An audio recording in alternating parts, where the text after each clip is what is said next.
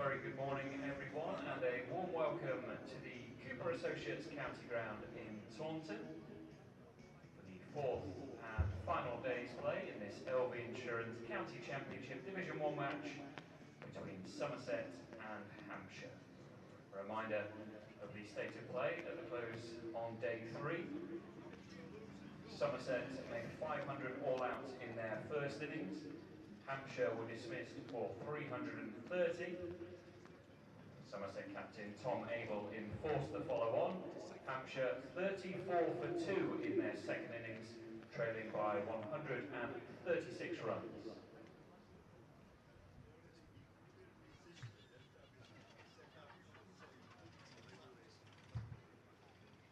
Play is due to get underway in a little over 10 minutes' time, with Fletcher Middleton and Felix Organ the not-out batters on 16 and 0 not out respectively.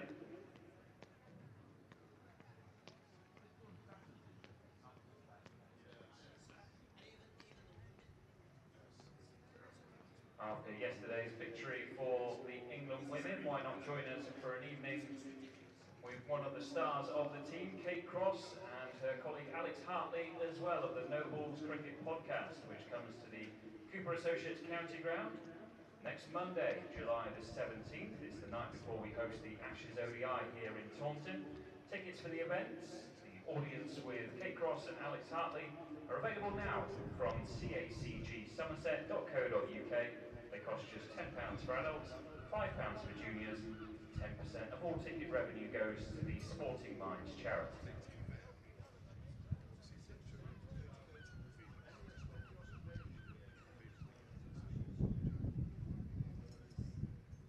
Scorecards for this match are available from the SCCC shop and also Stragglers Coffee House. Members have been emailed a free copy of the scorecard for this match. A reminder that the Cooper Associates County Ground is now a cashless venue, and that our ground-wide Wi-Fi network is fully operational. The Wi-Fi is completely free of charge. To connect, all you have to do is select the option _We Are Somerset in your settings and enter a valid email address. You can also update your preferences or unsubscribe at any time. With the new Wi-Fi, you can browse the internet around the Cooper Associates County Ground. This means, for example, that our matchday live stream can be accessed without using your data, meaning instant replays of all the action on the field are available at no extra cost to you.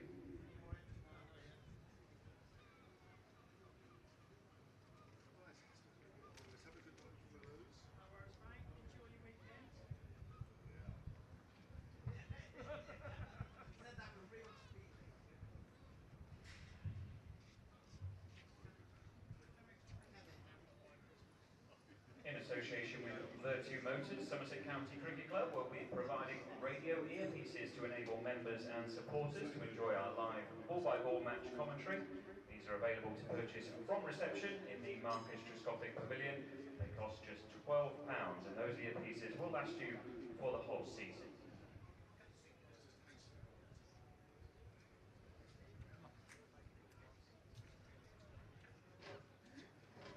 And if you're with us for the whole day, a reminder that a wide selection of hot and cold food and drinks are available from the following outlets: Stragglers Coffee House and the Botham Bar in the Lord Botham stand. Each concession fully stocked with a range of hot and cold options to suit all tastes. Please remember that members receive a 10% discount on concessions in the Cooper Associates County Ground.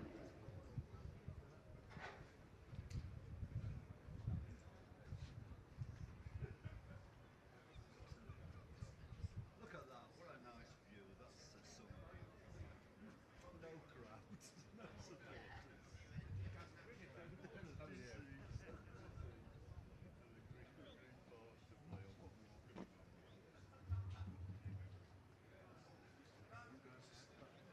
No,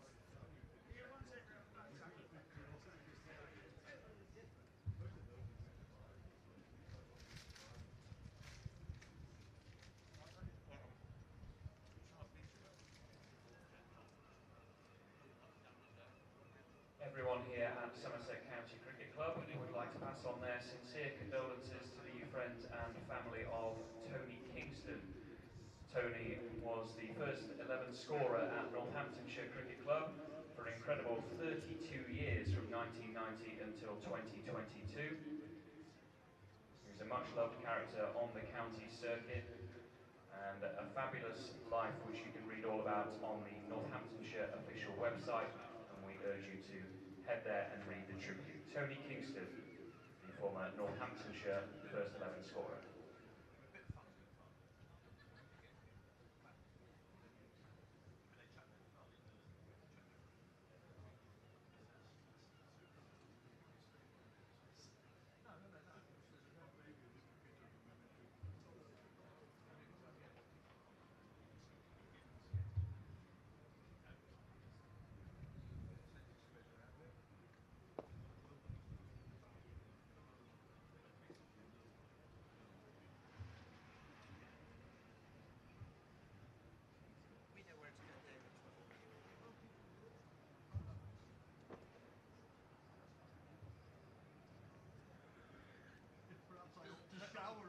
Good morning, everyone. Welcome to the Cooper Associates County Ground, day 4 of Somerset versus Hampshire. I'm Sam Dalling.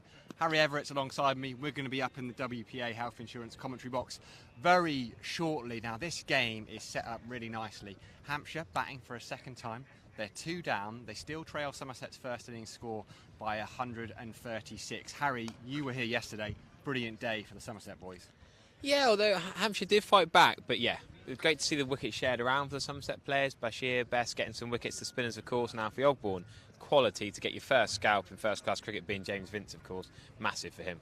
Yeah, let's talk about that man. We can't avoid him when Somerset play Hampshire. Can't have it. The scourge with the bat. Well, scourge with the ball usually, but yesterday with the bat he made runs. Yeah, well, we got 100 in the day, didn't he? There's 10 minutes in between. I was baffled to see him come out to open the batting. Real surprise, but fair play as I was in. He was seeing him well and came in and struck a few nice fours early on before getting out once in the day in his second innings and batted very well. Now, let's look ahead. Somerset need 8 wickets. If they get them within 136 runs, they won't have to bat again. They may well have to bat again. Dom Best and Shoaib Bashir got a wicket each, and we're just going to move down here to have a quick look at the pitch, Harry, because this little area of rough, Liam Dawson was having a look a minute or two ago. He said it's perfect. You quite like it, H? Yeah, he talked us through it very nicely, actually. I like the detail. I mean, we can't argue with the guy who should really be playing Test cricket for England, let's be honest. But yeah, he'll be excited if he gets a chance to bowl on it. It'll be Bess and Bashir, but I'm also worried about a guy just behind us who's just been having a hit. Felix Organ scored a lovely 97 yesterday. Surprisingly ran down the wicket on 97. Didn't need to. I spoke to him after play and he was a bit gutted about that, but he's a fine off spinner who was underused in the first innings, so he might come into this if Hampshire can get a decent lead and then make Somerset bat again. There is Felix Organ just pointing out that middle spot for us again. Right, we'll join us in about half an hour's time. It's going to be a thrilling day.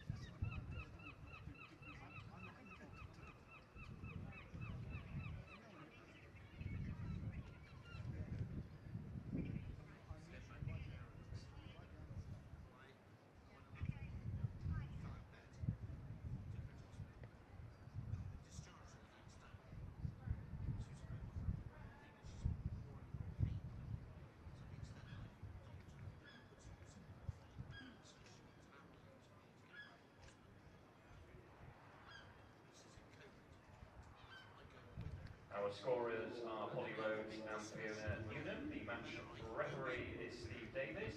And our umpires are James Middlebrook and Russell Warren.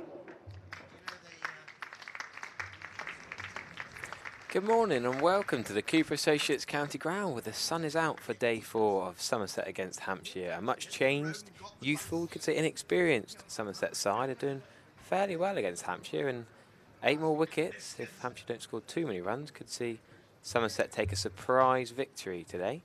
My name's Harry Everett. I'm here with Sam Dalling for what should be a cracking day 4, Sam. Yeah, delightful to be back in the seat. It's only shining actually. I think it's the brightest morning yet so far.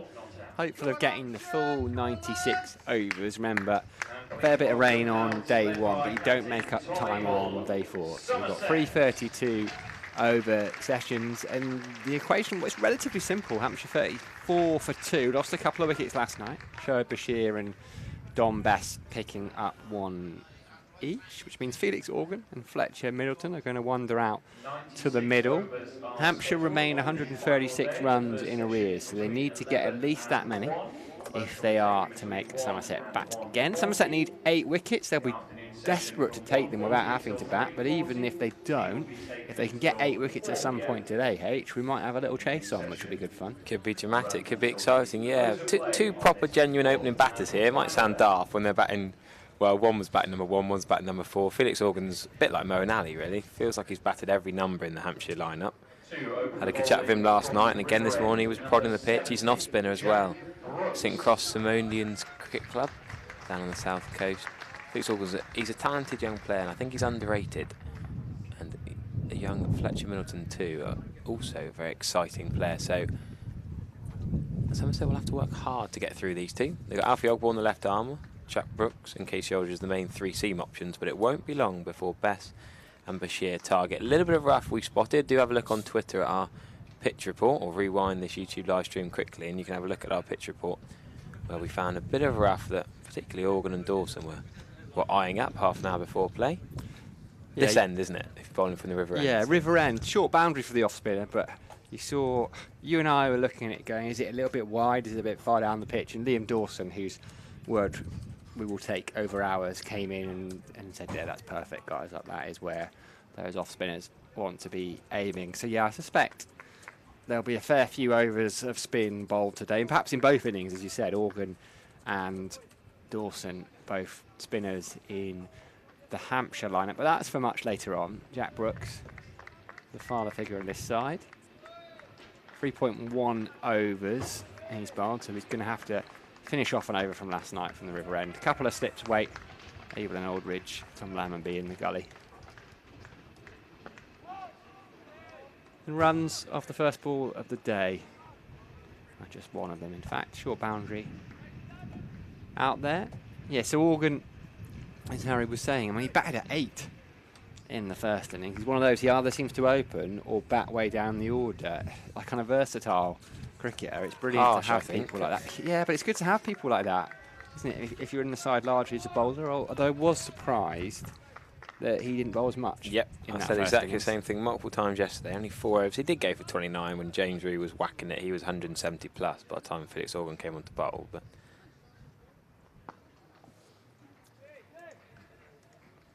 Organ off the mark. Shoaib Bashir out there towards the Somerset stand, doing the fielding. So a couple of singles to start the day.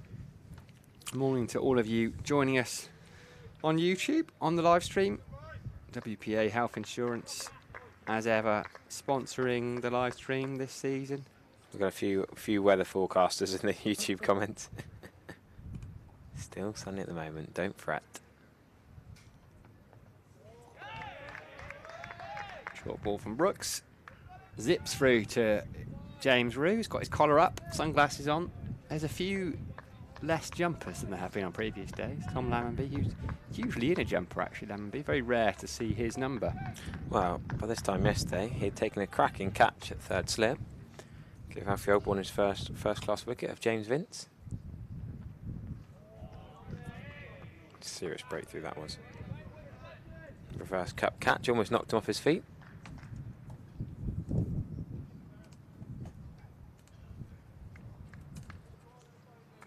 We will keep you up to date and all the county championship games going on around the country as well, so no need to ever leave us, Harry.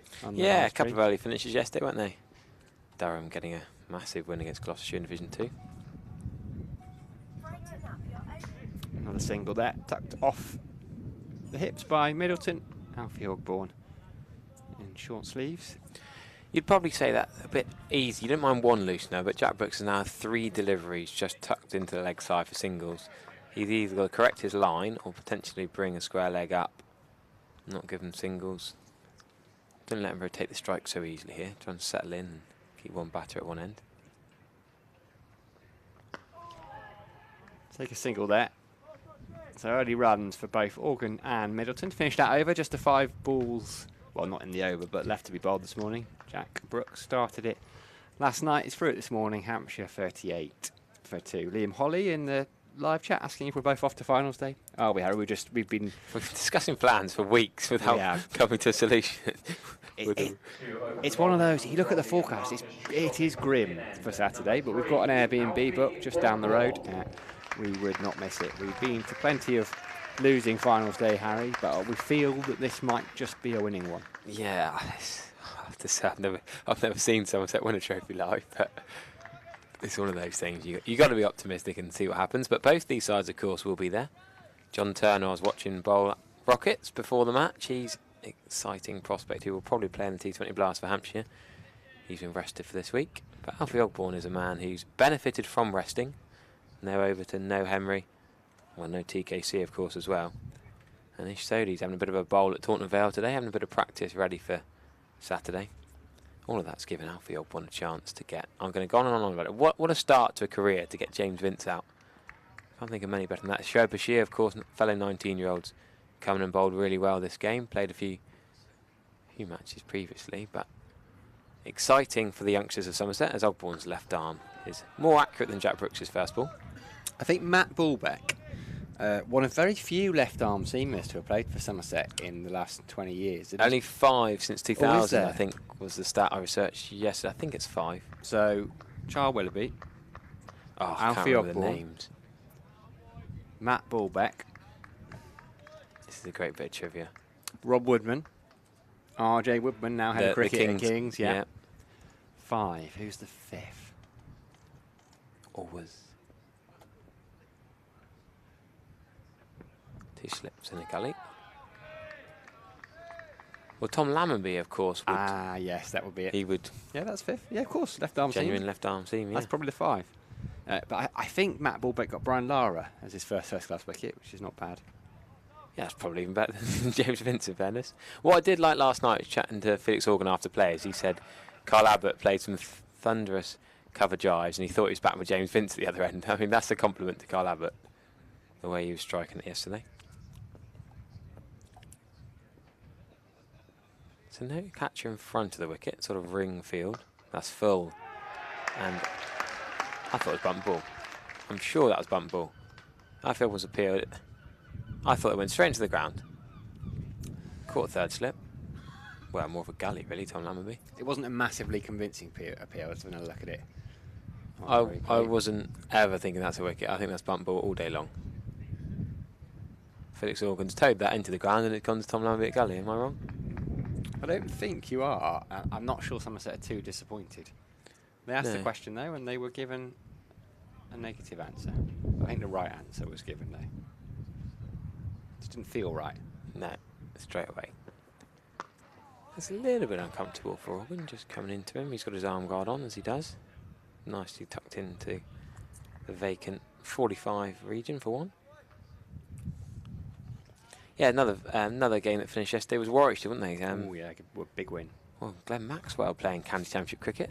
Nice to see him. I guess he was going to stay for Saturday. They got knocked out, so it's probably not nice. The only reason he is playing is because they'd have probably rested him for Saturday had they got through to the final. Would you say? Yes, but is he saying, "Hello, I'm still here in England, available in Manchester on Wednesday"?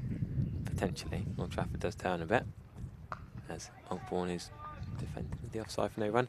What, I think in an extra spin? Well, Michael Nesser would be ahead of Maxwell in the second order, wouldn't he? Yeah, for Old Trafford now. If you wanted to bolster the batting, Todd Murphy didn't bowl that much. We just see that Ogborn delivery again, slowed down on the replay.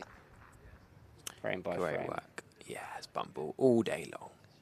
Just my instinct and eyes. Vic was criticising my umpiring yesterday, but he's not here to tell me off today. I'm actually correct. Yeah, there's options. Stranger things have happened. Yeah.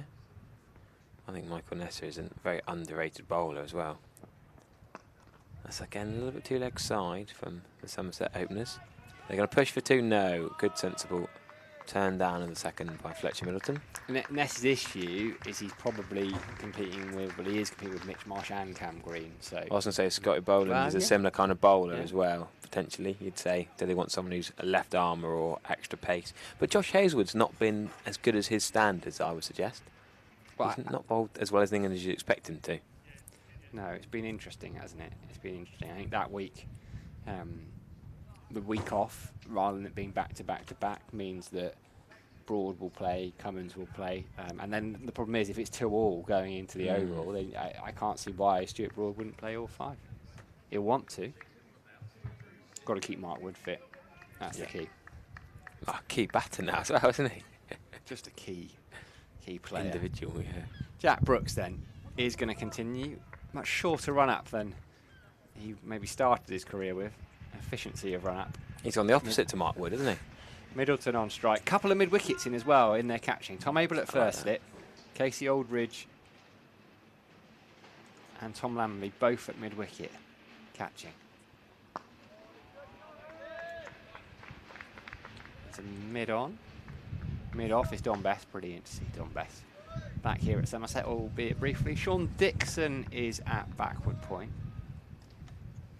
Fiogborn is at long leg. Sherb Bashir is at deep square leg. The second mid wicket, Lamley's almost behind Casey Aldridge, which is a bit odd. Rides the short ball well there. Out to Dixon. Around the other grounds there. Oh, mate, the Birkenstocks make Sam Whiteman get another 100 yesterday. Yes, I saw that. Matching Taylor's skill. He wasn't happy with the way he batted, but only got 100, so that's some statement. Made a very attritional 100 here Yes. to save the game for Northampton. Similarly against Middlesex, but against a good Middlesex attack. That's one of the better days in Northampton season. There are those couple of wickets. No ball though, so Jack Brooks will have to bowl that one all over again. On that one, we probably should have a word. Northampton will probably be a memorable day for them today. Their long-serving score. I presume they were wearing black armbands. And Northampton Middlesex game today probably can tell us memories of course, scoring against Northampton over the years. Somerset are a Wantage Road in next week. Short ball again from Jack Brooks. Well directed, yeah. Tony Kingston passed away. He passed away this morning. Very sad. Polly was telling us all about him. He's been battling cancer for a long, long time. So yeah, sad day for Northants. Sad day for cricket.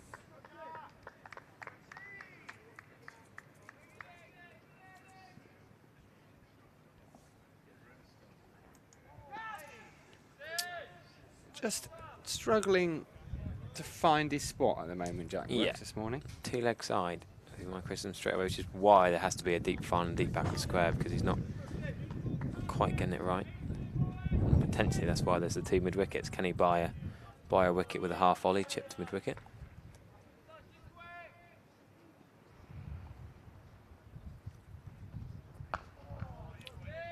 Solid in behind that one though. Fletcher Middleton, whose dad played for Hampshire years and years ago, so it runs in the family. The Middletons. Well, it's not actually that long ago. Fletcher Middleton's dad played. Yeah, I've been very impressed with Fletcher this year. Great to see a youngster come in and play a proper opening bat role, really. It's better for Brooks. End of the over, 42 for 2 then. Hampshire still trailing Somerset by 128 runs. Yeah, the stat I love, going one more thing on Northampton, is Somerset going to play there, is remarkable, really. 8 championship games in, and there's only been 100-run partnership. I think that's... Is that really? Yeah, ridiculous, really. I think Middlesex, Kent, Northampton struggling towards the bottom of Division 1. That explains it slightly, but yes, they immediately got a few runs as well. Sam Whiteman ton, so fighting back against Middlesex. That could be an interesting finish. There's a bit of rain this morning at Merchant Taylor School, but that could be a good finish. A few games we'll keep tabs on. There's a few grey clouds lurking over Taunton. But Alfie Ogborn's going to continue. That game at Blackpool looks interesting. Yes, Dan declared Lawrence, overnight, didn't they? 90 off the last 5 overs Yeah. Essex took. Wow. And got out last ball of the day, didn't he? Yeah, I mean, he could have played for his average last ball of the day, last over, got out, and then they have declared overnight, which is very sensible. Big old mission impossible chase, really, for them to score 430. Lancashire at Blackpool. Yeah, Essex very much the favourites to win that game. And you know what? If Surrey don't win, if they can't beat Nottinghamshire today, then that county championship title race just potentially opens up a little bit. Essex, Tom Wesley said at the start of the season he thinks this is as good an Essex side as he's played in. Tom Wesley will want to take the mantle of top run scorer in the division off James Drew again. Sure about that. 2 slips in the galley still. Ogborn, that's the full pitched up delivery. Swinging in. This is where the competition's a little bit disappointing. Essex don't play Surrey twice, I don't think. And we had the same last year with Hampshire and Surrey not playing each other twice. Well, that looks a little bit grey. Not raining here yet, still beautiful sunshine, but only a mile or two away. There looks to be some heavy rain over them there hills. Fingers crossed, H. We have our own little microclimate and it blows around us. Might be a little bit of rain before lunch, but I think we're going to enough playing to not worry too much. Ogborn will swing the ball into the right-hander. Now, there's a couple of people in the YouTube comments asking for an update on the game at Sidmouth, which we will give you an update on that as well. But They finished last night. Well, Does that mean the Free Foresters game today? No, they they wanted to know about that Sidmouth game. Now, we were chatting talked to about it a lot yesterday, yeah. We were chatting to Matt Henry. Him and Ish Sodhi were meant to play in that game. And they were on their way down there. They went to a very famous pub called the Pig. In Gittisham, outside Honiton, yeah. People flock from far and wide, even New Zealand, to go there for lunch. Ogborn with the catching extra cover now under your median, but that is not going to be quite able to go forward between him and Bashir. Good shot for none. Sadly, they didn't quite make it because Matt Henry's tyre took what was quite a significant puncture. They pushed it back, the car back a kilometre up, or they drove it back up to the Pig. Yeah, I don't think they pushed. it. Get an injury before Probably Saturday not. pushing a car along the road. And they ended up not getting home until 6:30 anyway because they had to go via Exeter. No one could fix their car. So he was all smiles about it today, Matt. Did we get the punchline to? I don't think we did. We didn't get the final bit how they fixed it. Because everyone was closed, wasn't it? So how did they fix I think it they in had the to end? drive back in the end. With the puncher. Catch. That is a chance. Second wicket for Alfie Ogborn. That is a great catch again in the gully. Fishing outside the off stump. Felix Organ, he's going to go for 3. Hampshire 42 for 3. And only 7 more wickets now for Somerset with the clouds lurking. That's a big breakthrough. Brooks wasn't quite on it from the other end, not quite found his range. And was able at first slip and the second slip gone into a second gully just a couple of balls before. Good captaincy, good bowling from Alfie Ogborn. Yeah, credit to Tom Abel, who's had some funky fields today. A couple of mid-wickets with Jack Brooks bowling to Fletcher Middleton. A couple of men in the gully there. Now you can see Felix Organ, head goes up to the sky. He has to trudge off for just a free, so he made around 100 in the game. 97 in the first Yes, he did, innings, yeah. but only 3 in that second innings. And Somerset, wow, have Hampshire 42 for 3, very much. For Hampshire, number 31, Game on. Nick Gubbins. Nick Gubbins, the left-hander, is going to wander out in. Another middle opener, now. really. Yeah. They bat deep. We've still Number not 5 is seen opening bat. Vincent James Vince. Orton. James Vince batting 6 is ridiculous, isn't it? Let's have a look at that from that square leg angle. Just pushing out towards the ball, reaching at one. Maybe he could have left alone, but that's the problem with a left arm seamer. It's brilliant to have that extra angle now. It was well directed, but he was pushing at it perhaps a little bit tentatively. Tom Abel, as ever, is first to congratulate Alfie Ogborn. I've never seen anyone celebrate a wicket quite like Tom Abel. Look at that. He can't keep up with Jack Brooks, though, when he goes No, off on a couldn't. chase, can he? Chasing him around the park. What about that? We're calling that second gully, I suppose? Yeah, I think so. Surrey, by the way, lead by 172, 5 wickets remaining, so that could be a decent day. Yeah, at the Sibley Oval. went last night, didn't he? That was a big blow for Surrey. Will Jacks, 26 unbeaten off 51. Tom Latham was quite a key key man going into this morning. Another Kiwi, of course, playing England, ready for this white ball series in August and September. Quite excited for. There's 2 mid-wickets coming now, Amid and Bashir. The left-hander of Gubbins, solid in defence, quality players, Nick Gubbins. Talked about him and Vince being the key wickets in the first innings. Well, batting 5 and 6 seems slightly wrong, but they will be hard to dislodge. Yeah, he's had a good time of things, hasn't he, since he went back down there, Nick Gubbins. Well, went back down there, went down there, joined from Middlesex a couple of seasons ago, went on loan to start with a view to a permanent move. 29 matches in the red ball for Nick Gubbins, average of just under 40, 500s, 650s for Hampshire. And we didn't think it would be long. Harry and I were out there having a look at that area of rough outside the right-handers off stump, and Shoaib Bashir is going to come into the attack. 4 overs, 3 maidens, 1 for 1 yesterday for young Bash. Yeah, I thought with the new bat of Gubbins, maybe they were going to bring Bashir on, but then with that wicket falling, I thought they might just want to try seam for the new bat of Gubbins. But I suppose Gubbins being an opening bat is probably used to facing pace, so maybe doesn't want to face spin early on this. Different ways Tom Abel could have gone with this, or maybe just commit to giving Bashir the ball, and he's sticking with it. Bowled very well the last few days. Well, James Rew has the helmet on, as does Casey Aldridge at leg slip. And who's under that helmet? It's not Amid. Bartlett. Is it George Bartlett? Short leg, yeah. Yes, Amid's at first slip. In comes Bashir. Yeah, I was having a good chat with Ricky Clark yesterday. He's here doing a bit of third voice stuff for BBC. He was talking about playing with Andy Amid all those years ago. Amid scored one of the slowest hundreds in championship history. That's what he's most famous for, it seems. Twable doing fielding at mid-wicket there. Most famous for so far. Well, sure. Yes. It's time to turn that around. Oh, not that it's a bad Not a bad thing, no. Getting the first class 100. Tall figure of Bashir is in. It's defending.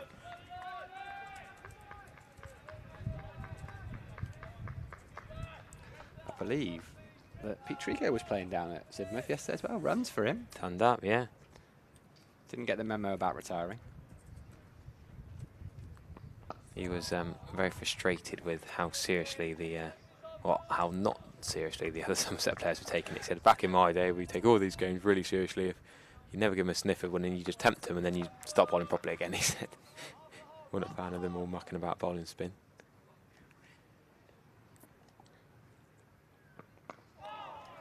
Solid from Middleton, yes, down there. And then Vic was down there to give a speech in the evening. Yeah, didn't watch any of the game. He was here till 5 o'clock, and then went down and did the afternoon speech. But it's a funny one to look at, because TKC getting a golden duck, you think, oh, he's saving his runs for Saturday. Bryce Parsons isn't a bad overseas bowler to get out to, in fairness. But then you think, oh, Smead's got a few to be in the runs for Saturday. Solid again from Fletcher. Lots of animated cries from around the bat, though. It's psychological as much as anything.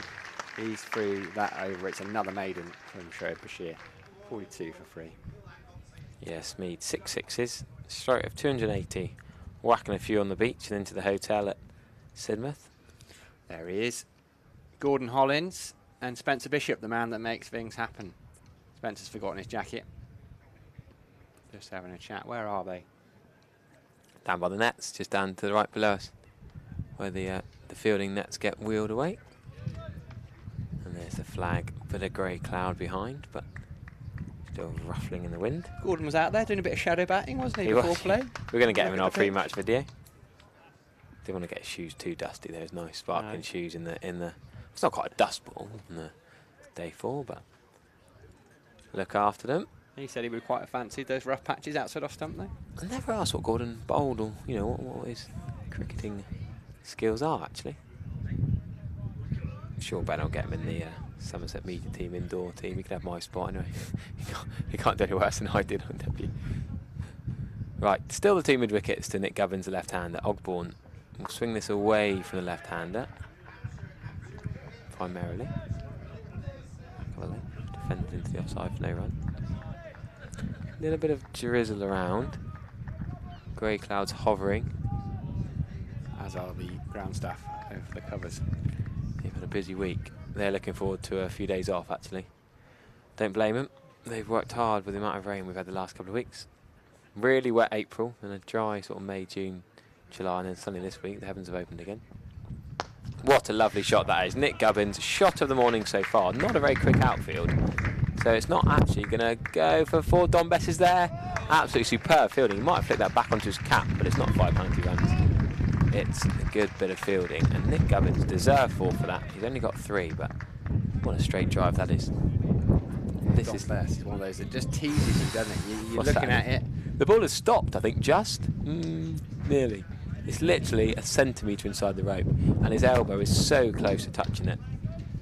The umpires look like they're going to take the players off here. It was Bashir just swapping sides for the right left-hander. You can just see that wind coming down. The wind coming down, rain coming down. It's very windy, Yeah, though. covers are coming on. Right, temporary cessation then. Somerset have picked up the 1 wicket. Alfie Ogborn getting Felix Organ. This is going to be a bit frustrating, though, Harry, for them, because they'd have felt they had a little bit of momentum. Yeah, not ideal, but I think the forecast is improving from lunchtime. So even if this is a problem until lunchtime, this afternoon is looking dry and clear. So if you go away briefly, do make sure you keep tabs on the Somerset social media, on the YouTube stream. And as soon as we're back on, we will let you know, and hopefully you can be with us later on.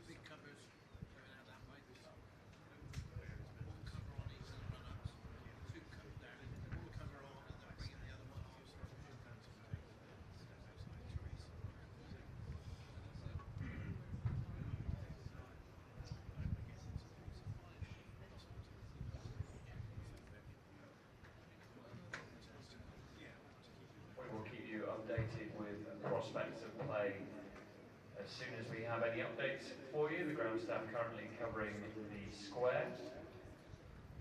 Whilst we wait for play to resume on this fourth and final day, let me bring you up to date with scores from around the country.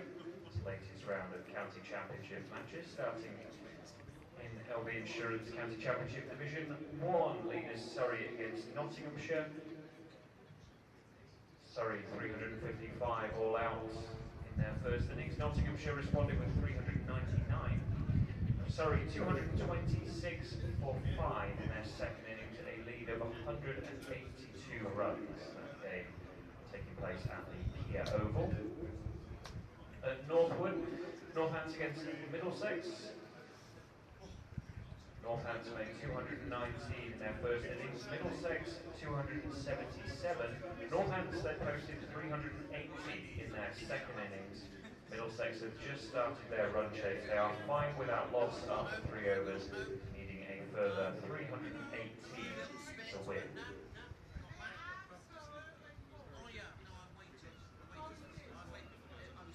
The results in the match at Canterbury, Kent against Warwickshire. Kent will hold out for 171 in their first innings. Warwickshire 549 for 7 declared.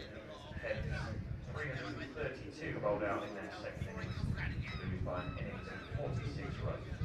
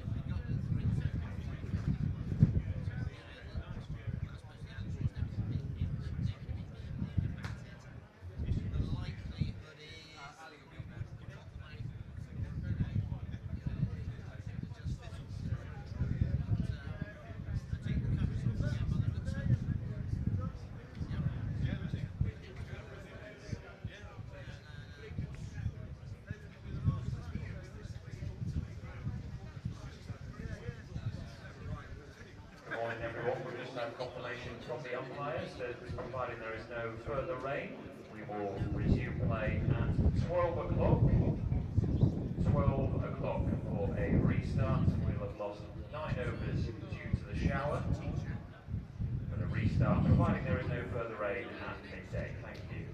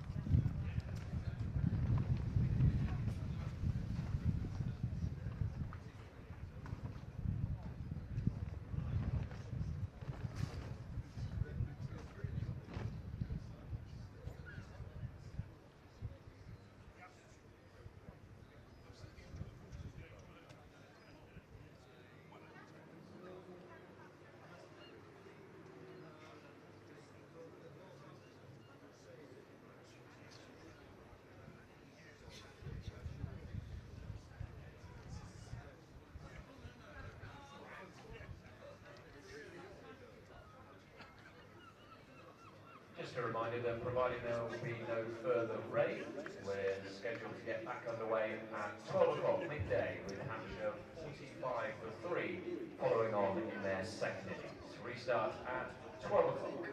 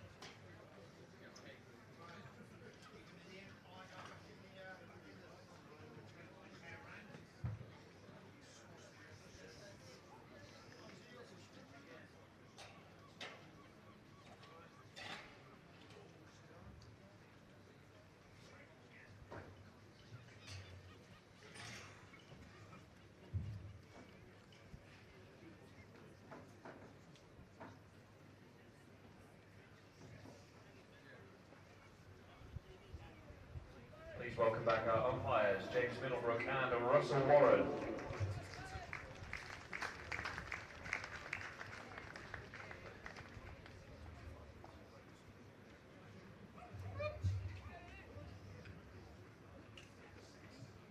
Hampshire not out batters, Fletcher Middleton 19 not out, Nick Gubbins 3 not out.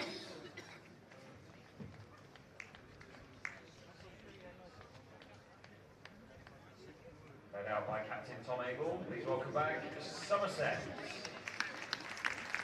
Good, just about morning, nearly afternoon, and welcome back. The covers are off and we are ready to resume play. We've lost 9 overs in the day. My name's Harry Everett. Sam Dalling's here with me today, and I'm shortly going to be joined by Richard Latham for a brief stint before lunchtime, as Somerset have Hampshire 45 for 3. Middleton is 19 not out.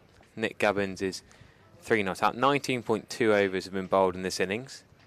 Of course, Hampshire are following on. If you missed the last couple of days, remember you can rewind on the YouTube stream at any time. You can watch highlights, go on the social media page of Somerset, Twitter, Instagram. There's some great work, great clips. We've done some Out the Box podcasts as well you can find on the YouTube channel to listen to our analysis and thoughts. But this is a key couple of hours for Somerset here to try and take these remaining 7 wickets, ideally before they may need to bat again. But Alfie Ogborn was in the middle of his over, and he's going to continue from the Trescothick Pavilion end. Welcome Richard Latham to join me in the box. Thanks, Richard. Good afternoon, is it just about to be? Yes. Let's hope that this rain that's been frustrating so far. Amazing weather forecast this week. It forecast, when I looked on Tuesday, rain all day. We didn't get any. Today there was no rain forecast at all, and we've had a pretty heavy shower. So I don't know what's the conclusion to be drawn from that. But, don't trust the forecast. What it means is that we don't really know what's to come, and there's plenty of dark clouds around. So fingers crossed they're passed by the ground. Yeah, similar for Saturday at finals day, Edgbaston. Will you be headed up for? I won't. T20 is not really my bag. No. I hope Somerset win naturally. I think they've got a very good chance. But no, the forecast for the weekend there, Not in fact, great, Sunday no. as well, is not great. No.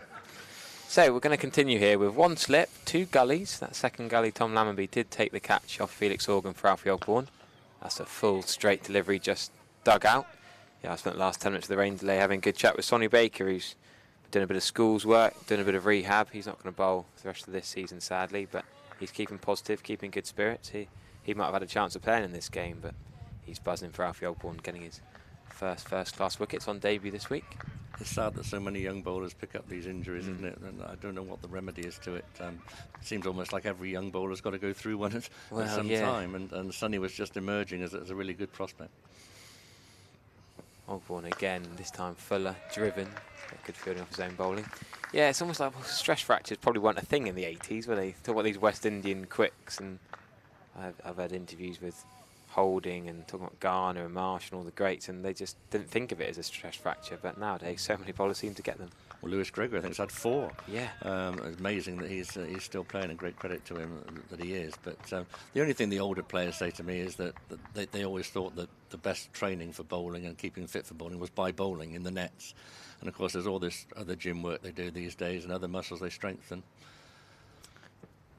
This time swinging in a little bit, squared up a touch is Middleton, but still defends that down to Bartlett and mid-on. It's just a theory among the dinosaurs, yeah, of which I consider myself one. Experienced dinosaur. A lot of the people will say that the older bowlers will say they kept fit for bowling by bowling. Of course, they didn't do the fielding that they do now. I mean, one of the things that's out of all recognition to when I first started watching cricket is the fielding now, which T20 has brought on so much. You know, Somerset this season in the T20 particularly have been fantastic. Yeah, very exciting. Yeah, Sonny was just saying actually how he's loved watching it. Gutted to not be playing, but delighted to be able to watch that successful side. And with 3 19-year-olds in, fantastic. Yeah. Alfie Ogborn being one of them, and he's done himself great credit so far. Yeah, a little attempt at the end of the over there, ignored by Middleton, just lets that one go by as Don Bettles in as a closer catching extra cover. The ground looking a little bit grey overhead, but I think we're going to be okay to get through to lunch, hopefully. Another hour until lunchtime. Lunchtime will be 1 o'clock, 40 minutes. That's Alfie Ogborn gesturing to over there. He's loving it, the fans who come to watch him, shouting his name, school kids wanting his autographs. He's Oh, now he's in the wrong fielding position. He's so busy buzzing how well he's done that he's completely forgotten that Bashir's bowling. He's meant to be on the offside, not the leg side. Nick Gubbins, the left-hander, on strike to the off-spinner. Yeah, Bashir, what have been your thoughts on him so far? I find him very interesting. I think his height gives him an advantage, but what it seems to me he doesn't do is bowl many loose balls. He's got the problem now of a wet ball to bowl with here, obviously with the outfield having taken some of that rain. But I like him very much. I think he's shown a very cool attitude. I thought at Chelmsford when he came into the side, he bowled okay, and with the bat he looked certainly no mug. And I don't think anybody expected his 100-odd partnership with James Rew in this game at the end of the innings, but he batted really sensibly and really well, and that's what enabled James to get to his double 100. Yeah, I was talking about his runs for the twos against Sussex the previous week as he's going to come into Gubbins. That's a bit short. We say not bad, but doesn't really bowl long hops, doesn't bowl drag downs. And what I also like is if he does get hit, it doesn't seem to affect him. You know, the next ball is on the spot, and that's a very good thing for a spinner. They're always going to get hit at times. And I just like the fact that he's got a bit of extra bounce from his height. Spoke to him last night for the first time. Seems a very personable young man. That's the length he'll want, just to keep Gubbins propping forward. The rough outside the off stump, I was doing a pitch report about an hour ago now, well, hour and a half ago, looking at the pitch, and it's more for the right-hander, so Gubbins not going to be too worried. The rough is outside the right-hander's off stump, so that'll be Middleton. Wouldn't mind in some way getting a single here. That's cut to Dixon at cover. No, with Alfie Ogborn bowling at our end, that is going to only get worse, the rough, and it's certainly something that the show was talking about last night when I spoke to him, and he does think that will be a help today. So 4 close catches around the bat. That's a drive to mid-off. Alfie Ogborn is in the right position eventually at mid-off. He thought he was going down to fine leg off the seam of Brooks, but then remember that Bashir's bowled quite early on in the day. 20 past 11 he came into the attack. Bit of wind just ruffling the shirts. Gubbins props forward. Gubbins, an opening bat really by trade. It's a decent number 5 to come in. They've got so many openers. Well, Kyle Abbott, of course, not a normal opener. Weatherly, Organ, Middleton, Gubbins have all opened in recent years. Yes, and of course, the way they've altered their batting order for this innings, James Vince hasn't come in yet. He's been batting 6th, doesn't seem quite right. He normally right, fills his boots here, so certainly he'll be a key wicket today. Yeah, that glorious T20 100 here as well, didn't he? Different format, but he's quality. He got the wicket of James Rew, of course. LBW, right at the end of the first innings. On that was interesting. He brought himself onto bowl at something like 490 for 8. Yeah. Or maybe before 9 for 9. I mean, and that was the first we saw of him. And he went for a few, but then he did actually get James Rew out. So I suppose that justified the change. But yeah, 2.1 overs, 1 for 14. He bowled a wide and a no ball in that 2.1 overs. Yeah, the first ball was a no ball, so that didn't start too well. But yeah, I mean, he bowls medium pace, and James was obviously pretty tired at the end of his innings, and it was a big shot he was trying to play, and fair enough, no problem with that. Yeah, I think he was trying to whack him over the retirement flags, to be honest. Ogborn, same field as he's persisted with the last couple of overs. Kicking his heels, and that's the line and length outside off stump. Middleton's thinking about playing it, and just brings the bat inside. Yeah, that dismissal of Felix Organ this morning was very similar to James Vince yesterday, wasn't it? Very, very similar. Both driving, both went to third slip gully area, and both caught by Tom Lammonby. So, yeah, that's what Alfie's obviously looked to run it across the right-hander, and he's done a pretty good job of it. Yeah, you think of James Vince with those crunching cover drives, and often does get caught in the slip cordon. Good catch by both Lammonby as well. Good catches in the gully. This time it's going to be probably 4 here. Slow outfield, yes, but Middleton's crunched that, nailed that through mid-wicket. George Bart's going to chase it hard, but can't quite reach that. Lovely shot by Middleton. He's not had much to hit to the boundary so far this morning. Beautiful shot, but Alfie Ogborn pitching the ball up. He obviously wants to see if it's going to swing, and again, I've no problem with that. I'd much rather he bowled full than short. And I think that if that happens, he is going to get driven occasionally. But if he just gets a bit of swing, or the batsman just doesn't quite get to the pitch of it, then the slips come into play. Yeah, so Felix Organ, he batted 8 in the first innings, batted 4 in this innings. He got out to Alfie Ogborn. Yeah, I felt really sorry for Felix Organ yesterday. He played a really, really good innings. He battled away to start with, and whereas Kyle Abbott, who shared that big partnership with him, came out and creamed it from the start, you know, as a number 10 does. Yeah. Felix Organ really built his innings, and to get out on 97. as he did. First time he really advanced down the pitch to Shoaib, and Shoaib, I think, beat him in the flight as much as anything, dropped it a bit shorter, and James Rew was left with a simple stumping, but he had to drag himself off ball out, and I spoke to him last night. Very, very nice lad again, and you know, crestfallen that he got out when he did.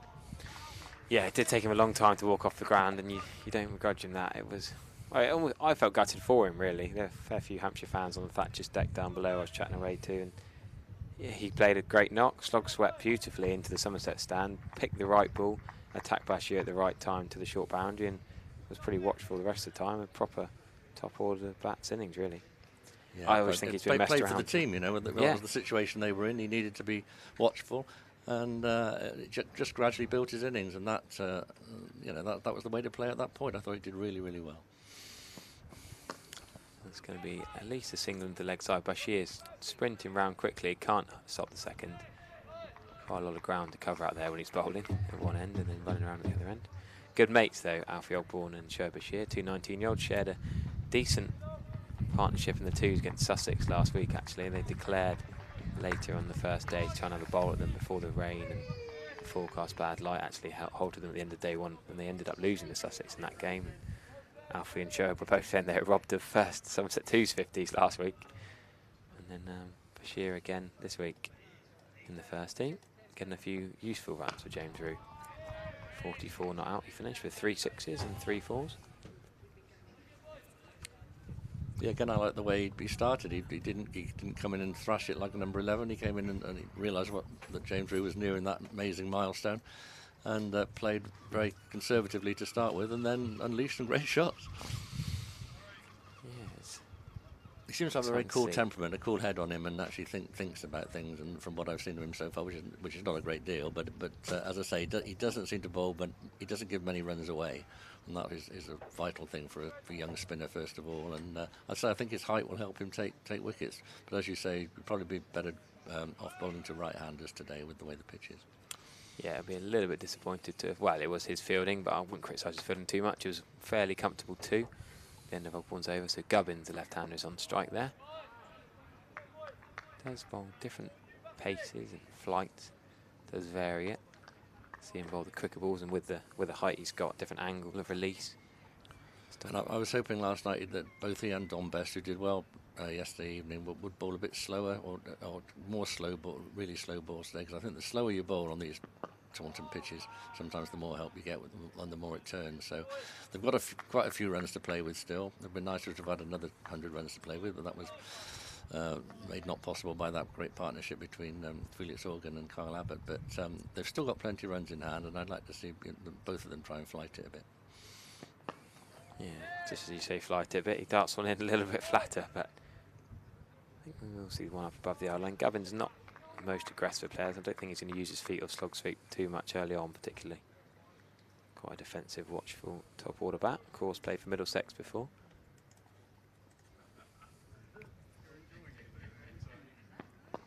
Happy to just be watchful, get himself in. 29 years old now. Nick Gubbins did play for England Lions, but not in recent years. First class best of 201 not out. 15 first class hundreds. Yeah, good player. I think Tom Abel's got an interesting decision to make here, because it is very overcast still, and there must be a temptation to use the seamers or keep them going for a little bit, because Shoaib's going to do plenty of bowling later on in the day if the innings goes on, and at some point we're going to see him and Bess in action together as we did last night.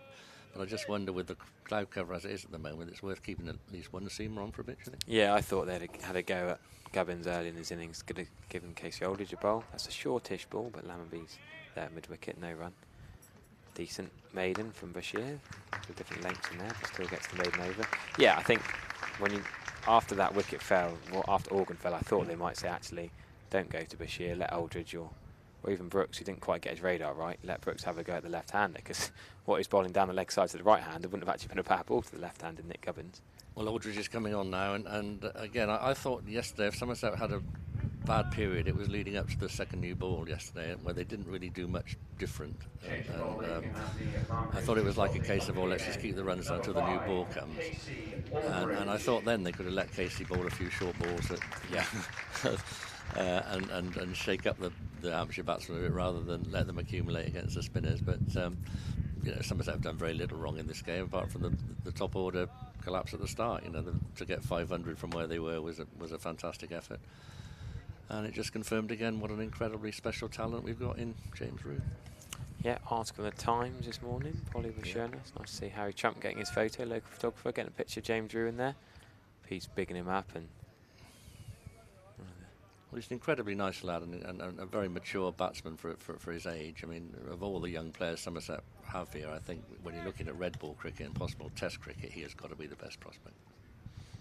Yeah, so Casey Oldie is going to have 2 slips in just the one gully. Slightly different to Alfie Ogborn. Alfie Ogborn down at mid-on is now going to... Is he going to swap with Jack Brooks at mid-off? Or is he going to have a bit of a chat? Talk about the experienced father figure. Yeah, I think that's probably because Jack Brooks wants to rest a bit more, and mid-off tends to have slightly more traffic than mid-on. Alfie Ogborn's also a left-handed pick-up and thrower, so he can get around to extra cover. Maybe a chance to run out. Probably not, you wouldn't think so, when Hampshire just need to bat all day for a draw, really. That's their modus operandi. Here is Aldridge. That's the line of length. Outside the off stump. Yeah, again, his height makes him more dangerous, Casey Aldridge. I think he's the seamer I would have on at the moment, so I agree with Tom Abel over that, and I hope he gets a few overs, and if he can put it on that sort of area, or keep putting it there, he's got a good chance of taking a wicket.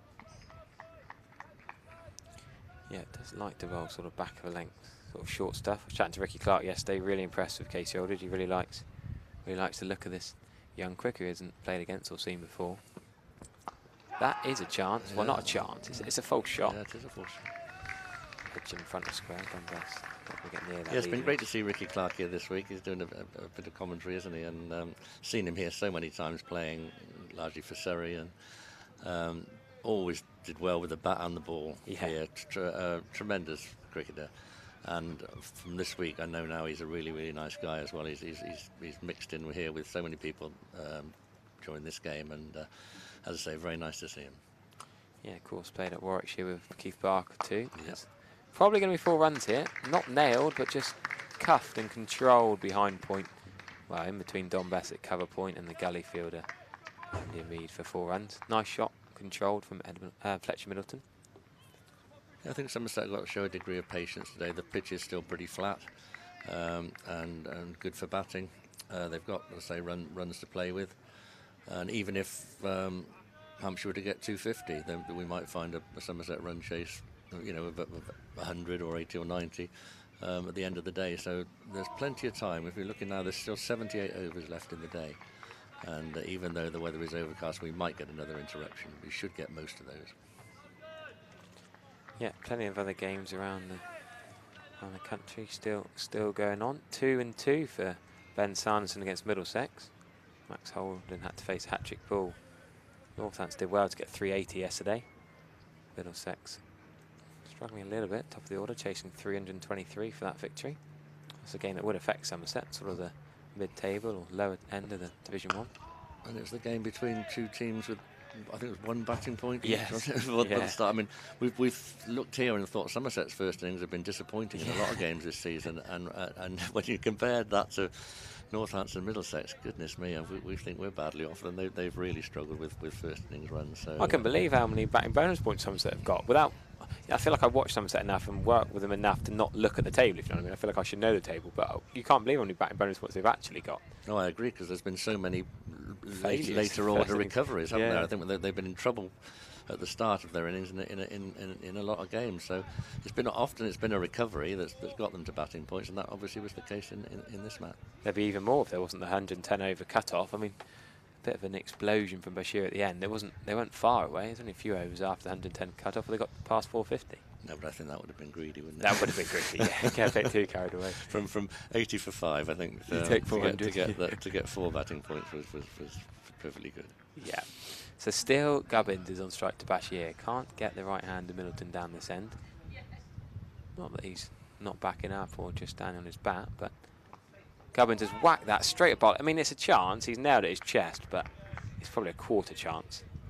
Back foot punch that straight into his midriff. They either stick or they don't. I was saying yesterday that short leg is, from when I used to start watching cricket, there were specialist short leg fielders, you know, and they would be obviously no helmets in those days. It's a very specialist position, And if you're not a specialist short leg and you're stuck there, It's not very pleasant. That's the sort of chance you're going to get, and they either, as you say, they either stick or they don't. James Taylor is one of the best I've seen. Did it superbly for England. Well, Notts and Leicestershire as well, but sadly his health made him retire early. But Going back, I can think of people like Brian Close and he was a nutter, wasn't Peter he? Walker at Glamorgan, and that who used to fearlessly just feel so close to the bat, and pull off some incredible catches. There were others as well, but as I say, it is a specialist position, and teams have either got a specialist there or they haven't. Yeah, where can he bowl here, Bashir? He's tried a few different areas. Nick Gubbins. There, forward on the front dog. I don't think Gubbins is going to miss many of these there, and it's not turning massively. Looks fairly comfortable. I think a shortish ball being whacked at George Bartlett isn't the dismissal they're going for. It would be a bonus. Shoaib was telling me last night that he thought the pitch would break up more today, but he's not played on many Somerset, not many Somerset games here, and we know, those who have seen it, that they do get very flat sometimes on the final day. Yeah, Don Best chasing this hard to Connex Pavilion. Brilliant dive and stop again. We saw him stop one just down below us in front of the Gothic Pavilion. Now he's dived and saved another single over in front of the Colin Atkinson. 25-year-old Don Best, young, fit. Even if he's not bowling, he's herring around, getting his whites dirty. Saves his mate Bashir a single, and quite importantly, I reckon, gives him 2 balls at the right-hander. It's not like that we're talking the tail ender and a top-order bat, but just to give the right-hander with the rough outside the off-stump a face. It'd be interesting to see if he tosses one out wide, because he may have to bowl a little bit wide to get. Yeah, it is quite wide, isn't it, the rough? Yeah, Liam Dawson was getting the stumps out this morning when we were down there trying to work out. He said, I think Alfie might be running on the middle of the pitch in the special zone. He shouldn't be in, he reckon, but Bashir aims for that rough, slightly fuller than the rough patch. Oh, there's only 1 ball left in the over, and Middleton survives it. Presume Aldridge will have at least 2 or 3 overs from this end, and then we'll probably see Don Best get a go before lunch. Important game for Somerset to win, really, from the position that they're now in. Looking at the table, if they're going to stay in touch with the top 3, Warwickshire having won. They need to win this game, and also to create a cushion to make sure there's not another relegation battle, which unfortunately we had last season. And I think everyone this year was more optimistic with the strengthening of the batting lineup, with a couple of signings of Kohler, Cadmore and Dixon. But that hasn't actually hugely paid dividends yet, although Kohler Cadmore's had a decent season. So I think they're almost at like a crossroads in their season. Are they going to be contenders, or are they going to be fighting off relegation? And this is the sort of game they need to win to be the former. Yeah, especially that Northampton Middlesex game could be quite important. We'll keep tabs on that one, as that's a bit of a wry delivery from Case George. It's not a wide in this format, of course, but bizarre, really. Just fired it in, almost looking for a wide Yorker. And it was almost off the pitch. Good take from James Root. This is where I say I think they've got to be patient. You know, it's easy to go hunting for wickets for the seamers. You know, and try too many different things and everything. You know, with somebody of Casey Aldridge's height, you know, concentrate on hitting the top of off stump, as they say. And if he gets a little bit of movement, sometimes he'll succeed. That's slightly better, but still a little bit too wide. I'd rather see Casey Aldridge make Gubbins play here. Bring a few more dismissals into the game. Bring in the court behind. Bring in the LBW. Bring in the bowl. If you're outside off stump, you just bring in the 2 slips in, really. Interesting field with the 2 sort of short mid wickets, almost employing the sort of field England were employing when they had 2 on both sides of the pitch in last Test match. And Somerset have got an orthodox cover, but 2 short mid wickets for the clip onto the towards the short boundary. That's a big play that missed. And there is exactly what I'm talking about. Keep it there and thereabouts, and you know, batsmen do make mistakes. Yep. Especially when they've been in the field for 120 plus overs on the first day. I know it's day 4 now, but day 1 and 2, and a few rain delays. It affects your concentration. And there's nothing in the game for them. You know, they're not going to win. No, unless it's absolutely incredible turnaround. So when you're going into bat for survival, but you still need runs because obviously they've got to close down the deficit. And the quicker they get ahead, the better for their point of view. But there's no great incentive.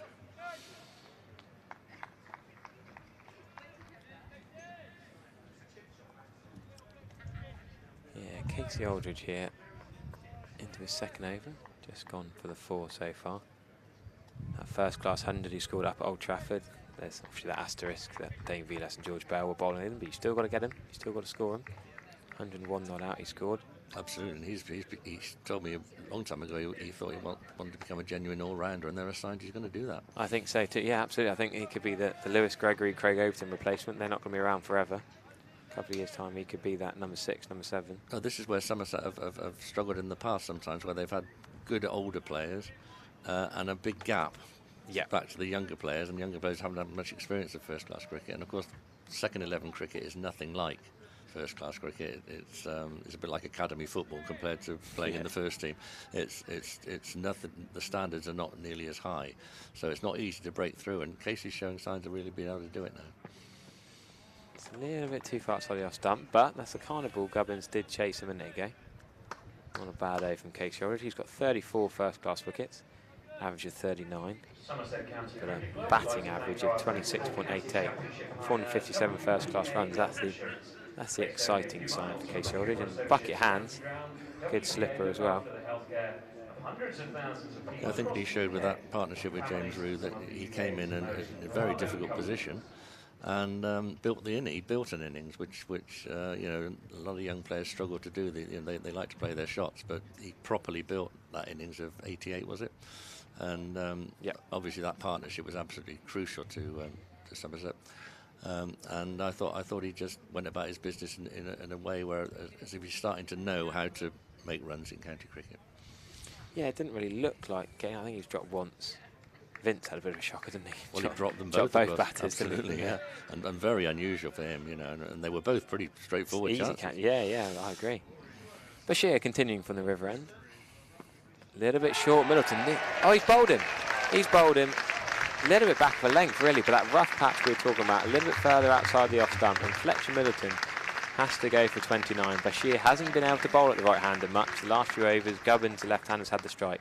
He had one ball in the last over, and now first ball of this over, Fletcher Middleton, the Hampshire opener, has to go. That's a big wicket because he was playing pretty well. He looked pretty solid from last night when he first came in, and I think that just hurried through a bit.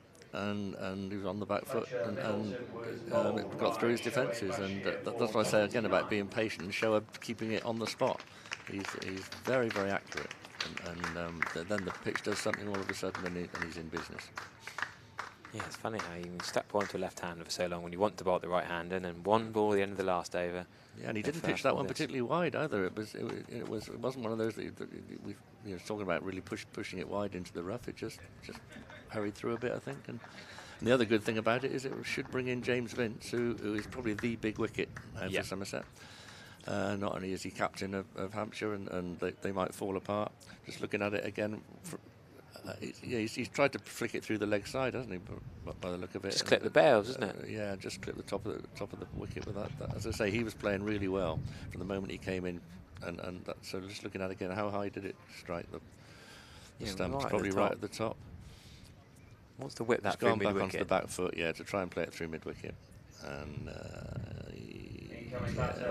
just got the top of the stumps. Captain James Vince. So here comes James Vince, not so long ago a double centurion at this ground, and has played many brilliant one-day innings here as well. He's a very fine one-day player, and has been for a long time in or around the England team, and he will be the one Somerset want to get rid of early, because if he settles in, he could be there all day. Yeah, I can't remember the last time he batted number 6 in any form of cricket. Well, that surprises me. I don't think I've ever seen something like that happen yesterday, where the two players have 177 partnership, and within minutes, Kyle Abbott has been sent out again to open the batting, having batted at number 10 in the first innings, and when they lose a wicket or two, Felix Organ comes back in. So the two blokes that have been batting all day, and that was obviously the thinking behind it, but it didn't work particularly. Abbott made 15, and Organ's been out early this morning. And what it does mean, as you say, is that James Vince is coming in at number 6. I have to ask if anyone on the YouTube comments, any Hampshire fans can remember, or any England fans can remember James Vince batting at number 6. Do let us know. Normally a 3 or a 4. Of course, for England, had that cracking partnership with David Milan in Perth. I was on my way out to the Ashes. Was it 2018, 19? And I was going out to watch the 4th and 5th tests. And as I landed at the airport, as I left England, Milan and Vince were going really nicely. As I landed at the airport, the guy, first Aussie I ever met, said, "Turn round, Pommy, go home." He said, "Vince and Milan are out, go home, the Ashes is over." And I watched two dead rubbers. Anyway, that man Vince, he ran himself out, didn't he? Was he on 90 odd? Yeah. I'm trying to think how, but I think that's right. He was run out, wasn't he? Him and Milan, they put on big partnership. Got England back in the game. Might have been the pink ball test. I can't remember if it was Perth or Adelaide, but that was a serious score. But he could do one of them again. He's not going to find it easy, that's for sure, because there is a little bit of turn now for show. He's obviously confident now. He's got a wicket. That does it. Young bowler, tremendous good. And he's looked the part in this game. He really has. He's bowled most of his overs from that end, the river end, and he's looked the part from the moment he came on. So he's a very interesting acquisition.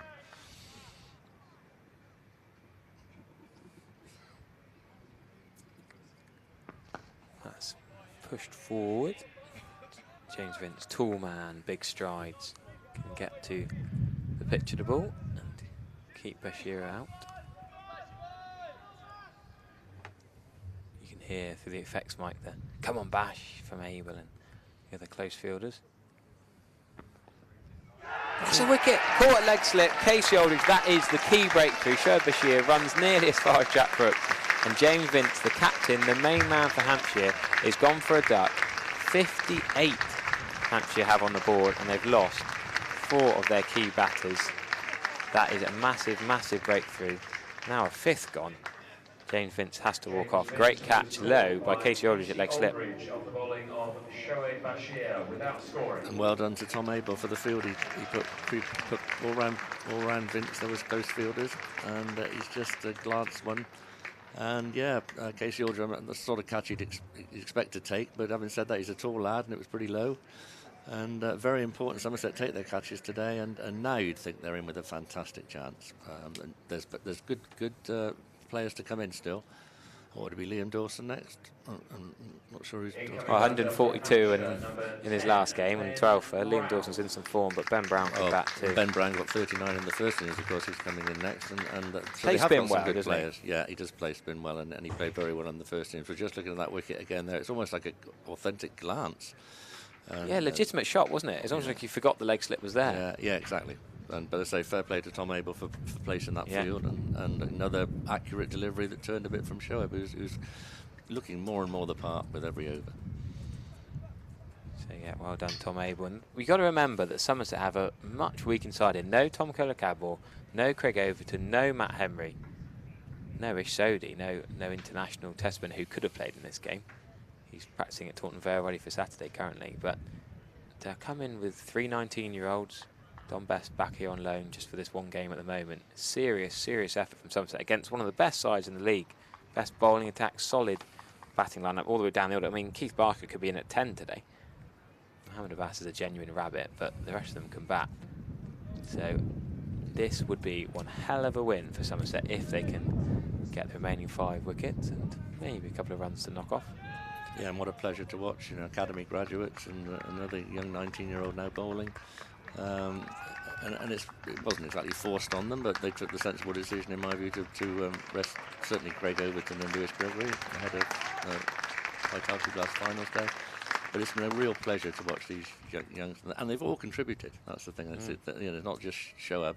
They've all, obviously, James Rew made his double 100, but Alfie Ogborn has also done well. So it's been a pleasure to watch.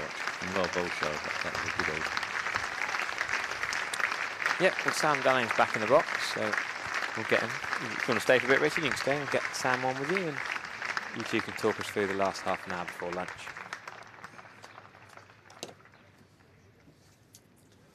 Yeah, big applause for Shoaib, and he deserves it. As I say, he's really looking like he's coming of age as a county cricketer. I said did well in his first 2 games, but in this match, with a bit of help from the pitch, not a great deal, a bit of help from the pitch, he has really looked the part. And what an addition to any squad is a tall spinner who doesn't bowl much loose stuff.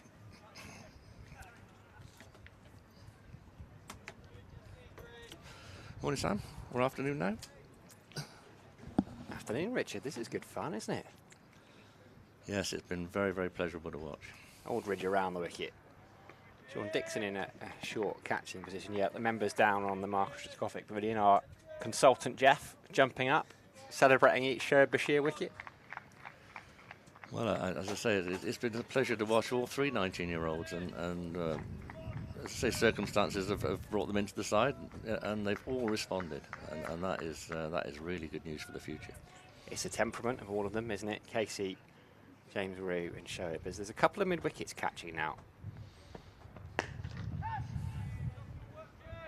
for the ball kept out. Yeah, there were a few moans and groans about selection at the start of the game from certain people. Understandable, but I mean, it's very much proving the management right at the moment. I was sort of in the middle of it. I saw absolutely every reason to rest Lewis Gregory and Craig Overton. Both are fragile. Craig's had his knee problem this year, and Lewis is amazing that he's still playing with all the injury problems he's had. So yeah, big weekend. Saw that, but Tom Kohler-Cadmer I wasn't quite so sure about, but he had a bit of an injury, didn't he, as well, to his hand.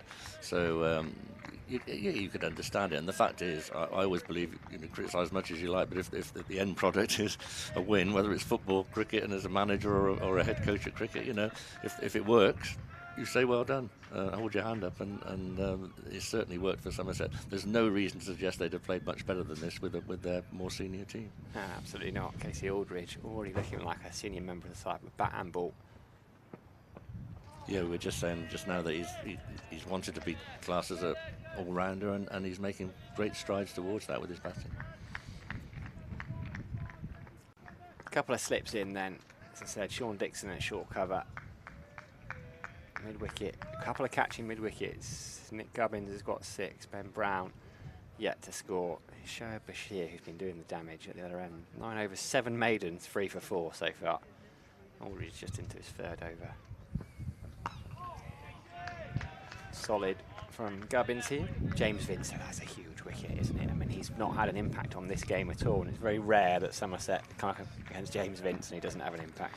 Well, I'm not pleased that he was out, because you never wish that on anyone, but I think coming in at number 6 was a very strange decision. I mean, when you're captured to the side, you've got to put your head above the parapet, don't you think, sometimes? And I thought not coming in last night, I mean, perhaps you could understand that, but actually coming in at 6, I mean, even if he'd stayed in and played well, wickets could have tumbled at the other end, and he might have run out of partners. So I thought that was a bit odd, because he's such a fine player. Yeah. End of the over then. It's a maiden from Casey Aldridge, 58 for 5. Now, Hampshire, remember Somerset making 500 in their first innings. I'm doing a quick bit of mental maths. I make it 112 before Hampshire reach parity, so that would be to make Somerset bat. Again, 73 overs remaining in the day. A lot of time still. I suspect Shoaib Bashir will be operating from that river end for much of it. There's a lot of rough. Harry and I were down there earlier on this morning. There's a couple of spots that both Felix Organ and Liam Dawson were looking at, thinking, I don't fancy the off spinner into that rough. No, I had a long chat with Shoaib last night, and he said 2 things. He thought the wicket would break up a bit more on the final day, which it doesn't always do at Taunton, and also that the Alfie Ogborn bowling left arm over would create and add to the rough outside the right-handers off stump, and he's been proved right with that as well. So with the figures he's got now, he's got to be so high on confidence. And he as I say, he looks the part. He doesn't look like a player who's played 3 championship games. 4 men around the bat, as well as James Rue. Just into the floor from Ben Brown. I'm sure there'll be plenty of chirp in and around there. Well, he took his confidence really from that innings with the bat. 44 unbeaten from 61 balls. That one just falling short. A short leg. He just looks like a player who is delighted to be there. Yeah, it's almost like the old living the dream thing. Talking to him last night, I did say to him, so how's your time been so far? And absolutely loving it. Great set of lads that made me feel very welcome. And he's obviously got an infectious sense of humour from what James Rue said about him after their partnership. And he settled into the dressing room really well. It helps when you are turning in performance like Bashir is. But yeah, James Rue was saying to you, wasn't he, that when Bashir was hitting 6s, he couldn't help standing at the other end and just laughing at it. He said something to the effect that virtually everything he does is funny. James Rue said. They obviously get on very well. And when I said that to Shoaib last night, and a big grin came on his face. So There'll be a boundary, just a fraction short from Bashir. That'll ruin his figures. You bowl 9.4 overs for 4 runs, and then you go for 4 runs off just the 1 ball, but I think we can forgive him that. Yeah, and of course, it's been a very short boundary on the town side of the ground in this game, and it doesn't take much of a flick through there to get. But as I said, what I've liked about him, or one of the things I've liked about him, is when that happens to him, he's normally straight back on the spot with the next ball. He doesn't let it phase him at all, and that's important for a young spinner.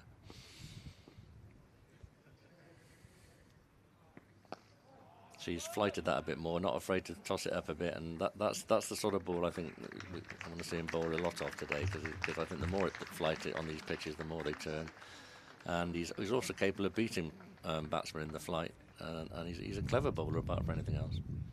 Yeah, he came through the leagues in Surrey. I think he was down at Guildford playing his club cricket in the Surrey age groups. Guildford has produced people like Ricky Clark and a fair few others, and the Bicknells as their club cricket side. Yeah, I mean, all credit to Somerset for finding him and signing him. I mean, we sometimes criticise some of the signings, but they've discovered him, and I'd certainly never heard of him. There is the T20 stars are around there. We're not talking about Spencer Bishop. Will Smead is in the building. Tom Banton's been doing some press. I think Spencer Bishop is always a busy man on match days, but I think today he might be doubly busy. Now, we're going to see spin at both ends, Richard, and I think this is a decent decision. Dom Bess into the attack. Yeah, as I say, I was saying earlier that I think it was right to have seam at this end for considering the overhead conditions. It hasn't brought a wicket, but there's not been many runs scored. And this is what we expected after last night, that it would be Dom Bess and Shoaib Bashir doing most of the bowling. Around the wicket, turning it away from the left-hander, Nick Gubbins. Again, 4 fielders in close quarters for Gubbins. Somerset on the attack, looking to pick up another wicket or 2 before lunch. But this is great. 2 spinners bowling, 4 men round the bat as well as the wicket keeper. This is what I was brought up on in county cricket, and we see so much seam-up bowling throughout games, and wonderful here to see now 2 spinners operating with real close field, putting pressure on the bats. Sean Dixon doing the fielding. Yeah, takes one back to 2017, 2018 as well as a bit further than that. Not so recent. Well, when the pitches here turned so much, or too much as it turned out, because of the penalty that resulted. But it was good cricket. We had some wonderful cricket when they were turning pitches, and I'm baffled by the fact that pitches that seam around all over the place are deemed okay, and pitches that spin a little bit on day one and more as the game goes on are deemed not right. And one of the reasons we haven't got any spinners in this country, isn't it? I'm completely with you. We bemoan the lack of spin options as Bess is in. Got to give them conditions to bowl in. Absolutely. But not too many conditions. Apparently that results in points deductions. But as I say, it was wonderful cricket for the couple of seasons that we had the turning pitches here, and I enjoyed every minute of it. Bess just fires that one in, and Gubbins is pushing it into the offside. I think he's able under the lid there, having to take evasive action. Sean Dixon puts the slide in. Yeah, we enjoyed every minute of those days, Leach and Bess, and we're thoroughly enjoying Shoaib Bashir and Dom Bess operating in tandem here as well. Yeah, I'm not quite sure what to make of Dom Bess. The last time I spoke to him before he came back, he said he'd gone to Yorkshire and because he wanted to challenge himself more because the pitches here had been so helpful. Not quite sure how successful he's been there. I mean, obviously, the fact they've let him out on loan and they're now in second division doesn't sound great. But I'm sure he'll relish being back on a pitch where he did so well and really mercurial rise from nowhere to England recognition. And it was obviously the pitches help, but he's a great lad for self-belief as well, Dom. He used to come out and do, even at a very early stage, press conferences after games. He used to be full of confidence. If you said to him last night, you're going to win tomorrow, he'd just say, yeah, absolutely. Whereas Shoaib very sensibly said, well, we'll see how it goes when I spoke to him. And that's much more like the usual approach of professional cricketers. But Dom Bess would have said, yeah, sure, of course we're going to win. There's something about that emotional tie. It's good to have that emotional tie. I like Dom Bess, as you say. He's very good, very open in his interviews. As Bashir is back in, and Ben Brown is sweeping, and he's going to pick up 4 runs to that short boundary. Somerset won't mind that too much, though. Ben Brown happy to play his shots. If he's down sweeping and one of those just turns a bit too sharply, There's 4 men around the bat, ready to pick up anything that just nicks up in the air. Yeah, Don Best still got a year left on his contract at Yorkshire, as he pointed out.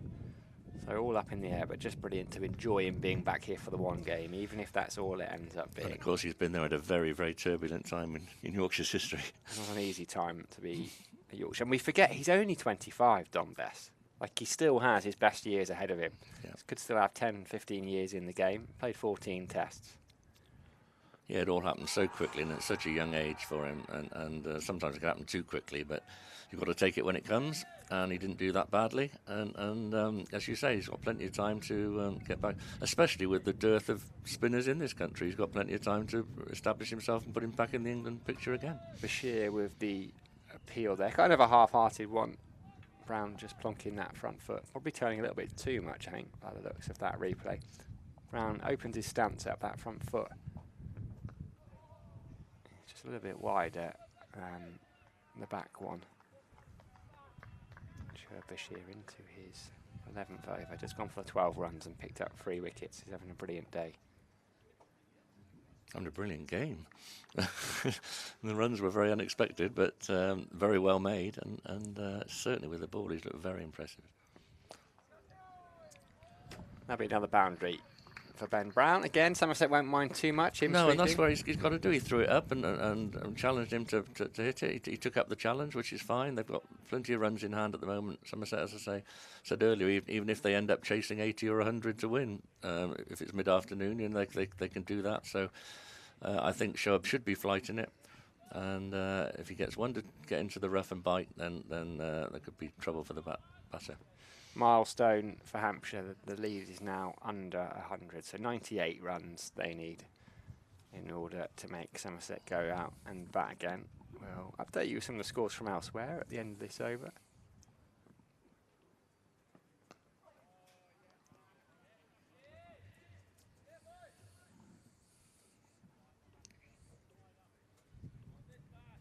Looking at the skies, there's still some pretty grey clouds or dark grey clouds circling the ground, but at the moment that's what they're doing, circling it, and that's fingers crossed how it's going to be. I've given up looking at forecasts. Absolutely.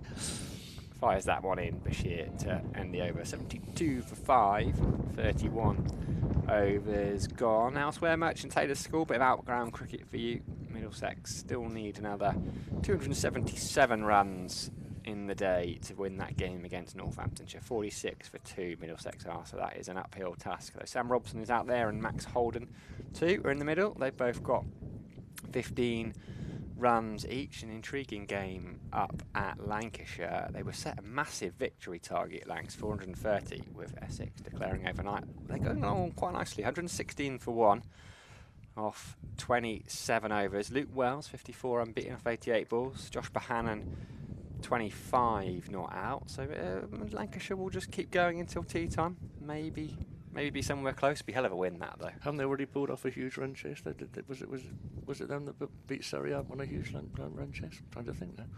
I think they've chased a big target before this season. Best around the wicket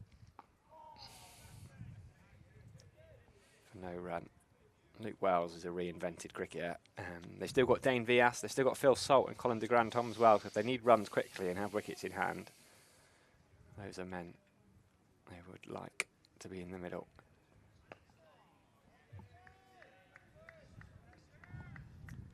Bit of sunshine now, encouragingly.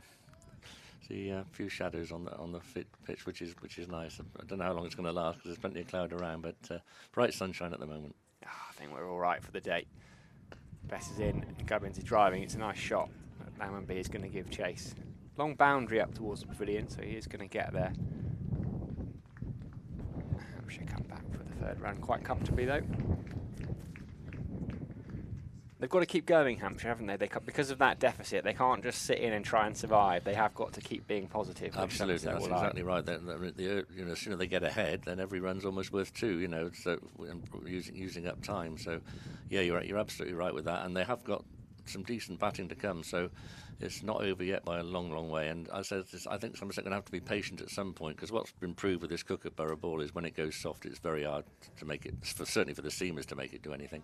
And the seam is not as proud, I don't think, as it is on the Duke ball. So even the spinners, find it more difficult. So they're going to have to be patient, but they've got a lot of time on their side at the moment. We're still looking at another 70 overs, and that's a lot of cricket. So just getting their field right for the right-handed Brown. Who's defending? Yeah, second new ball, 48 overs away. You'd think if that is needed, then the game might be a little bit gone. Hampshire, probably if they bat another 48 overs, might be too far ahead for a 20-over bash, but you never know. No, I mean, just looking at what we now, 1:45, and we've had a short break, but what were they, overnight, 30-odd? And so they've added, maybe 40 so far this morning. So they're not going along very quickly. So, I just think Somerset are in control at the moment, and they've just got to stay patient. I think we'll get the full amount of overs. I don't think we'll run out of time, because we expect Don Bess and Shoaib Bashir to get through a lot of them. I don't think over rate is going to hamper us when we get down to the last hour, if indeed that goes that way. So Hampshire were 34 for 2 overnight, so they've added 41 in 18 overs. But to be honest, almost half of them have probably come in the last couple of overs with those boundaries. What they added, 4, 6, 10, 14, 17 in the last 4 or 5 overs. I don't think Ben Brown in particular is going to change his game, which is naturally positive, and Gubbins is a very, very high quality player as well. So there's still a lot of work to do for Somerset in these conditions. And you never know when you're going to get another shower. We saw Josh Davey on the bench there alongside Ned Leonard. Josh Davey will be in that squad for Edgbaston Saturday if he's fit. Missed the quarter-final through injury. We saw a bit of Rudolf van der Merwe as well. Well, from what I heard last night from within the camp, Rudolf's going to be fit. Josh Davey less likely to be. And I'm not sure Josh will get in the team anyway. Not at the moment. It's arguable. I think if Rudolf is fit, he'll play. He's key to the middle of the team. And it may come down to then either Dixon or Lammonby. Probably Dixon, as he's been in the team for most of the last few games. And I think Somerset have then got a settled side to take into the finals day, and we'll have as good a chance as anyone, certainly. Around the wicket, Bashir to the left, and yes, it's going to be.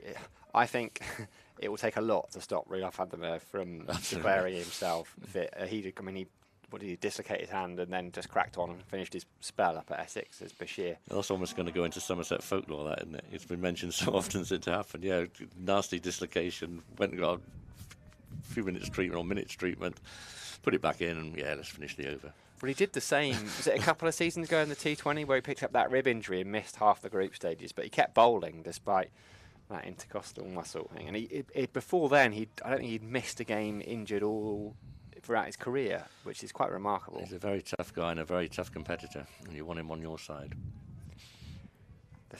There's an argument. So what do you think if we're playing hypotheticals, but is Jack Brooks the one to miss out Van der Merwe? Because 2 spinners at Edgbaston, I quite like that. I honestly don't know, because you've got to take the weather conditions into account, and it's very likely that it seems like finals day might go into Sunday, if not further than that, because there's a lot of rain forecast. Oh, there's a beauty, absolute beauty, and Shoaib is producing a real masterclass here, because for such a young player, it's unbelievable. He's on the spot, different speeds, different pace, different lengths, and he's causing a lot of problems. As we saw on the replay there, Gubbins genuinely playing at that one, and it just spinning past his outside edge. I imagine Somerset will go with Craig Overton and Matt Henry up front, as they've done in all the recent group matches. Probably bowling Craig through certainly 3 or 4 overs, and then just looking at that again, that's a classic off spinner's delivery, isn't it? Absolutely. It's that extra bounce he gets with his height as well. Exactly, and that's his, a great asset he's got there. But you still have to put it on the spot. And you still have to be thinking, and he seems to me like a thinking cricketer. He's very, very cool. Looks really good temperament, and he's certainly got some ability. But going back to finals day, I think we'll see the Somerset play the way they've done in the. I mean, they were so good in the group, weren't they? The fielding was absolutely unbelievable, and I don't think we're going to see many changes. A big appeal there, but he's played a long way forward, and I think that's probably a fair enough decision. Beating the inside edge, hasn't it? And he's probably played for a bit of turn that wasn't there, and Dom's on the spot as well. Into a 6 over, just gone for the 6 runs. 4 men around the back. Brown watchful on the back foot. Yeah, I'm with you. You don't change what isn't broken. And I think, even with the weather, because of what Van der Merwe offers with the bat, and you've got Overton, Henry, Gregory Green as your 4-seamers, as Bess is in again, and it's just pushed into the offside. Then you've got Ishsodi and Van der Merwe, so you've got 6 bowlers. I think they'll probably go with Dixon because it's difficult. He hasn't done anything wrong to drop him. I agree with that. And Tom Lamb has not done particularly anything to justify his being brought in. So I think you're right. I think that we'll stick with Dixon. What Van der Merwe also gives you is just if one bowler's off key on the day, you know you can rely on him for 4 overs, and if he's off key, you've got the other bowlers. So it gives them that one extra option. And a bowler like Ishsodi is brilliant, but he's a leg spinner, and if a leg spinner slightly off, he's going to go for a lot. So you just want a bit of cover in that situation. I want him in the team certainly. I think he could be very pivotal to the outcome. But Van der Merwe covers so many bases. Yeah, I completely agree. One of the more economical bowlers in the tournament, Van der Merwe. He said you could rely on Craig Overton for 4 up top, and you've got Van der Merwe for 4 in the middle as Bess is in. And a brilliant fielder, absolutely fantastic outfielder, Van der Merwe, and a guy who in the dressing room will be, geeing people up, and there's all manner of reasons to have him in the team. Well, there's a reason that Somerset have won 13 games out of 15, and it's the depth, the quality and the depth all the way through, as we see some grey clouds looming over the Cooper Associates County Ground. About 7 minutes away from lunch here. Sam Dalling alongside Richard Latham on your live stream. Ground staff, as they have been for the last 4 days, just loitering by those covers, waiting for the umpire's call, but we're hoping not to get it, Richard. Well, if we get rain, this is the time to get it, because obviously the lunch interval comes soon anyway. I don't think we're going to get an awful lot, but you couldn't rule out another shower at some point. Bashir, unsurprisingly, continuing. He'll be in the squad for Saturday as well. Played a couple of games, Bashir, not let anyone down. Absolutely not. And looking at this, well, they're almost spoilt for choice. But the one thing you say about Somerset is so many finals days have come and gone, and when they haven't performed to their best on the actual day, and that's the one worry this year, because they've been the best team. The South group was proved to be the strongest group, and they won it as runaway leaders. So they've been the best team, but it's a bit like the playoffs in football. The team that finished 6th can often beat the team that finished 3rd, and what you've done before doesn't count for much. So it's important that they turn up on the day, and if they do, and a few players live up to their reputations and justified reputations, a few like Will Smead, Tom Banton, they're going to be very difficult to beat. Just a single for Gubbins. That's the thing about T20. When you've got a side full of match winners, you only need probably 2 people to show up to win a T20 game. So actually, if you've got 10 or 11 that can do that, then you're just increasing your odds, aren't you? And I had a chat with Tom Coder-Cadmore, and it'll be an interview out on the Cricketer over the next couple of days. But he said, look, even the guys that haven't had a game, we know they can come in. Casey came in and played 2 or 3 games. He won one of those games with the bat, and they can just rely on people all the way down. Absolutely. Who'd have said Ben Green would be the success he's been this season? I mean, that's been an amazing part of Somerset's success, is that he's the leading wicket taker in the competition. And if anyone had said that, even Ben would have smiled, I think, at the start of the competition when they said you're going to be leading wicket taker. Sharp turn there for that one, Ben Brown. Heads on hands from the Somerset fielders. Nick Gubbins got a wry grin on his face, just going down. And I think it is raining enough for us to take a premature lunch. Hopefully that's just an early lunch. If the rain can pass through quickly enough, then we might not lose too many overs. 66 remaining and 2 balls. But Richard Latham, that's very much Somerset's morning. Absolutely, they just settled for that 5 wickets down, and Vince, particularly with Vince out. And a bit similar, we might not lose any overs at all if they can come back out. They'll take lunch now, and if they can come back out with the normal length of break, we may not lose any overs at all. So Somerset in a very, very strong position, but I do think they're going to have to show a degree of patience this afternoon because it's not easy to take wickets when the Kookaburra ball goes soft. Well, we're going to have to show a degree of patience as well because Harry Everett is first in the lunch queue. We're going to take a quick break for 40 or so minutes, but we're going to leave you with a Derek Taylor podcast. I'd imagine it is your good friend and colleague Richard Walsh sat down having a chat with Derek. So Richard, thank you very much for joining us this morning. It's been a delight to have you on, and we will be back after lunch, folks.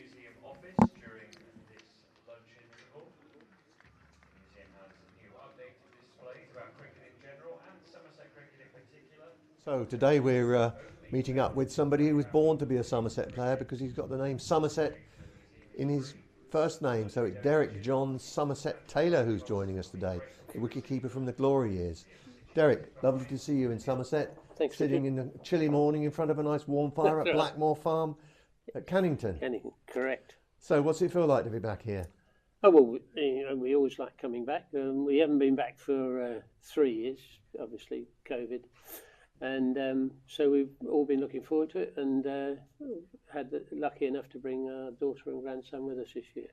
Brilliant.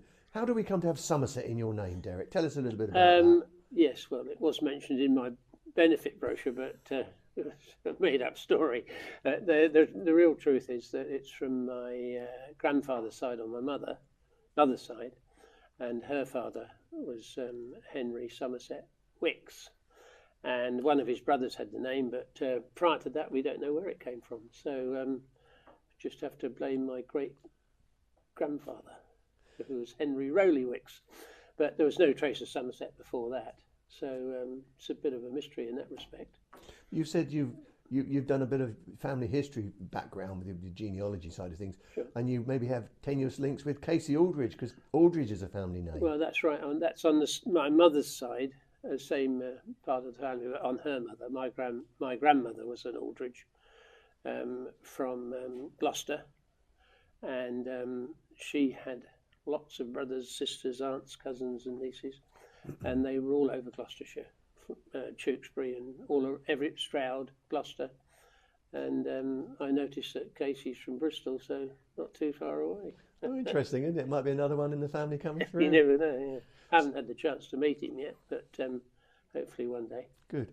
Tell me, how did you get into cricket in the first place? You were born in Amersham, weren't you? That's right. And so how does it come about that you started with cricket in the first well, place? I don't know. My brother and I liked playing cricket from a very young age, and the local cricket ground was just down the road, Amersham Hill Cricket Club, which is no longer. And from there, my father and mother liked sport as well. But and I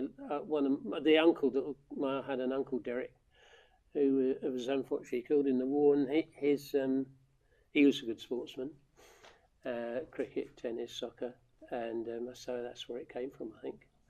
But and then we progressed through.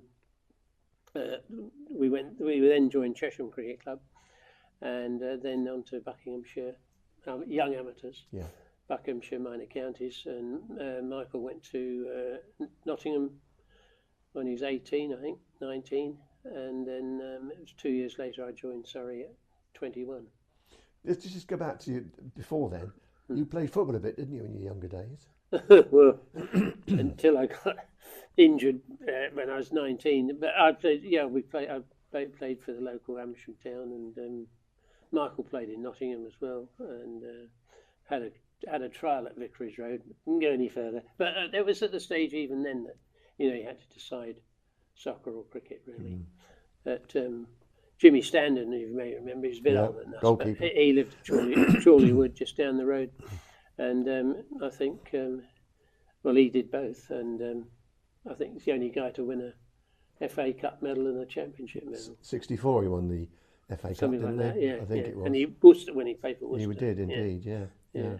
So you've remained a Watford Football Club fan. Who would just talk about one or two of the names when you were growing up? Who's sticking in your brain? Oh, at Watford. Yeah. Oh well, Cliff Holton. Cliff Holton was the number one. He's still a big name there, really, although he's been gone a long time now. And they were all sort of local guys, and there was an Australian actually, Frank Mitchell, played played for Worcestershire, played a bit for Warwickshire, Right. played in the Warwickshire League and Birmingham League. But he played for a number of clubs, including Watford. And then, Pat Jennings, he started at Watford, and a number of others right up to got in the Premier League. Yeah. Let's then move on to your cricket. You played minor county cricket with Buckinghamshire for several seasons, didn't you? Yes, I first played when I was 17, and then in the minor county championship I played from 18 until I went to Surrey. And I think, got a funny feeling you played a game against Johnny Harris, didn't you? One of your first games. Yeah, John Harris was playing for Suffolk. For Suffolk, you're absolutely right. He started running from the sight screen. I had to play forward in the end. No. John Harris. There was a few old timers playing in the minor counties in those days. A guy called Perkins that played for Suffolk. Yeah. He played till he's 50 odd, I think. And another guy that played for Kent, Ted Witherden. Yes. He ended up at Suffolk, I think. Bill Edrich, of course, yeah. Norfolk, and then Alan Revel played for Berkshire. Played, was at Derbyshire. Derbyshire, yeah. Well, he might have played for Leicester as well. I'm not sure. I think he did. G.R.J. Root, Yeah. Berkshire, before he joined Surrey, and I can't think of other players that went on to play first class cricket. Not in not long term. No. There was the odd one. Yeah. Now, how did you become involved with Surrey?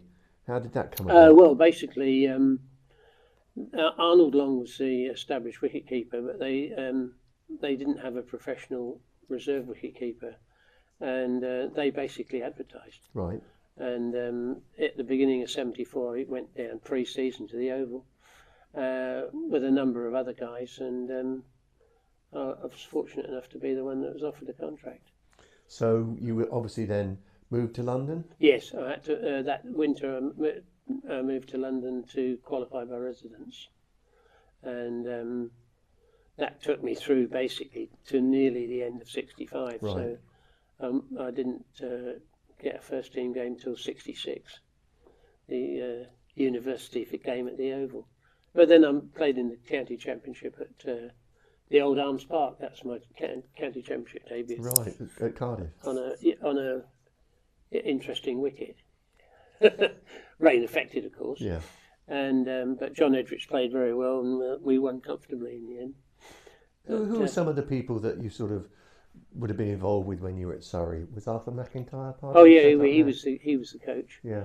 Big disciplinarian, and he helped me enormously, and always thanked Arthur for that. And Mickey Stewart, of course, who was the captain, just finished 75 years at the Oval now. Yeah. Incredible, 15 to 90. Yeah.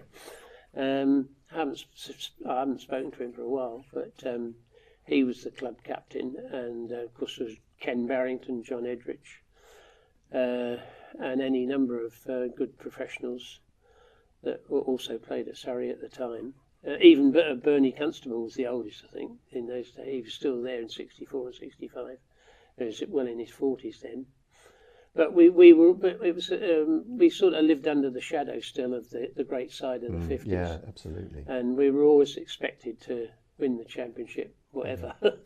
But it did happen the season after I left, '71. Yeah. And I think it's happened a few times since. But in the '60s, well, I think we got to the Gillette Cup final. Yeah. And that was about it, I think. But we were always, high up in the championship. But I was looking at one game that you played in. I think it was the seconds. David Gibson got a 9 for, or 7 for, 9 for. Well, actually, I always rated David Gibson. Yeah. And because he could bowl in swingers and out swingers, and he bowled them very well. You couldn't really tell which way it was going if you just come into bat. Yeah. I remember playing once in a second team game and against Hampshire, and Gordon Greenwich was in his teens, I'd say, and it was at Cranley, and it was green as a bowling green, and he gave him 2 outers and the in-swinger, they all fell over. But nobody would have played it, let alone Gordon at 17. So he was very, very good bowler. Unfortunately, not with us anymore. No. But there was Ronnie Tyndall. Played with Jimmy Chelsea, Greaves didn't at he? Chelsea, Yeah. West Ham. He ended up in Australia. Yeah, did he? Yes, he coached in Perth, Right. soccer mainly. I met him there, he came over to the East Coast for a coaching trip back in the 90s. Right. Yeah. Saw him then. And David Sydenham was another one. Yeah. He could bowl in swingers and out swingers, and just a bit like Budgie, in as much that he held the ball up for the away swinger and down for the in swinger. Right. On his approach. So you knew which way. Yeah, that's it. Yeah. Yeah. That's interesting. So let's move on to how you came to Somerset. I mean, obviously you've been at the Oval from 64 to 69. That's right. Probably had 10 Champo games, About that sort of that, thing. Yeah. And then how did you come to make the move? Well, I was keen to obviously play first class cricket more, and I had a number of opportunities not a number, but I mean a number of other counties interested. But I never actually got a contract anywhere through different circumstances. I remember I was coaching in South Africa, and Middlesex wanted me to join because they said John Murray wasn't going to play anymore, but of course he did. So that didn't come to fruition. And so, excuse me. In the end, I got an approach from Somerset in '69. Right. And I went to, that's the first time I went to Taunton. Really? August, Yeah. 69. And met the captain, Mr. Langford. Langy, yeah. Robert was in attendance, I think. Yes. And Richard Robinson was Yeah. the secretary Yeah. then. And signed on. Well, I think they wanted me to play at the Western Festival, Right. but because Surrey were could have won the championship Yeah. that year, they didn't want to release me because of Right. in case Arnold Long Okay, got yeah, injured. yeah. So I came back at the beginning of '70. Very cold, April the 1st. So obviously, when you signed, what sort of a deal would they have given you? Can you remember what that was? It wasn't that exciting. I signed on to play, but I was guaranteed to play. Yeah. But it was actually, the annual income was less than Surrey 2's. Really? Yeah. But with, if we happened to win a game, Yeah. or and appearance money and things, Yeah. it was more or less, I think, worked out about the same, really. And what sort of contract would you have been signed on? Oh, I think I had a 3 or 4 year You contract. did, right, okay. Yeah, so that was good from that point of view. So you then moved down? Oh, I was coaching abroad, Right. and then on April the 1st, I reported to Taunton. Right. And we. I moved into one of the supporters club's Yeah, houses. yeah. With our signing from Sussex. Alan Arthur Jones. Alan Arthur Jones, yes, mine host in Greenway Road. Alan Arthur Jones. You shared a house with Jonah. For about 6 months, I think. Right. At the maximum. no, it shouldn't be. He told me he was a cordon bleu cook. So Did he? I bet he wasn't. Didn't quite work out that way. No, and obviously, Closey was. You were there before Closey because Langy was your first captain, wasn't Well, he? actually, the last game of 1970 was Yorkshire at Hull. Right. We drove. Well, they had a few days off, and then Hull for Saturday, Monday, Tuesday, and then Harrogate on the Sunday. So it was a bit of a tour, and yes, we lost quite comfortably on the Tuesday morning, I think. But that turned out to be Brian Closey's last game. Really? Yeah. And did we know he was coming to Somerset then? No, not then. No, definitely not, because Tom Cartwright had joined. He also joined along with Alan Jones and Maurice Hill and Stephen Hallam. Steve Wilkinson and Hallam were qualifying, I think, and so there was at least 6 new players for that start of that season. And then 71. Well, I was away again playing in the Currie Cup that winter. So then we learnt after Christmas that Closey was coming. Right. And that's also when Kerry O'Keefe joined for a couple of seasons. Yeah. Right. So we had the start of '71 was fantastic because it was very dry. Yeah. Not particularly warm, but and the wickets were conducive for spin. And we got off and, we won 2 or 3 games in May straight off. Very good games as well. Did you like keeping the spinners? Yes. Well, Lange was captain. Yeah. And he gave Kerry every opportunity, and I think got 47 wickets in May. Right. So, and that together with Tom and Joan. Oh, well, I'm trying to think who the other opening bowler was. I should know. Because Roy Palmer had left in '70. Yeah, and Ken had gone in '69. Ken had gone in '69. God, I get told off for that. Who was the other opening bowler in '71? I'm just trying to think.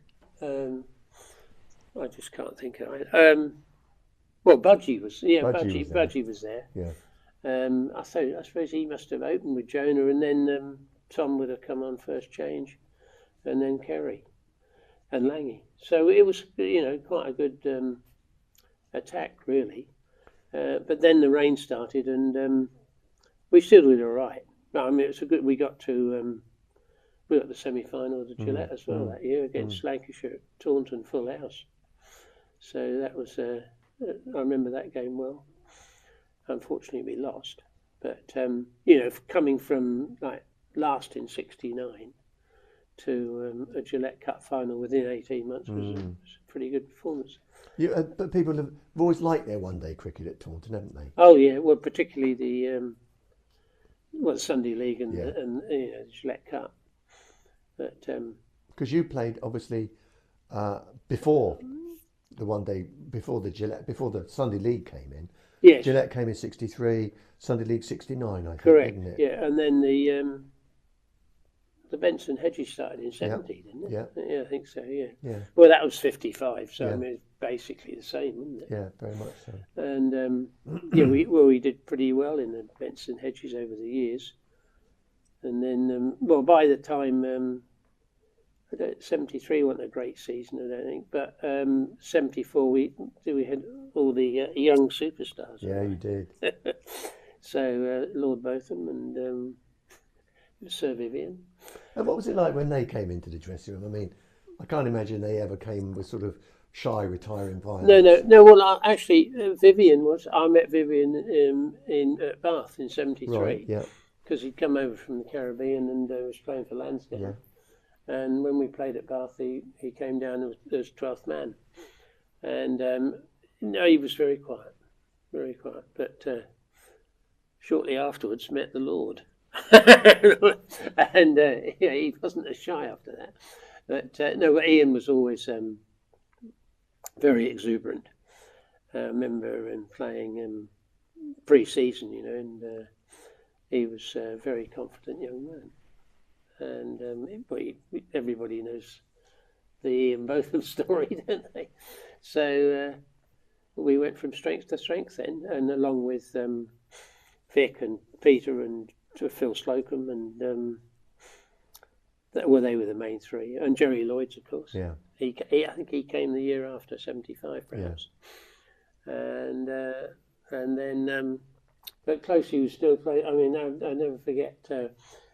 I think it was. It must have been '77, and we played one of our first championship games at Hove, and after the first day's play, I was with Budgie and Tony Gregg, who was captain then. Yeah. And he said to Budgie and I, looking for an opening batsman. And we looked along the bar, and there he was. Don't be vague, have a Hague. Big DB Close. Yeah. Sure, he's the best player he can pick. And 2 weeks later, Greggy picked him. But I mean, he did all right. But I mean, the thing was, he was 46, and it's atrocious, really, what happened at Old Trafford in the dark with Edrich and Close. Yeah. No helmets, Yeah. dark. Yeah. and the fastest bowlers in the world, bowling 4 or 5 bounces and over. Yeah. I mean, it just wouldn't be allowed to happen these days. No, it wasn't. No helmets, nothing. No. Closey just kept chesting them off, which he did. Well, that's right. After that game, we were playing a Gillette Cup game against Warwickshire at Edgbaston, and I went to see him because we travelled up from Somerset, I suppose, and he was in his room, like, covered from here in bruises. Bruises, yeah. So I said, "Are you going to play tomorrow?" He said, "Of course I can, lad." And we performed terribly. We bowled out for a low 150 or something, and Closey got 70 on. So everybody felt embarrassed, I think. And of course, Warwickshire won. But oh no, very brave. Yeah, and he drew that side together, didn't he? Really, that Rosie took on. Yeah, he did. But look, I mean, Closey did. He was an extraordinary bloke, but he also did some extraordinary things, particularly in one-day games. I think we were playing at Taunton against Gloucester once, and you know, we got 2 or 3 wickets out, one thing and another, and he then put Merv on. You know, excuse me, Merv. And I don't know if he got a wicket or not, I can't remember, but he got a wicket somewhere, so he thought he put well.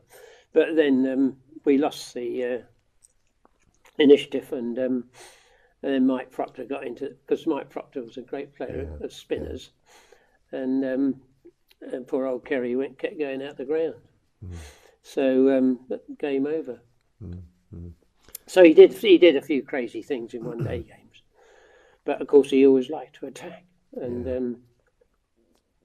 that, you know, that won him a lot of friends, and he was popular with everyone, really. Fielded pretty close to the bat, didn't he? Well, he was never far away from me. I was going to say, you must have had quite a lot to do with him. Especially if we were on top. Yeah, yeah. absolutely. I remember, on so many occasions when, you know, it's intimidating for the batsman. Yeah. And then obviously, Closey went, and Rosie stepped into the job, didn't That's he, right, in 78? Yeah. Well, there were, a number of us were sort of in line for the captaincy, and then but the club chose Brian, which on hindsight was, of course, the best decision that could have happened. Because was it at the time? Sorry? At the time, was it? Or what did you think? Well, it proved to be. Yeah. Fair enough. You know, he was. It was obviously changing the guard, and from a personal point of view, I was older than the rest, apart from Merv and Budgie. Yeah. And I would have thought I'd have had a chance, but overall, I've got no regrets, and that was the club's decision, and that's what I stood by. And Brian proved to be a very good captain, totally different to Closey, of course. And we were very unfortunate not to win in his first year. Yeah, you were. Well, we were a bit unlucky in Closey's last year. That was another. But at the same, we lost to the worst side, or the bottom side in the Sunday League at Cardiff, and they'd had the worst chasing record in the league. What did Closey do? Put them in. But anyway, that's by the by. But we should have won that game, and then we'd have broken our duck. But so in '79, we got full revenge. You did the double, didn't you? Just tell me about that, Derek. I mean, did the fact that you lost the year before because you got beaten by Sussex, didn't you? Yeah, well, that was ironical as well, because I think we'd already played Sussex 4 times in the twice in the Championship, Sunday League and Benson's, and we'd beaten them every time, all 4 games. So I suppose there was an air of overconfidence in that respect. Excuse me. But from memory, Ian and Viv didn't let us down. They both got runs. But Vivian didn't get 100, but I mean, you can't expect him to get 100 every game. But we didn't get a big total, about 220 or something. And then we bowled badly with the new ball to Guion Mendes and John Barclay, who were square of the wicket players, and we bowled short. And they had a flying start, and we got them both out, and Imran and Javid, and we thought we had a chance then. They were about 100 odd for 4, but Paul Parker played very well, and that was it, game over. So, and then the next year, we got a better score against Northants, and we were pretty confident we could, with Joel as well. Well, Joel would bowled very well then, and we got early wickets, and but Alan Lamb and Jeff Cook played very well. But then, fortunately, Alan Lamb was stumped. By you. Off Vivian. And that was it, game over. Very nifty bit of keeping, dare I say. Well, I've seen the replay. One of the better ones, shall we say. Well, it was he hit over a half volley, so always difficult to take. But so that, I was happy with that. And then that was it. And then, well, we didn't think we'd win the Sunday League because Kent had to beat Middlesex at Canterbury, and but they lost. And we beat Nottingham pretty comfortably at Trent Bridge. So that was it. And that was Budgie's last game. At And Trent the boots Bridge, up wasn't it? over Hung his there, boots up, hasn't he, didn't Budge? Yeah, Never saw him for 37 years. I mean, you must have some very fond memories of that the glory years run. Playing with people like Joel and Vivian. Well, with us, the Australian game was Joel's at Bath was his debut. Exactly. And well, I personally, I think half the others had never met Joel then. No. And you know the Bath Pavilion. Yeah, indeed. And his head was above the door. might help with a few deliveries. And he bowled very well straight away. But all the lads bowled well. And Budgie did quite well that day, didn't he? He did. He could always move the ball around at Bath. Yeah. And he mesmerised a few of the later order Australians, and got a fifer. And but although I'm sorry to blow my top, but his first wicket was a leg side stumping. Yeah. Craig Sargent, the opening batsman. So that got him on his way, and then Ian chipped in, but Greg Chappell got 100, but they only got 200, I think. And then, that was another. This might be cut. No, but we had Closey just had time to get a duck on the first evening, and then there was a reception at the Bath, the Roman Bath. And IT Botham, DB Close, and D Breakwell wanted to christen Kerry, who was playing for the Australian team, in the Roman Baths. Right. But unfortunately, DB fell over. And the next morning, I had a phone call to Derek Lennon at the hospital. Can you take over? Because I was the vice captain. So we never saw him till lunchtime. But we batted very well because Rosie got 100. Well, they all got runs, and he turned up. We were 350 for 3 or 4, and Phil had 50 or 60 as well, I think, and declared the innings closed. He said, "I want to have a go at them before tea and after tea." So, the Aussies ran off, and Slokes and Rosie was still out there. We had to drag them off, but. Anyhow, he came out to field, and after about 10 minutes, he said, "It's no good, lad. I've got to go off again. I'll leave it to you." So, we managed to bowl them out again. Although David Hook's got 100, one of the few hundreds he got in overseas, played very well. But we only had to chase 180, 190, and we won comfortably by about 6 wickets. And Ian and Viv were in at the end, in an all-round Bath. That must have been one of your memorable games. Oh yeah, wasn't it was. To beat Yeah, the Aussies. yeah, that's First right. time I'd ever beaten them, wasn't Well, it? I remember Greg Chappell coming up to me on the second morning. He said, because I tell him about Closey, and he said, "Do you mind if Doug Walters has a substitute fielder?" Right. So I said, "Well, for what reason?" He said, "Oh, been up all night playing cards." I said, "I do mind, yes." So he had to go out and field. Well, Right. I mean, it's still, but I mean, those were the days, as they Yeah. say. But he was another one, great player in Australia, and natural athlete. But well, I mean, it wouldn't happen today anyway, would it? No. But well, I suppose the latest comparison would have been the late Andrew Simons. Yeah. But Yeah, indeed. but that was all brought on by other things as well. Yeah. So there we are. And one of the things you've not talked about, you talked about the Benson and Hedges, but you actually hold a record, don't you? In the Benson and Hedges. Yes. Tell us about that, Dan. Well, last season I played actually. We were playing Oxford and Cambridge at Taunton in one of the zone games. Yeah.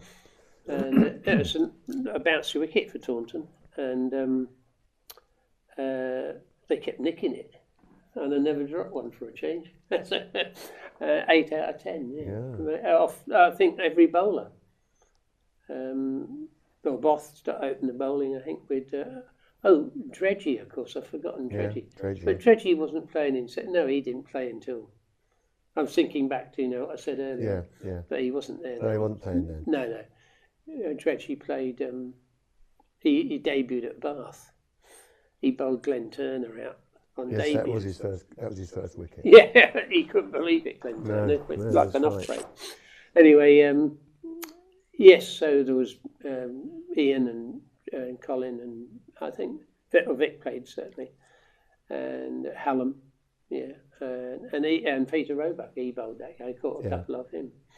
So well, no one's ever caught 8 since. No. There's 2 guys got 6 catches and 2 stumpings. Yeah. But I mean, to be honest, the way it's played now, how's the wicketkeeper ever going to catch 8? Yeah, exactly. They're all on the short boundaries. Absolutely. So so that was good. Yeah, well, I didn't realise, but at the time that was the first time a wicketkeeper had ever got a gold medal. Absolutely. I remember playing in a game at Street, funny enough, and against Gloucester. That was a Benson Hedges, and I caught the first 3 off Hallam, I think, and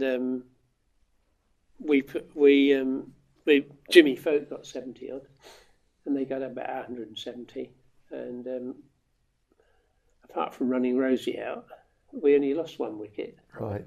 And I did get a mention, but 80 odd not out, but I didn't get the gold medal. You got the gold medal for 8 catches.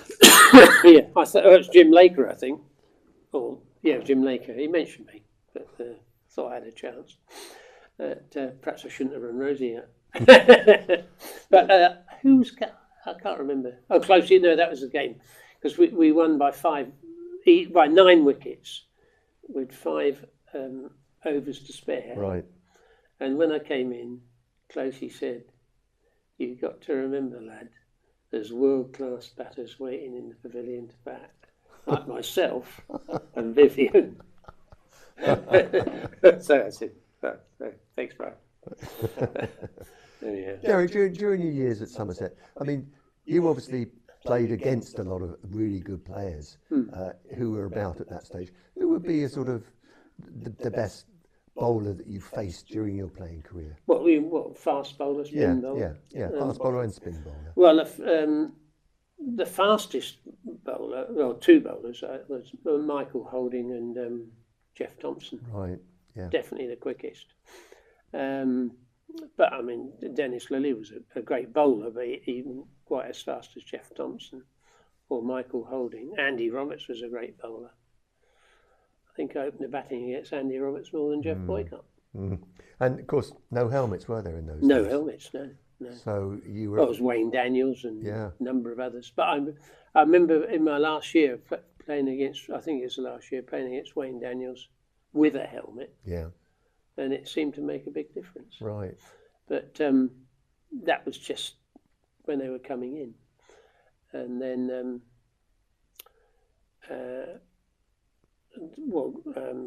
lots of, not lots, but I had the utmost difficulty playing Ambition Beatty. Did you? Right. No I thought he was a very good bowler. Yeah. And well, there was a whole plethora really. Yeah. Good bowlers, Derek Underwood. Yeah. And he was always difficult to get away. And I suppose just trying to think who the others were, but so many names really. Yeah. And what about from a Somerset perspective? Who did you enjoy keeping to best? I think with in a way, I suppose I'd say T.W. Cartwright. Right, you used to stand up to him, didn't you? Yes, yeah, mostly. Not always, not if it was a really rain-affected wicket, perhaps. But 9 times out of 10, yes. But I enjoyed keeping to all of them, really. Some were more erratic than others, shall we say. But Tom was very accurate. Yeah. And I always enjoyed keeping it to Budgie as well, because I knew what he was going to do. Yeah. And although he's only there a short time, Kerry as well. Yeah. And Brian Langford. And then, but they all had their merits. So.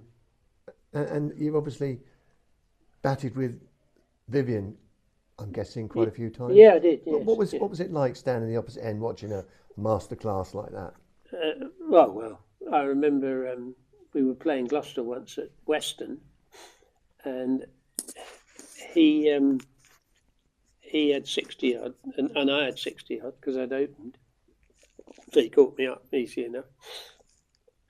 And he came up to me and he said, "Shall we both get hundreds today?" 2 overs later, we're both out. I said, "You well said, Viv," but that was just one of the funny things. But no, well, I'm also lucky enough to play with Sonny Gavaskar. Were you? Yeah, because he was here for a season, wasn't he? And he was, I remember batting with him at the Oval for some time. And my old pal Pat Pocock was bowling. And Sonny said, "Don't hit him for too many fours, we want to keep him on." Just 1 and over. Because he's a great player of spinners. Yeah. And I think he got 90 or 100. But Sylvester Clark was, he's another one, Sylvester Clark. Yeah.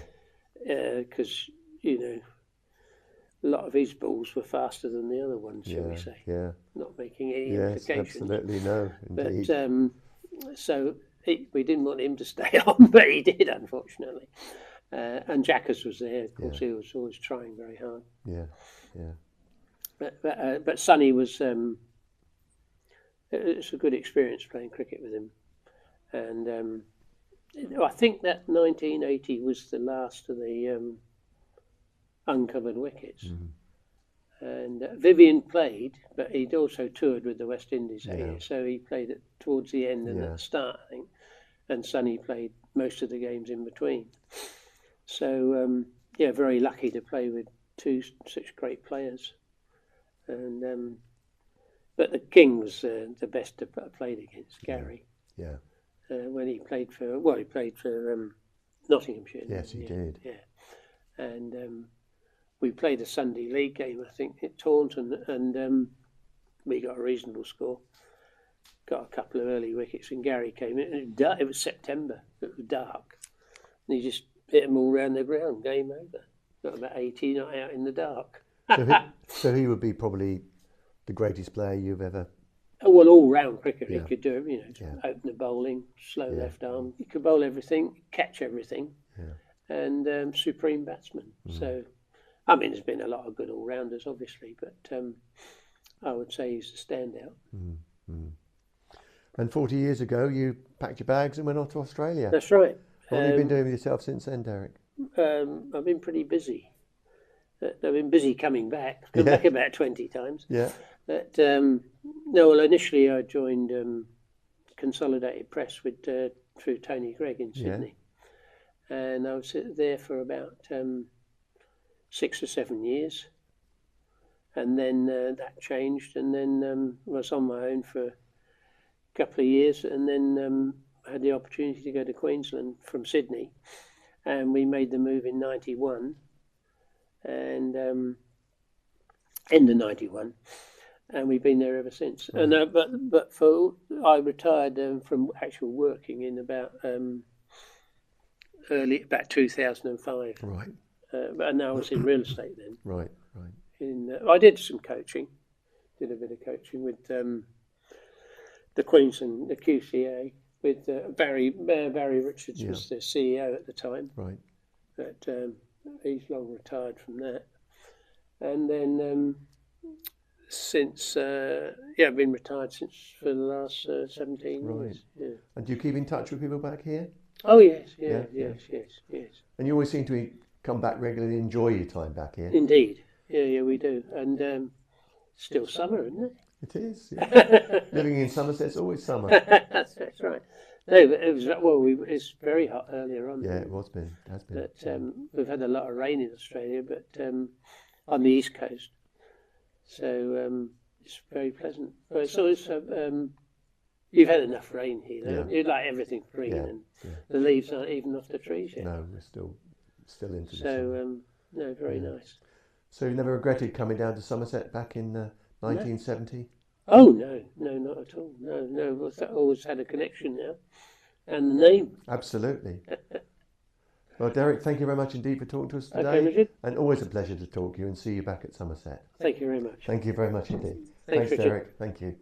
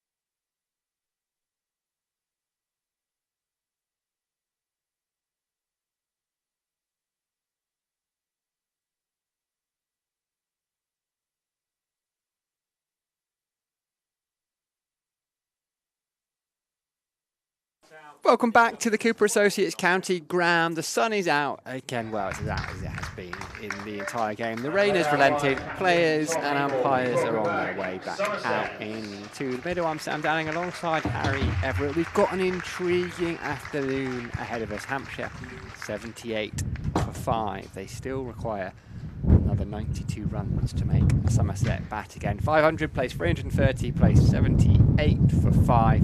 Sherwood Bashir is 3 for 17 from 12.4 overs. Don Bess, 6 overs, 2 maidens, 1 for 18. Ben Brown's unbeaten on 14. Nick Gubbins is unbeaten on 12. Afternoon, H.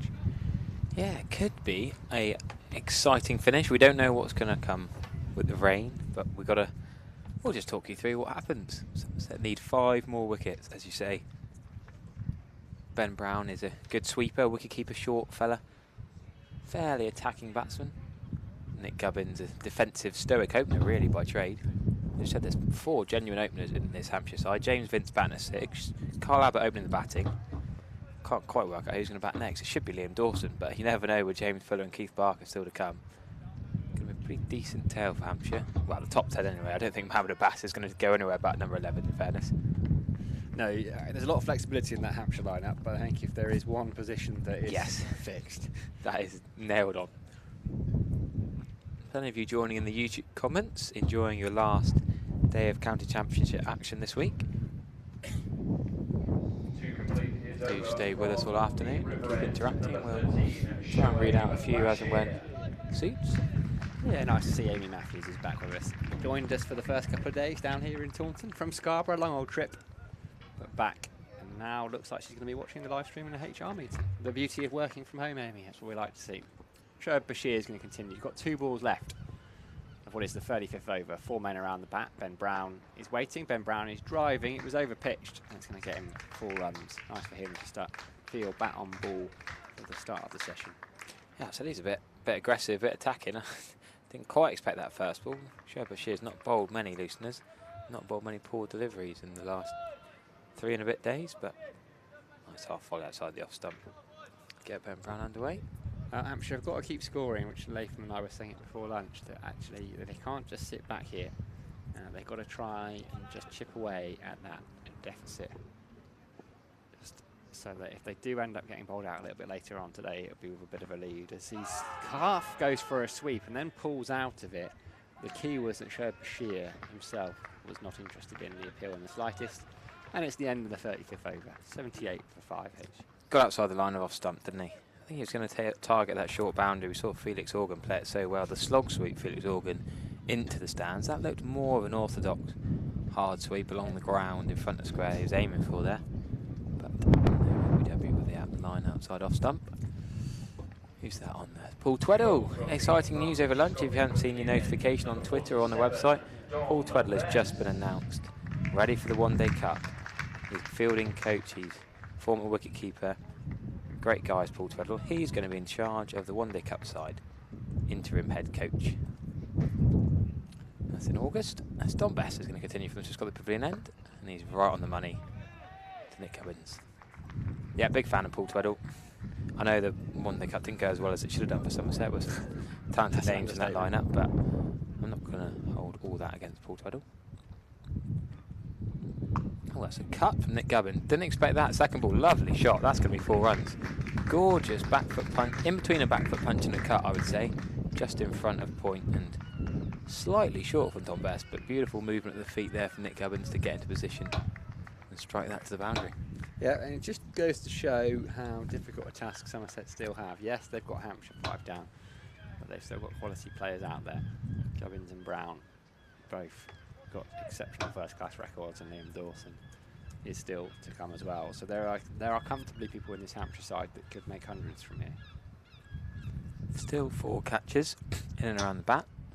Oh, that's really flighted. Love that. Attempt or a teaser from Don Bess. Polly just told me at lunch that she reckons it's going to be over in 5 balls.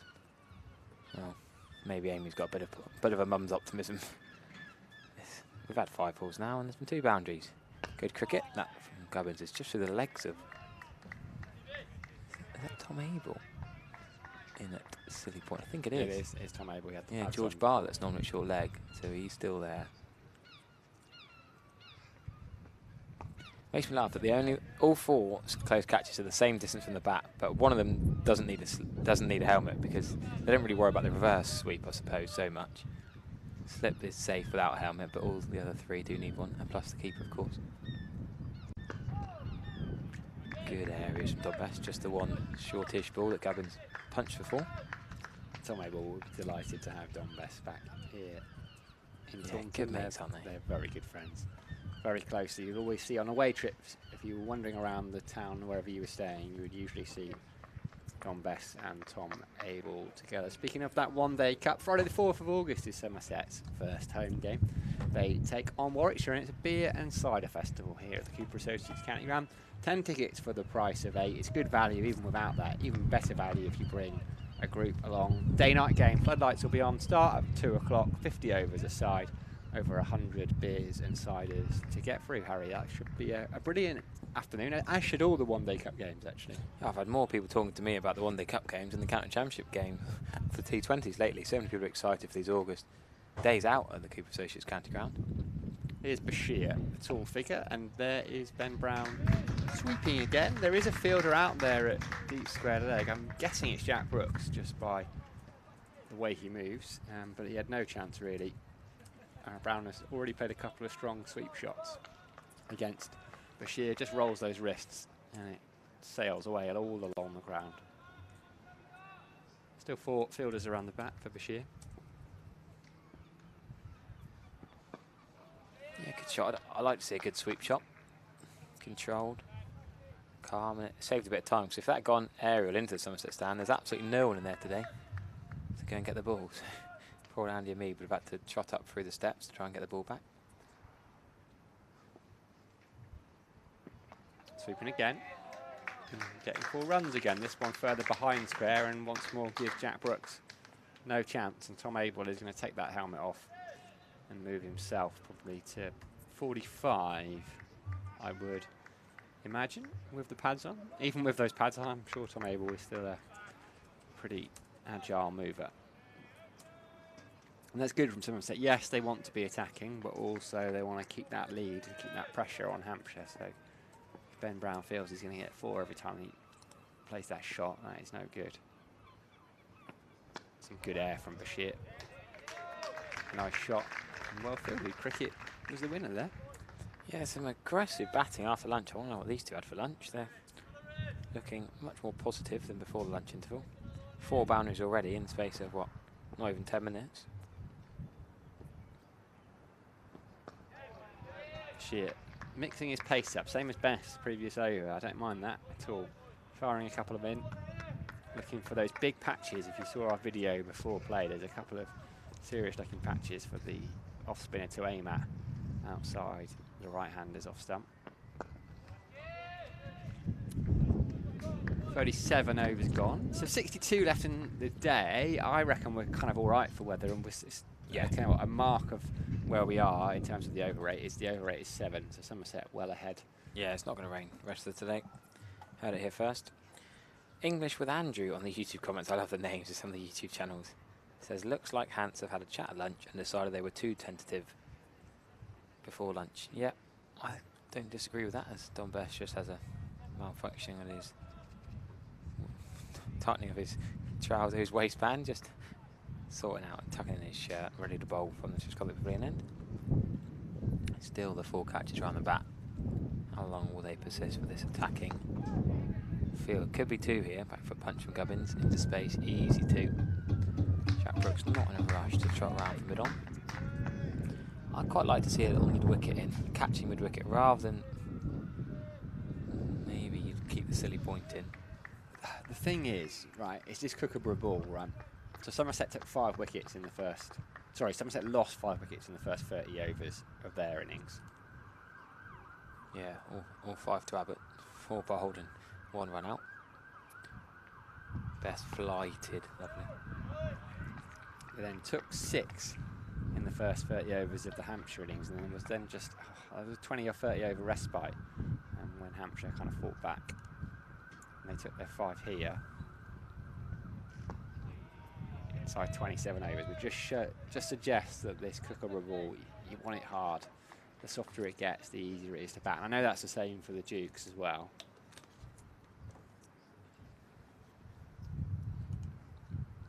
Yeah, they're still searching for some turn.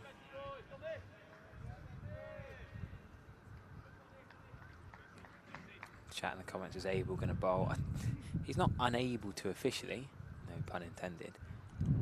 He's had this side strain. I think he's slightly worried, slightly tentative to bowl. I would like to see him bowl, but I don't think he's going to. That's going to be potentially another 2, 3 mid-wicket. Yeah, well played by Gubbins. Oh, that's an easy single, easy second one. That's poor running from Ben Brown. Don't know why. I don't know if it's a tactic, wants a strike, but that been a really comfortable 2 there. Off the old one, left-handed throw, coming a long way from deep square leg, and Gubbins has been robbed of a second run there. See if that makes any difference. The next ball. And Ben Brown now marking his guard, the right-hander. Maybe he just wants his last ball of the over.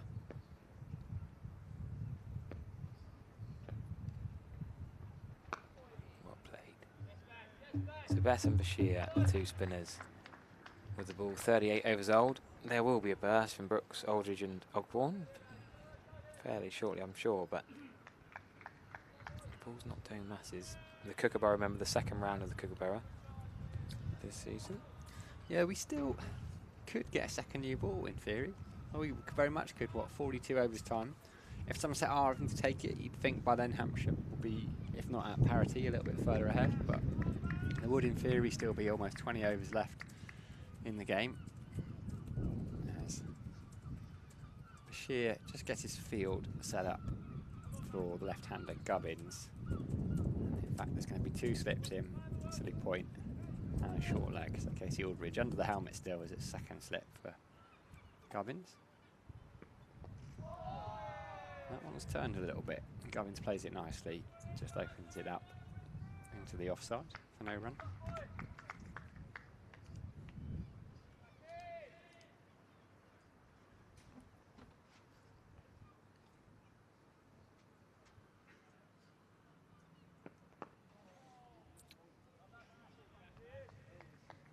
This is good from Shoaib Bashir. Only in his 3rd first-class appearance, remember. You know, the guys that have stood up here for Somerset in this game, 19-year-old James Rue, 19-year-old Alfie Ogborn, 19-year-old Shoaib Bashir. Fires that one in, just slightly wayward. They'll pick up, I would say, at least a couple. I think it's going to hold up before it reaches the boundary. Again, fielding in pairs. Casey ran all that way, and Andy Mead completely ignored him. Turned and threw it in. Again, only ran 2. I thought they maybe could have pushed for 3. A good chase by Mead. Moves quickly for a stoic opener. You always think if someone bats slowly, they're going to field slowly, but it's not as simple as that. It doesn't quite work like that. Gubbins still on strike then. He's moved on to 21. Hampshire 1 shy of 100. Oh, played that really late. That was well bowled from Shoaib Bashir. I'd like to have another look at that. Probably well played in the end as well by Gubbins. He just almost misjudged the pace of it. It was held back by Bashir in the end. Plays it quite well. Look, he just holds that one back. Yeah, well played in the end.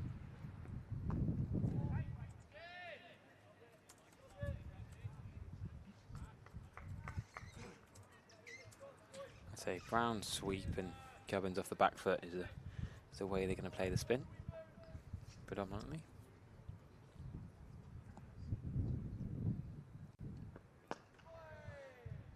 Driven straight to Alfie Ogborn at mid-off for no run, so end of the over. 39 gone. 99 for 5. What have we got going on elsewhere? Plenty of cricket happening today. Middlesex are playing Northamptonshire. That's the key game, isn't it, really? So the score, yeah, 82 for 2 Middlesex are. They need 241 off 63 overs, so run rate of 3.83 and over. Max Holden and Sam Robson putting together a partnership there.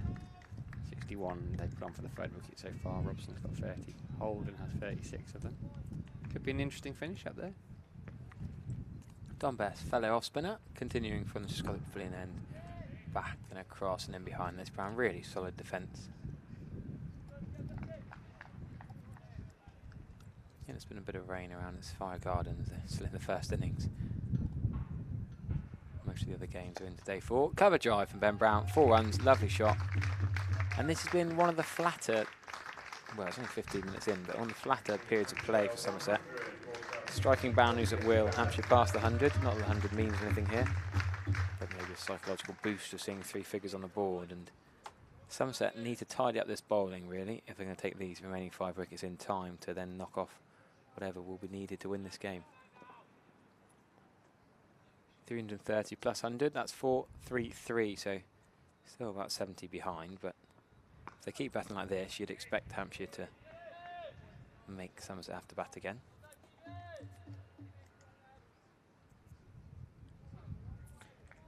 Yeah, Calvin Harrison's been getting a few overs in Surrey playing knots.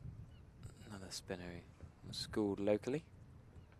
Played here on Friday night in the quarter-final. He was a King's College boy, an impressive leggy. There's a bit of chat in the comments. One of the commenters thinking that Shoaib Bashir is a leg spinner. Can assure you they are both off spinners, Bashir and Bess.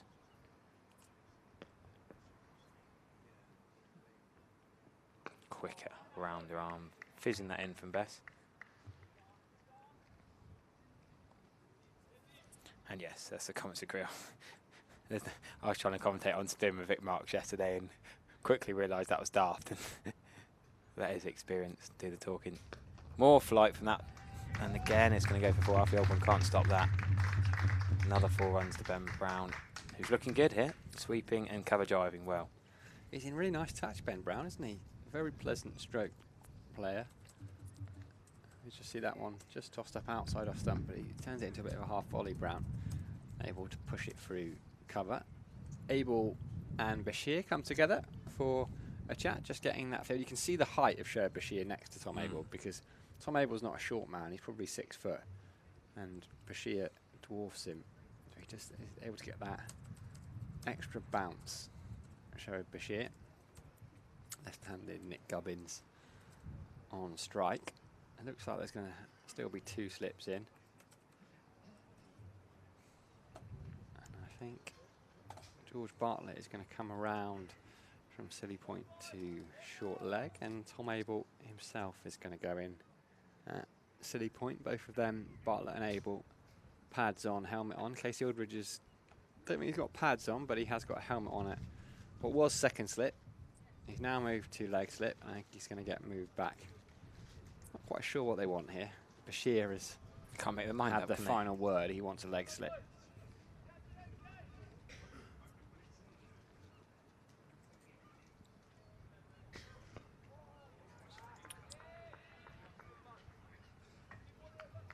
Had some good crowds in here at the Cooper Associates County Ground this week, boosted by those 4,000 or so school kids across days 1 to 3.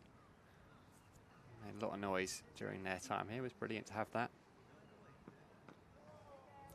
Gubbins delicately plays it to backward point, but Jack Brooks does the fielding there. Do you think they might turn to a little bit of Brooks or Ogborn for an over or 2? I think maybe even Aldridge.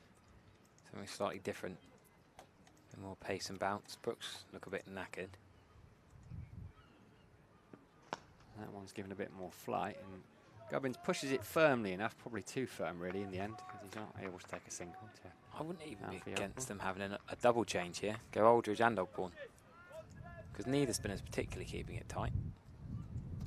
Just looking a little bit settled now, these two. I think Somerset would have expected that, as that one is played with soft hands, and Abel is diving. I don't think he's really anywhere near being offered a catch there. You've got to expect a partnership.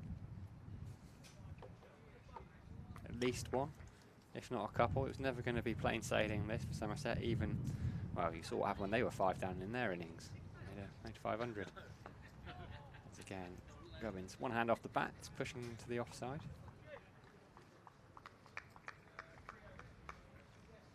That Lanks chase up at Blackpool, just stuttering a little bit. It was always going to be a mammoth ask, but 173 for free. Josh Bohannon's still there on 54 though. They've lost Luke Wells and presumably Dane Vias as well. Happy to leave that one alone. So Bashir's through another over, his 16th. He's got 3 for 31.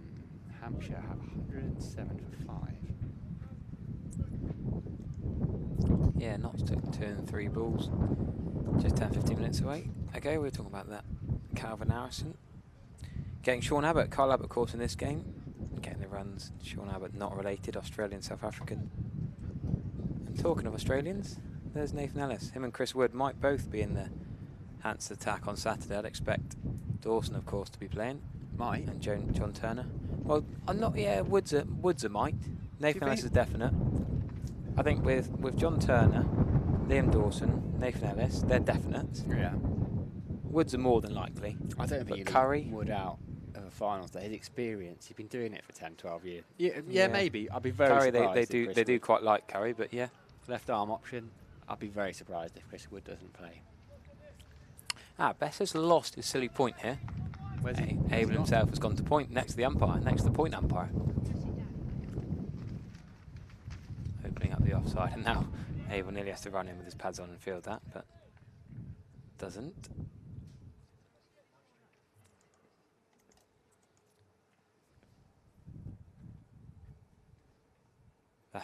That's the ball that he wanted to go and cut, Ben Brown. Almost short and wide, but probably did well to leave. He'd be fairly safe if he beats a medium route and slip. He'd get 4 runs in between point and slip. Good fielding, Tom Abel buzzing around there. A lot of chat about spin and the Kookaburra ball and reverse swing in the chat. Don't think reverse swing is going to come into this game, to be honest. 57 remaining. There could be a new ball, but if it gets to a new ball, it's probably too late for Somerset. It's an appeal, but outside the line of off stump. Stifled from Don Bess. Yeah, there's no way. Somerset's still bowling in 40 overs time. Hampshire will have too many runs and probably not enough time for Somerset to knock them off. Somerset will need to get wickets in the next 38 overs with this ball, or as our mate Shep, Price Life Podcast says, get this ball whacked in the rivering, maybe get a slightly different one. I don't think that's going to happen though, because Ben Brown sweeps if he's going to hit 4s and 6s, and Gubbins is more about keeping the ball along the ground on the carpet. Quick out from Bess. Nearly a 1 1 bounce chance for short leg, but no run. Dave Vilas has got a pair in that Essex game. He's having a great year, Dave Vilas, is he? No, he struggled in the South African T20 League in the winter as well. Watched him, think of him as a white ball batter as well as a red ball batter, and he just really struggled when other batters were whacking it everywhere. There's a lean year or two, really, Dane Vilas. Such a good player. He certainly was, but stepped down from the captaincy over the winter. And Bashir is going to continue, and Nick Gubbins is going to retain his 4 players around the bat as well. Abel and Bartlett in the line of sight. Aldridge and Amid at leg slip and first slip, respectively.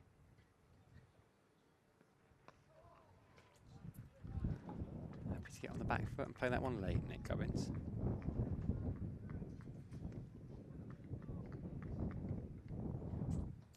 A few games elsewhere look like they're just petering out into draws, really, particularly in Division 2.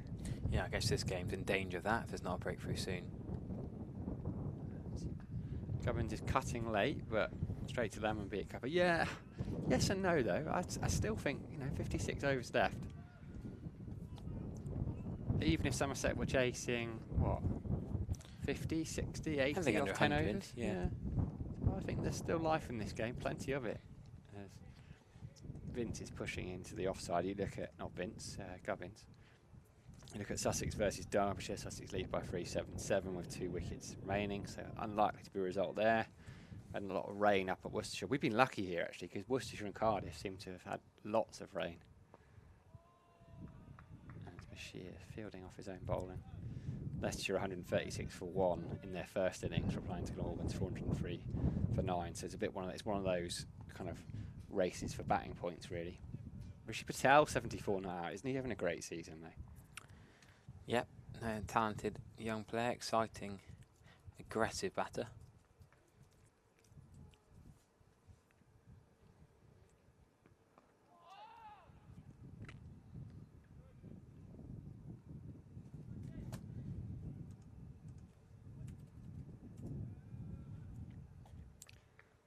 .300s already in the championship.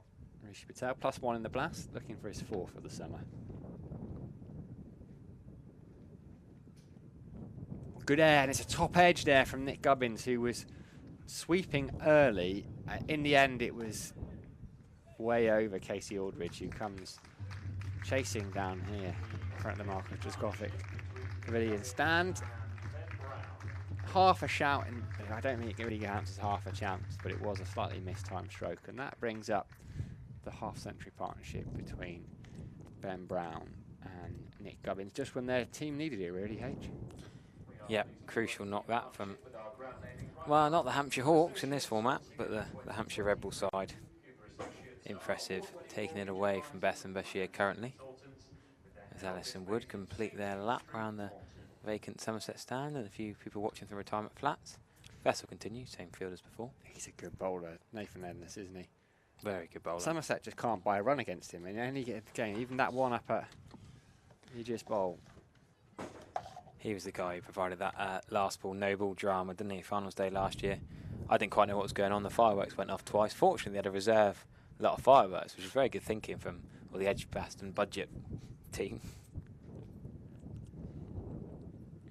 Best really flighted. Now that is a teaser, a tempter for Brown to throw his hands at, get the edge to Hamid, but he politely declines the invitation. Tom Abel's just a few gestures to his mate Beth. What's he going to try next? That is a fuller ball, cover driven into the offside. Enjoying the chat about Somerset needing independence. They'd be better than the West Indies side, a woeful West Indies, playing currently in Dominica, Windsor Park Sports Stadium, Dominica, in the Caribbean. They're playing India, a place I've not known host Test cricket before. And that exciting Rajasthan Royals opener, Jaiswal, opened the batting. He's got a few. That was last night. As Best is going to come round the wicket. No run. Our mate Rakim Cornwall, 19 not out, and pretty sorry scorecard. West Indies 150 all out as Ashwin took 6 for. Ashwin not picked for the Test Championship final in England, of course, just last month. Come back with a bang against the West Indies. Yeah, Rohit Sharma and Jaiswal going well with India. 80 for none off just 23 overs. Those aren't going to hang around. 2 IPL opening bats.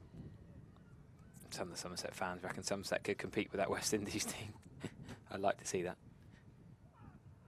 Shorter, quicker, and that's a catch. It's not come off the bat there. I'll calm down. Caught it by Andy Hamid at slip. Quicker, flatter from Don Bess. James Rue left it. And thought it was going to be a chance, but no. 110 for 5 after 44 overs, just outside the off stump. He has tried to cut that. The ball has turned. Puff of dust. Case Hodgett is handling his heads as well. That ball has turned. And it's the end where we didn't expect it to turn as much. Nick Gubbins will be a little bit worried by that. Yeah, promising signs for Don Bashir. He's going to continue from the river end for the time being. We've been wondering if there was perhaps the chance of a change. There is a change in field to Ben Brown.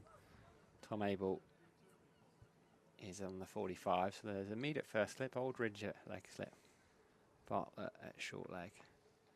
He's almost in the action there. It's just gently played down into the ground.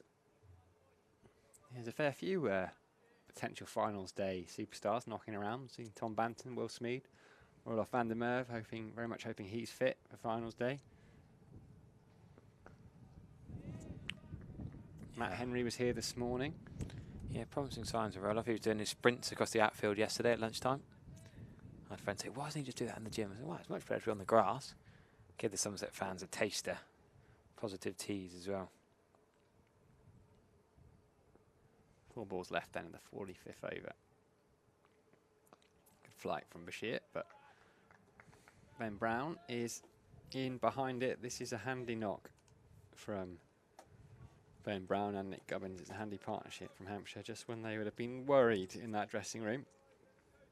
A couple more quick wickets, and they might have been down and out. Well, they put on 52 from 106 balls. Brown's faced 50. 51 now, as that one just turns a little bit more than perhaps he'd played for. No danger, but just signs of life. Again in that pitch.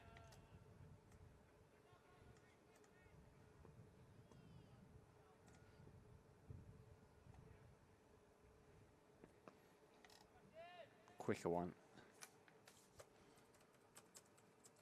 Turn to Lambie at mid-wicket, 4-0 run.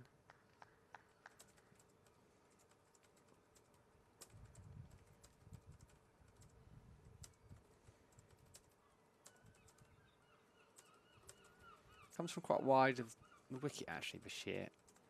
He's a run up, and he gets interrupted there by Ben Brown. Both of them were trying to do it in their own time, really, because Bashir just takes a step to the left and then comes back in before he bowls each ball. It's interesting that. Turned into the leg side. End of the over. 45 gone, yeah. Bashir, it's just a little, he has ball in hand at the top of his run up. Just takes one step to the left, then comes back to the right, and then gets underway. It's going to be Casey Aldridge, Dom Bess. Bowled a few overs, 11, 3 maidens, 1 for 24, but Casey Aldridge is going to let James Rew take his helmet off. Get a few of the short leg close fielders out for a little while, wander into the lusher grass of the edge of the square and allow for some pace from Casey Aldridge.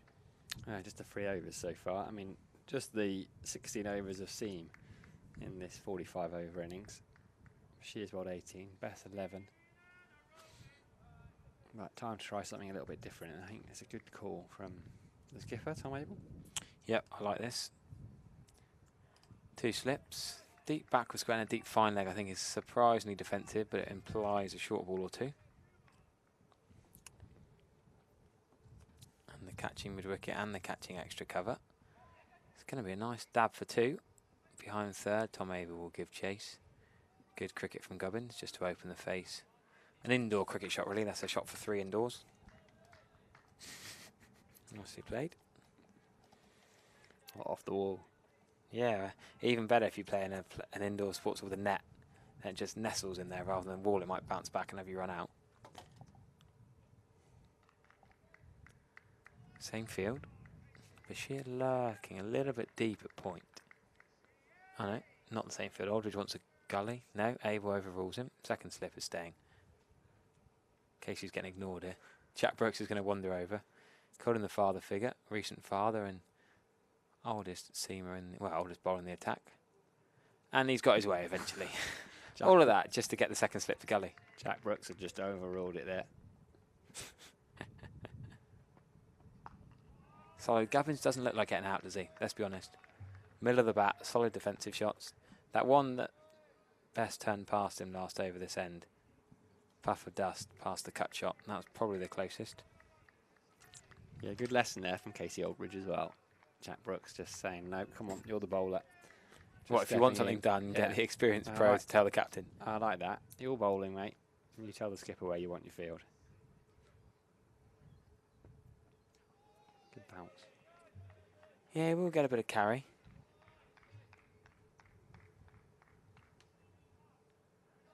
Through to the keeper, James Rew, who's had a pretty busy game. Double 100, don't forget that. Seems a long time ago James Rew was, well, whacking it to all parts at the end. Felix Organ taking the cleaners a bit. Even Mohammed Abbas whacked into the Somerset stand a couple of times. Back-to-back sixes, wasn't it? Yep. Even with men back.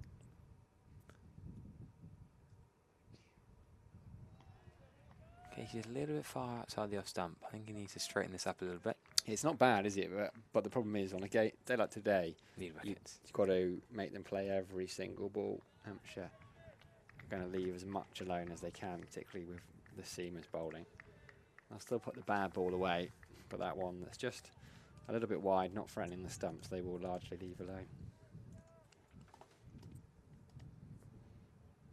Yeah, gone almost gamble a little bit here. Somerset go for broke a bit. There's a short ball. Waiting when it was going to come, not if really. Had to be one in the over.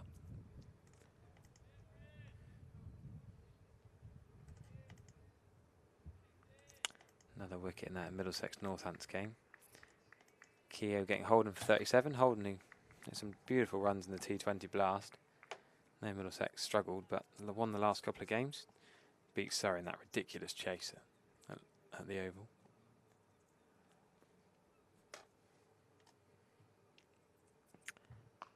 And when you look at Sussex scorecards, and there's no Pujara at the moment. Of course, that game I was talking about in the West Indies has Pajara a bit busy in test action, but young man Coles, who has played with Pajara and Vince sorry, spit that out. Pajara and Steve Smith this year, 2 quality players to bat with. He's only 19 years old, exciting talent like James Rue, and the 19-year-old's gone for 180. Sussex declaring, with Derbyshire needing, just the 380 runs to win on the final afternoon. Sussex looking for 10 wickets to win that one. Feels like a big ask, that, doesn't it? Yeah, funny old side, Sussex. Ollie Robinson, Jofra Archer, a lot of good players on their books, some quality overseas in recent time. And sometimes they're really good, sometimes they can struggle. A lot of youngsters. I think. Yeah, give them a couple of years.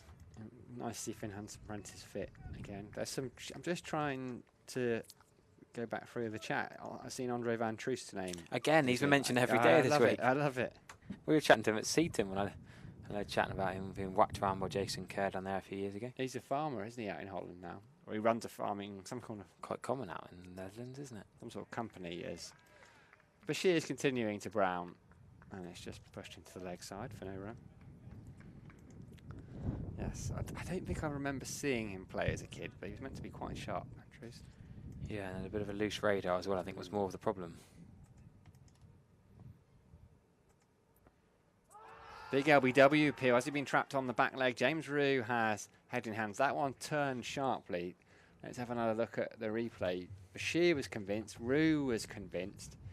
It was perhaps a slightly quicker one. Maybe it just hit the pitch, and it's not a bad shout. Is it hitting outside the line? I don't know about that. I think that's a better shout than we first realised. Is that doing too much? I think because he'd shuffled across Ben Brown, hasn't he? So you can see that almost all 3 stumps, which is always going to put some doubt into umpire's mind.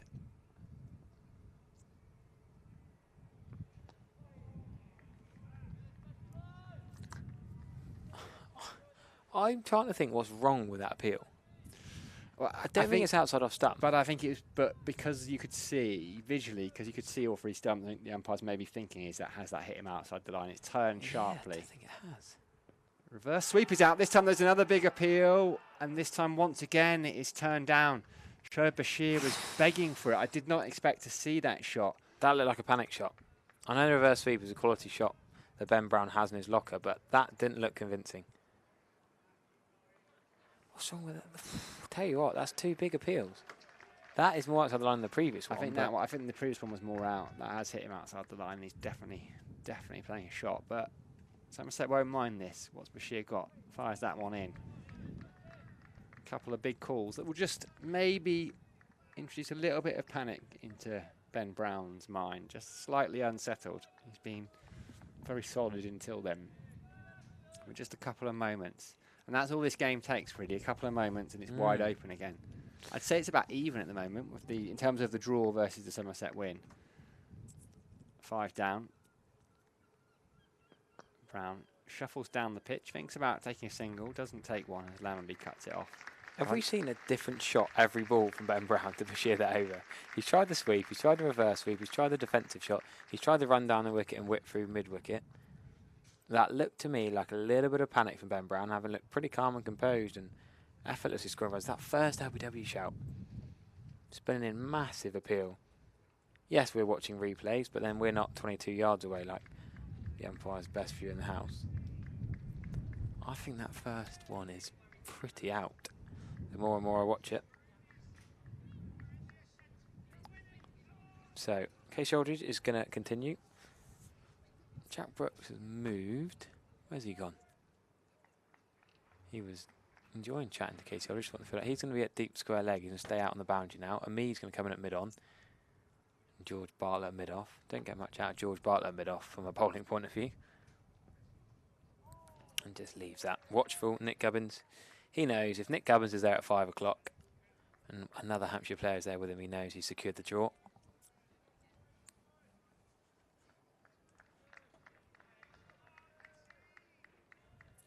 Yeah, I've already had a couple of texts saying, what was that missing? The first one from Bashir. Few Somerset fans pretty sure that was out.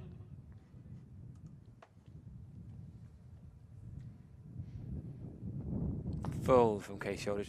I'm now starting to change my mind and go back to, I think spin is more likely to take these wickets. Case Shoulders just trying for 2 or 3 overs, I think go back to Bess. Bess hasn't been brilliant, but that one little puff of dust, the cut shot, that was exciting.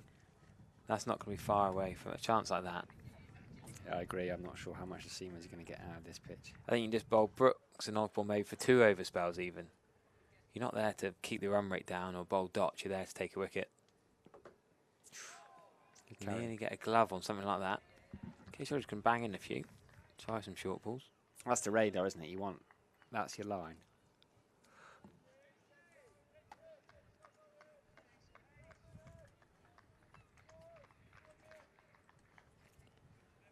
Yeah, Casey's gonna have to try every trick in the even a little slower ball here. Might sound daft in a Red Bull County Championship game, but just almost buy a wicket here. Get through these two. Get Liam Dawson in. I know he's off 140, so I'm not saying he's going to go cheaply necessarily, but Somerset want to win this game. They've got to try and buy a wicket here. It's been a big partnership in the context of the game. Current partnership 54, but it means a lot more than that.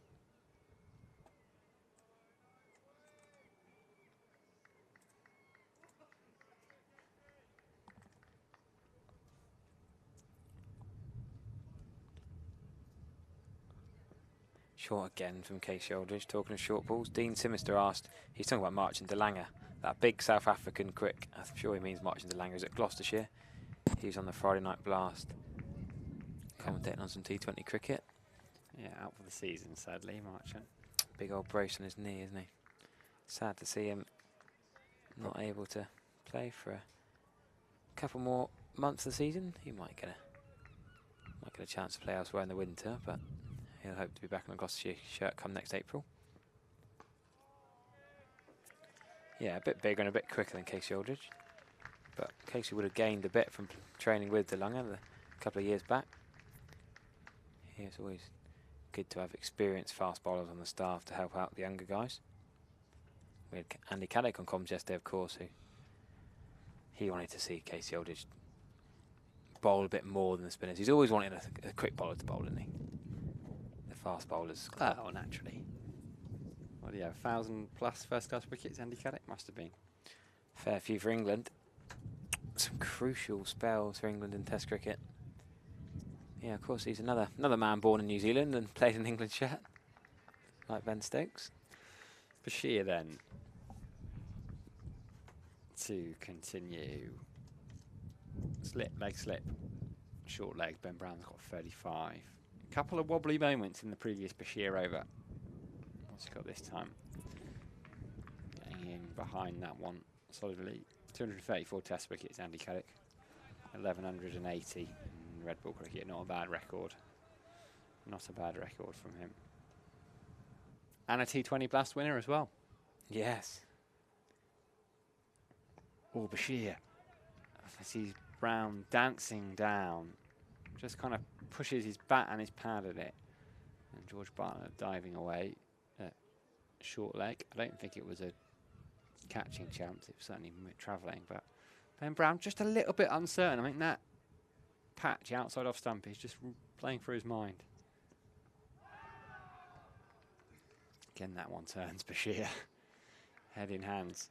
Big smile on his face. Let's have another look at that one. He's turning for Bashir from the river end.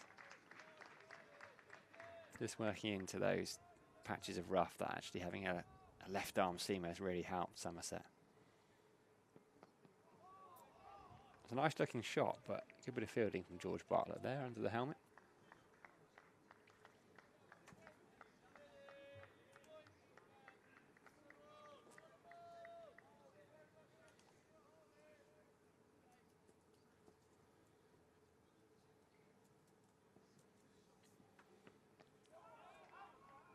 Bit more solid. I think it's time for Bashir to try some variations here. Normally you want a spinner to be pretty patient, but here when you're trying to look for a wicket, try something different. Keep changing the pace, keep varying it up.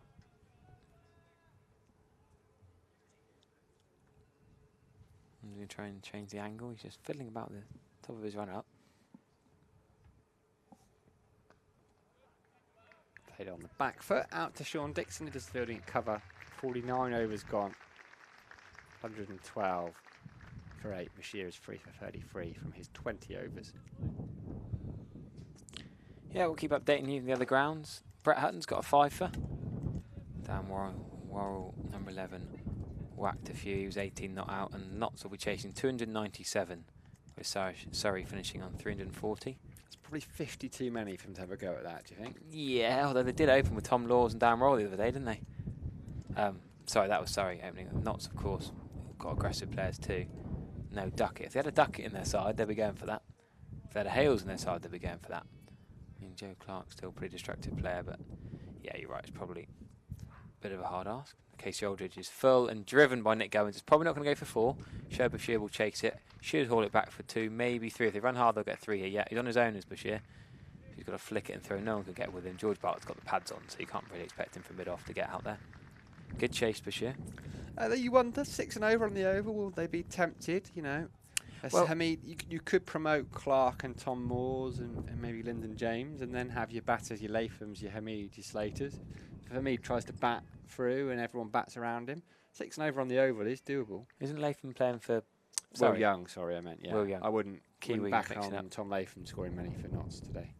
No, he's playing for the other team, but I'd say that Will Young and Tom Latham have both played many 50-over games for New Zealand.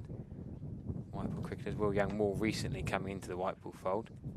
Of course, the Central District's opener. He didn't get many runs in the Plunket Shield last year, but got runs for Northants.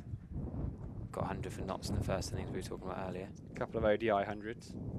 Averages 43 in Whiteball cricket. Look, I think things with the oval, also you can't stick everyone back at the boundary because it's such a big pitch that then there's like 2s.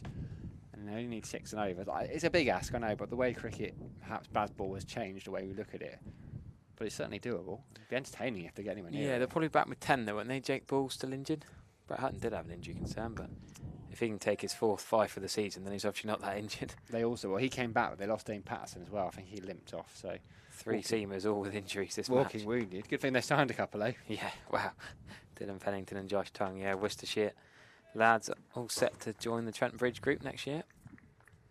There have been some ridiculous chases. Well, you talk about that Surrey chase when Dom Sibley played the anchor role and everyone else whacked it around him. Jamie Smith scored The a 500, 400, didn't he? Yeah, Jamie Smith and well, not Thomas Rue, well, not yet, James Rue, and a lot of conversations. That's a great take down the leg side. Case Soldier's got the breakthrough.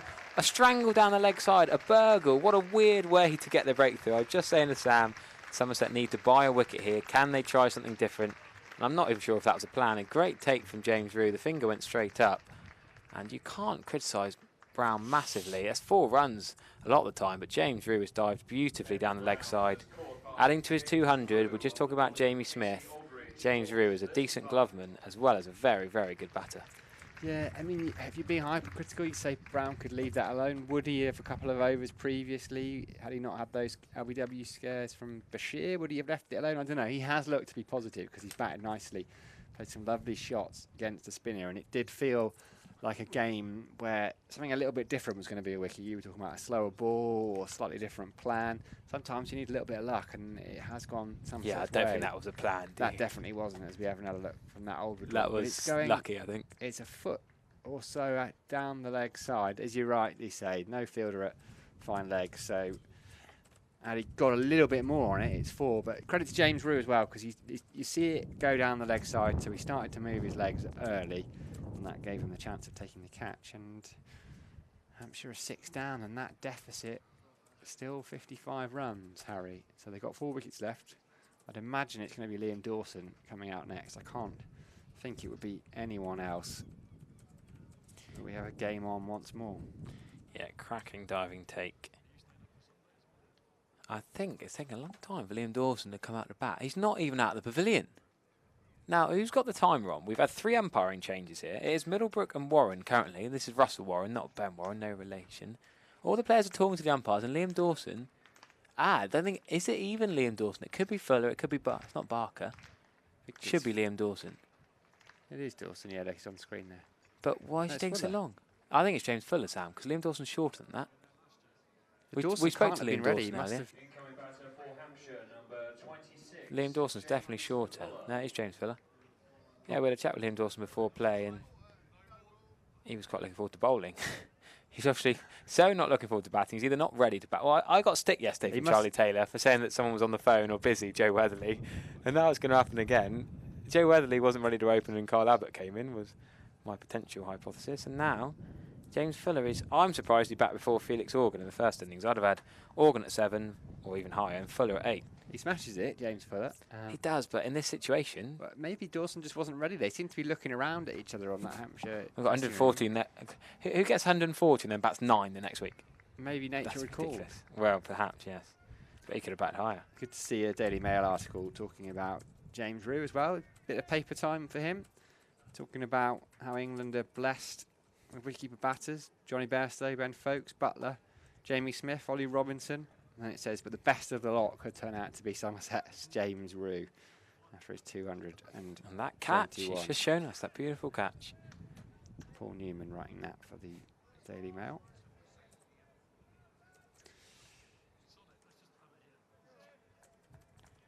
So, strangled out was Ben Brown, really.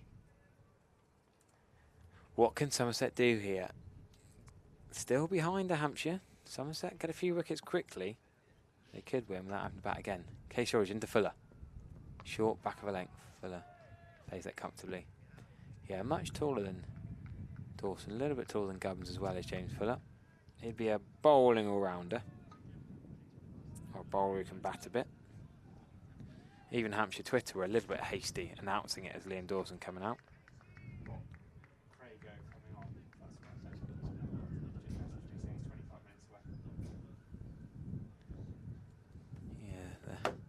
The Hampshire lot would have already have checked out of their hotel in Bridgewater, the Mercure, last few nights.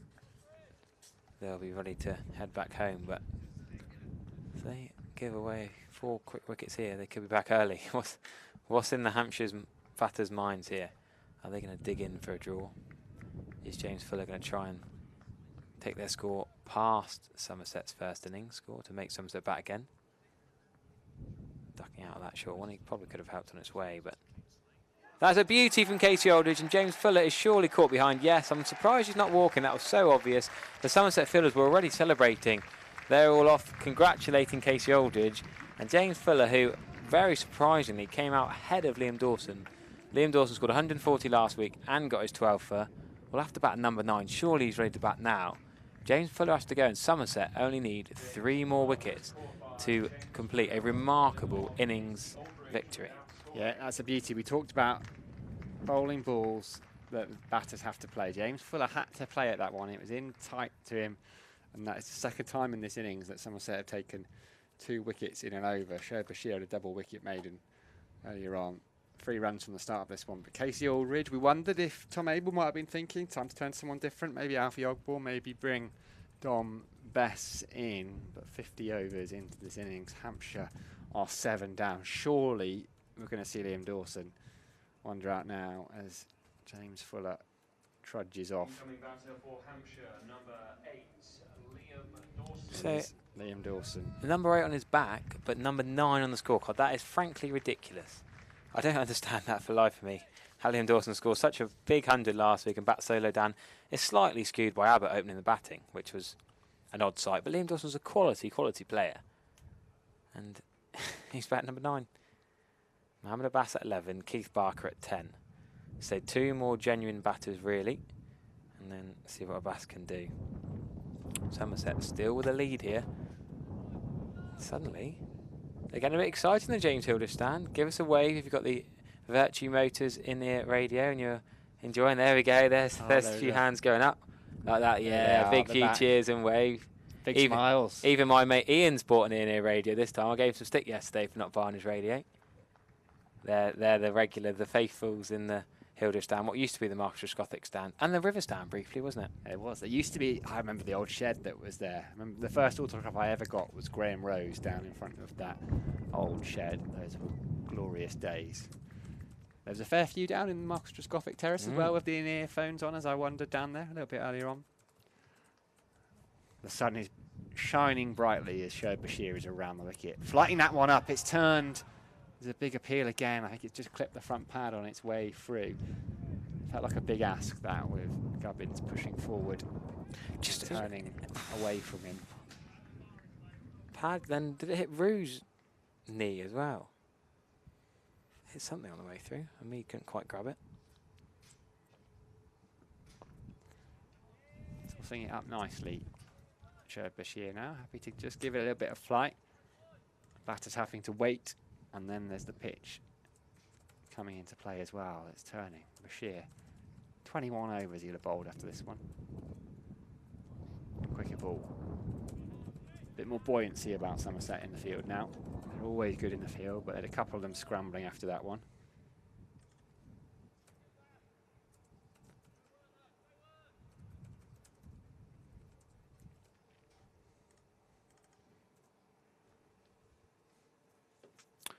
Round the wicket to the left-hander, of course. Slightly different angle for Bashir. Turns again. Gubbins plays it nicely. Happy to play that as late as possible, which is what batters tend to want to do on a slightly unpredictable pitch, one that's giving them a fair bit of turn. Mead's still there at first slip. Aldridge is at leg slip, I think. They're going to dispense with the deep mid-wicket, and Sean Dixon's going to come up into the ring. I think Don Bess had a hand in that, actually. Experienced off-spinner just gave Tom Abel a wave.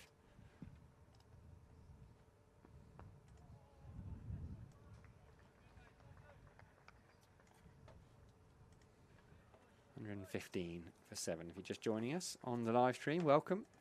Somerset, with 2 wickets in the previous Casey Aldridge over, put themselves in a very strong position.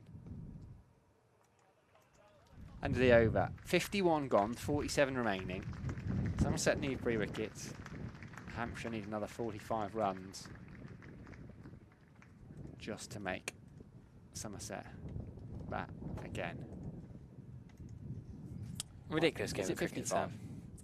Ridiculous game of cricket. Yeah, trial by 55. But 55. Somerset, we're going to say it again and again and again.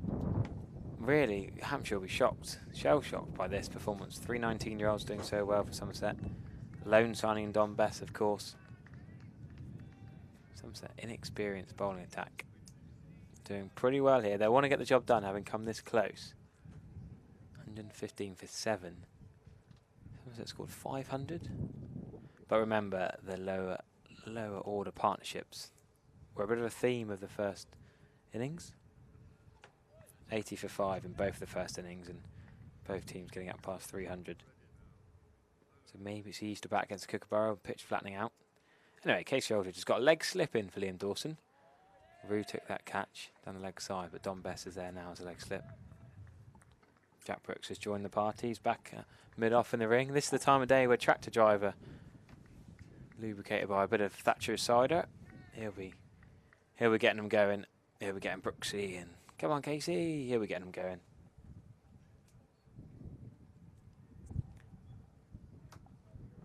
It's full sunshine in the afternoon here. Full delivery from Casey Aldridge. Defending out to George Bartlett.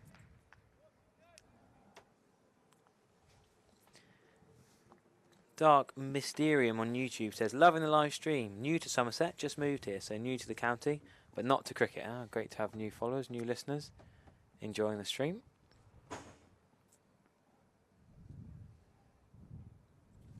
What can Casey Aldridge do now? He's already got 2 wickets, both in the last over. That's a bit far outside the off stump. Don Bess in leg slip. You can just see him chatting to his great mate Tom Abel there. The top of the picture it was. Just trying to come up with a plan. Not much in it for the seamers, even though Casey Aldridge has picked up a couple of wickets in the last over, so just trying something a little bit different perhaps. I think it's going to be mid-on. It comes into a silly mid-on, or a short mid-on anyway, and Sean Dixon is there catching it mid-wicket as well. Yeah, he's still got his shin pads on as George Bartlett. Short from Casey Aldridge. Liam Dawson is a short fella, used to that kind of delivery, ducks under it nicely. Such a good player, Liam Dawson, isn't he? Such a good number 9. Probably James, arguably the best number 9 in the county championship. Oh, James Vince, arguably the best number 6 in the county championship. Keith Barker, arguably the best number 10 in the county championship. That's 3 accolades anyway. Well, have to chat with the Hampshire fans down below and what they think on the interesting batting order today. Full, and don't want to miss those, Liam Dawson, but he's good enough to see that out. Yeah, would Liam Dawson have come into bat number 3 if he'd played instead of Mo and Ali in the last test? Let Harry Brook bat a 5 in his favourite position with Ollie Pope injured. I mean, I wouldn't have been against Liam Dawson batting 3. He's got a pretty steady temperament, technique.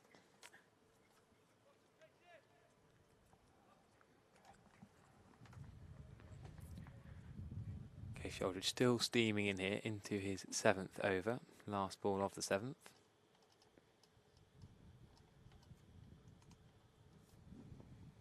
Well played by Liam Dawson.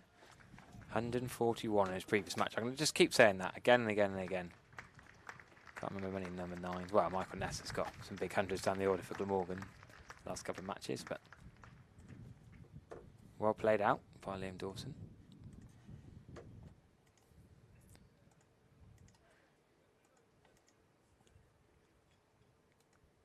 Notts 8 for none, needing 289 from 50 overs. And we're trying to keep an eye on that Middlesex chase of 323. Simpson's having a bit of a dart. Middlesex just passed 111. Nelson. So Bashir to continue to Nick Gubbins. I think there's going to be further out of deep mid wicket, which is Sean Dixon. He's probably 15 to 20 yards in off that boundary rope out towards the Andy Caddick Pavilion. Tom Abel back in under the helmet. Somerset looking to attack here. Silly point. Short leg slip. Shoaib Bashir around the wicket, just looking to turn it away. A little bit of drift in towards Nick Gubbins and then turning it away from that outside edge. Gubbins plays it well. He's got 28. Been out there a while now. Nick Gubbins, not a player that ever looked particularly flustered. Just looking at that partnership to the... Flighted up by Bashir, does the fielding off his own bowling. That partnership between Brown and Gubbins, the best of this innings so far, being on 57. 57 run partnership isn't massive, but it just stalled Somerset somewhat.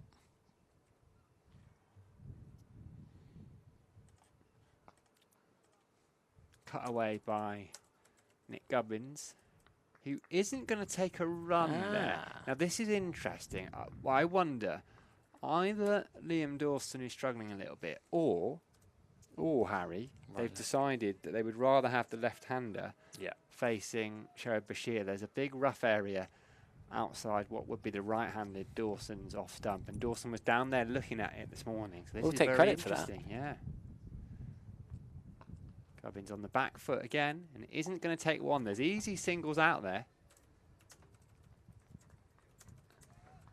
So Gubbins, what line this is? Gubbins will not trust his 141 run scoring partner from last week with a strike to the right arm off spinner. Well, yes. I mean, I'm not sure it's a lack of trust. I think it's because the rough outside, isn't it? A decision between two experienced heads as Gubbins is on the back foot defending. But I've not seen, you know, as you say, you often see tail enders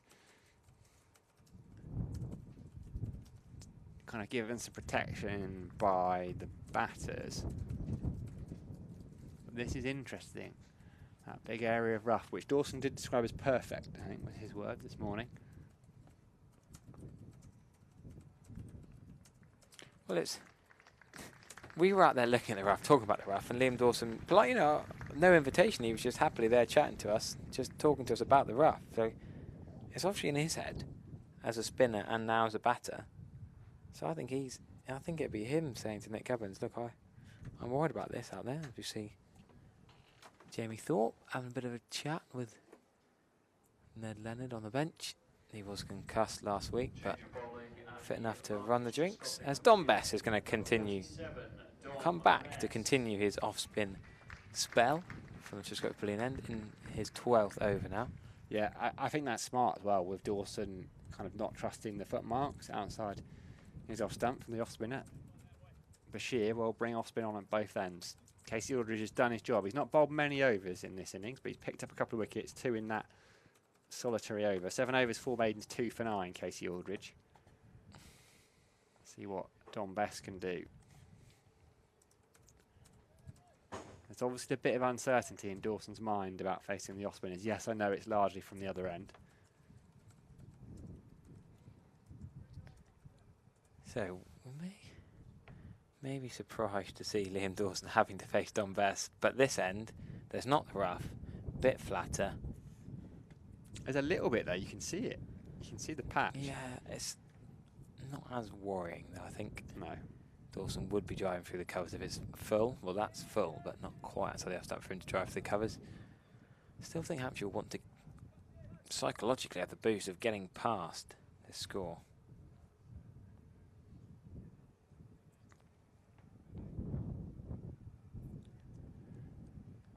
Not rushing between balls, Don Bess.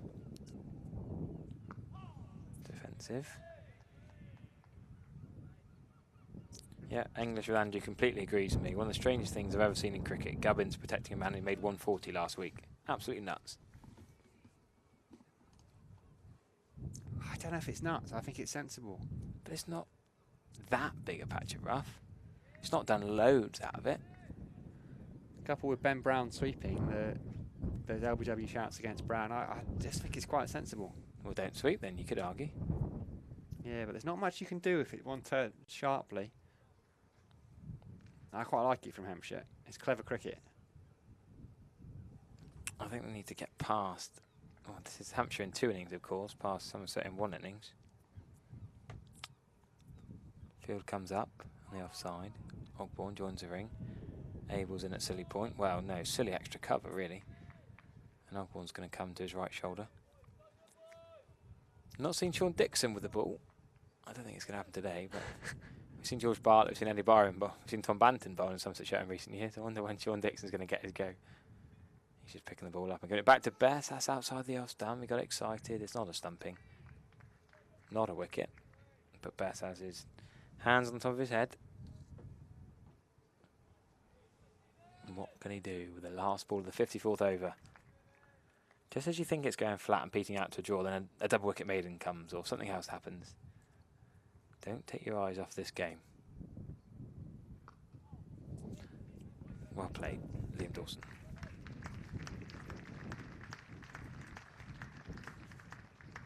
.54 overs gone, 115 for 7. Still got 44 overs left in the day. Somerset needing 3 wickets as Jack Brooks just trots off for a minute or two. I think that's Ned Lennon, isn't it? Come on. Yeah, he was just on the bench, wasn't he, having a chat. So the left-handed Gubbins on strike to show Bashir who's going to come around the wicket.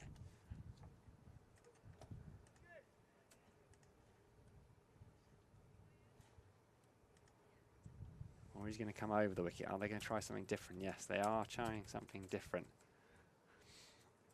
Don Bess, I think, has been heavily involved in this. He's a thinking cricketer. Don Bess, a smart cricketer. If there's one person out there that knows the art of off-spinning better than anyone, I'd say it's Don Bess, having played 14 tests for England. Might only be young, but he's played a fair bit of cricket. So same field in terms of fielders around the bat. Tosses that one up. And Gubbins is just a little bit tentative. That could have gone anywhere. Let's have another look at that one. Just that flight into the ground. You can see those puffs of dust.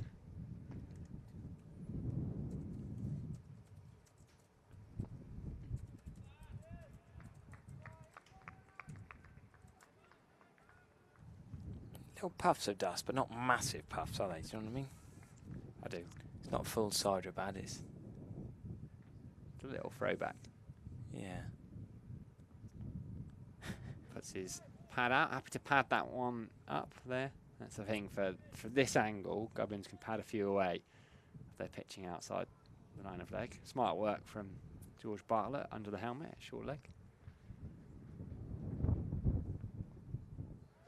That one Gubbins does have to play, but even if there was a single there, I suspect they wouldn't take it, looking at the way they're playing.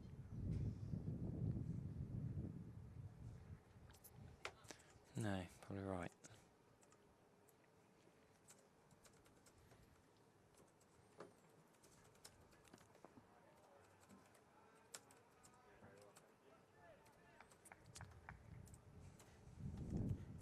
recognise that voice. Come to the back of the box. I have a special guest to come and join us shortly. Yes. And very polite young man in the back of the box. Well, might be collared by a few of our press colleagues before he makes it in. Yes, a man not playing today, but will be playing at the weekend. Did field a lot yesterday. Yeah, he did. I played to him. Let Ned Leonard do the 12-man duties today.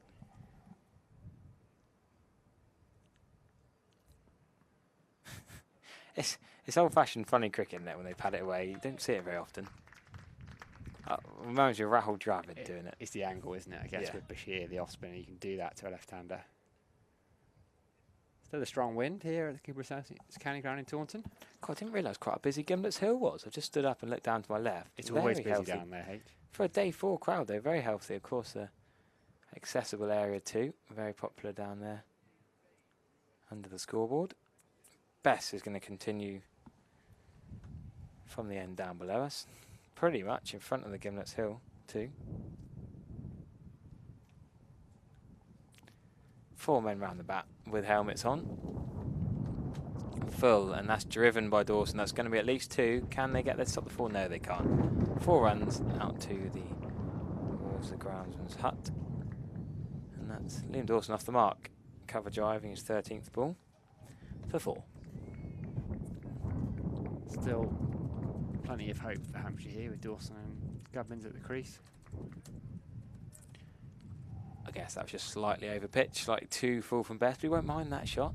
If that's an inch or 2 shorter. Well, that's a full toss, actually. So Dawson's not hit a 4, not hit a run in his innings. And 13th and 14th ball, bang, down the ground. It's just a gimme, that one, isn't it? It hasn't quite come out of the hand right from Don Best. I think trying to give it a bit more flight. Just pushed it wide. It was just a push, wasn't it? Didn't really try to overhit it. I think it's a testament. I'm not trying to insult Don Bess here, but when an England experienced spinner is bowling these bad balls, it shows how well Shoaib Bashir is bowling, really. He's not bowled these half volleys, he's not bowled the full tosses that Bess has allowed Hampshire off the hook slightly with. Even that was a full toss defended back from Dawson. That's 3 balls that could have gone.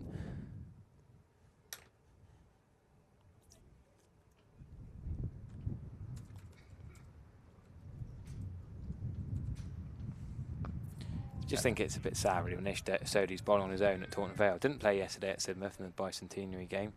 He was trying to play on Saturday. He was trying to play, yeah, of course he was. But I think I'd like to see him in the international test spinner here, especially when he's employed by Somerset for these couple of weeks. Come over especially. Don't really know what's happening with Don Bess in his lone situation. There's 4 men go out, trying to give Dawson 1, trying to tempt him. It's not going to work like that. I think Dawson is happily going to see off this last over. Unless he gets another full toss from Dunbess, he might hit it for 4, but he's probably going to deal in even numbers. And Gubbins will take the tricky Bashir at the other end. No, that's an easy single, but Dawson doesn't want it.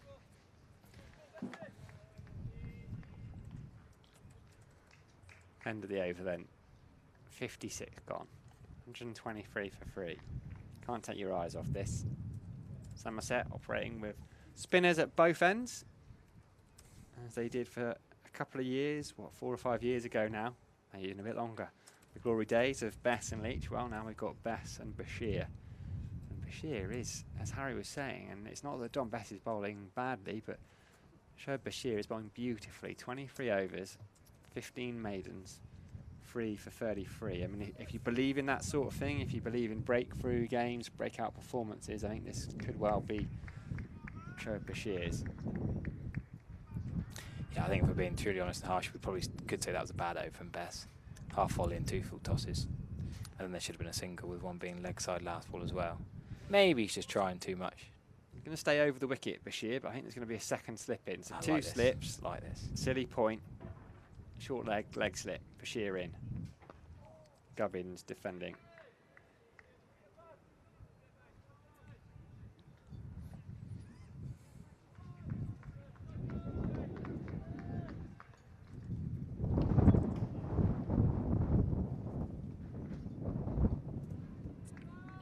Able to get forward and defend it. I like the 2 slips. Going to come over the wicket now. Round the wicket now. Was over to the left-hander. Mid off, goes a little bit wider, almost behind Tom Abel. Don Bess at mid-wicket comes around. Happy to give them plenty of room because they're not going to take a single, we don't think. Hampshire. Bashir fires that one in. Looks to do the fielding off his own bowling, misses it with his foot, but there's no real alarm. I think he's going to come back over the wicket. I think he just signalled that to Liam Dawson. Maybe he didn't. Just saying it's pointless trying to stop it because they're not going to run anyway. Bashir then.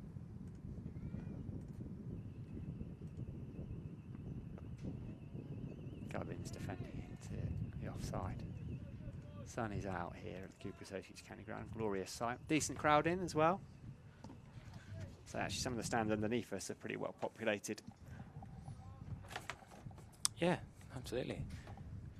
Thought I'd given a no ball, but no, just a little delay, a short leg tie and a shoelace. It's Andy Hurry wandering around in front of Gimlet's Hill.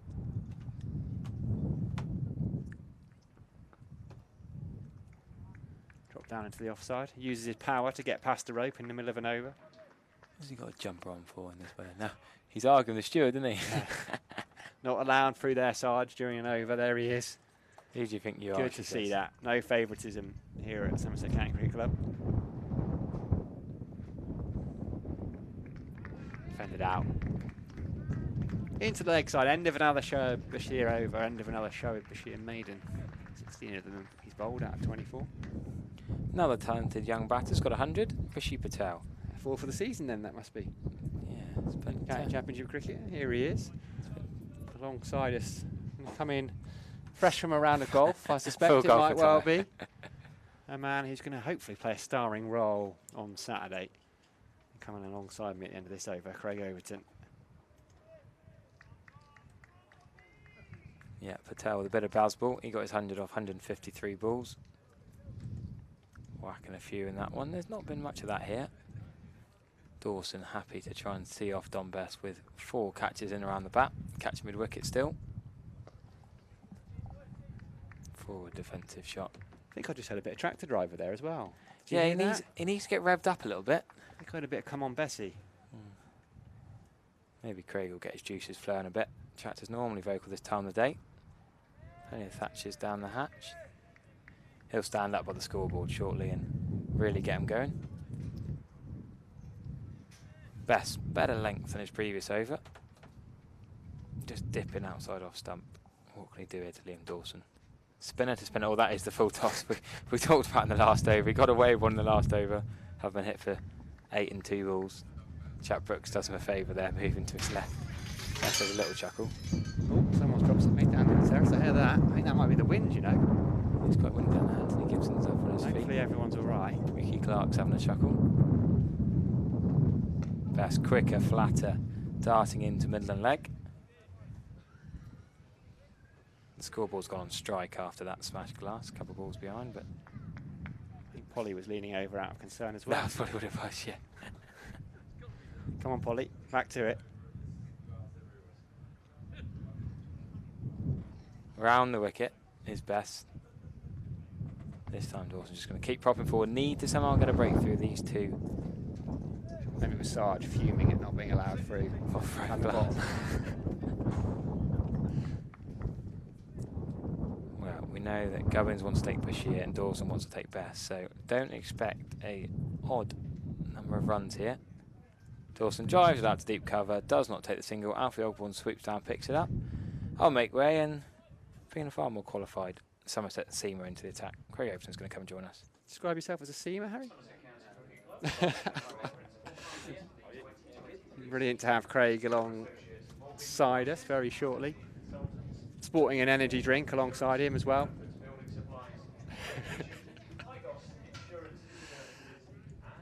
Harry Everett will be back on with Craig in about 15, 20 minutes. Hello, Craig. How are you? Not bad. How are you? Yeah, I'm all right. I'm all right. This is going rather well, isn't it? Yeah. I've been trying to keep an eye on the golf course. On the way back, obviously, saw Casey took 2 wickets, and it's going quite nicely. Obviously, probably this is the big partnership. We break this one hopefully sooner rather than later, and you sort of back yourself to get those last 2 wickets in sort of whatever overs are left. Alfie Ogborn into the attack. Left arm seamer. We haven't had many of those over the years here at Somerset, but nice to see him in the side and doing so well. Yeah, no, we've probably since Pupshire Willoughby, we haven't really had a left arm seamer, so it's nice for Alf to come in. Obviously, it's been quite useful with the two off spinners, having Alf coming over and bowling and creating a bit of footmarks for those two offies, and hopefully he can create a little bit more for Bessie when he's coming this end, and yeah, we can get a breakthrough here. I wondered that. I was thinking, is it too late, or are actually they thinking if Alfie bowls a few overs from this end, then there's a bit more from Bessie? Because we saw before the game, we were out there and Liam Dawson was looking at that patch outside the off stump from the river end, and he said it's perfect for the off spinner. So it's not too late to be creating that. Yeah, there's always. Obviously, it's probably not going to have a massive amount, but if it just does a little bit and creates a bit more rough, that it just makes it a little bit wider, a little bit deeper, then it just creates a bit more doubt for that batter to play into. So yeah, it will be massive, and hopefully we can get a wicket with this option, and then the two offies can get to work afterwards. Tell us a little bit about Alfie. Many Somerset fans won't have seen much of him, but you'd have spent a fair bit of time training with him, alongside him. Yeah, bits and pieces. I've obviously spent most of the winter here, so I sort of saw how he went about it, and he obviously did pretty well in the one-day cop last year, and he sort of had to wait his time a little bit this year, and he's shown how good a bowler he is coming into this game, and I think he's got 4 or 5 wickets, so he's a very confident lad, and backs his skills, and that's what you want as a youngster coming through, and he's shown those skills in this game.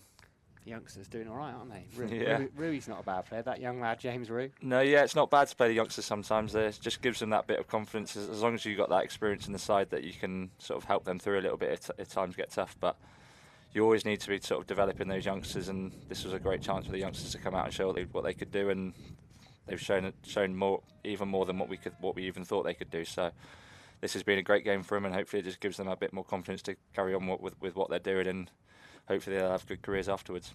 James Rue coming up to the stumps. Just cut away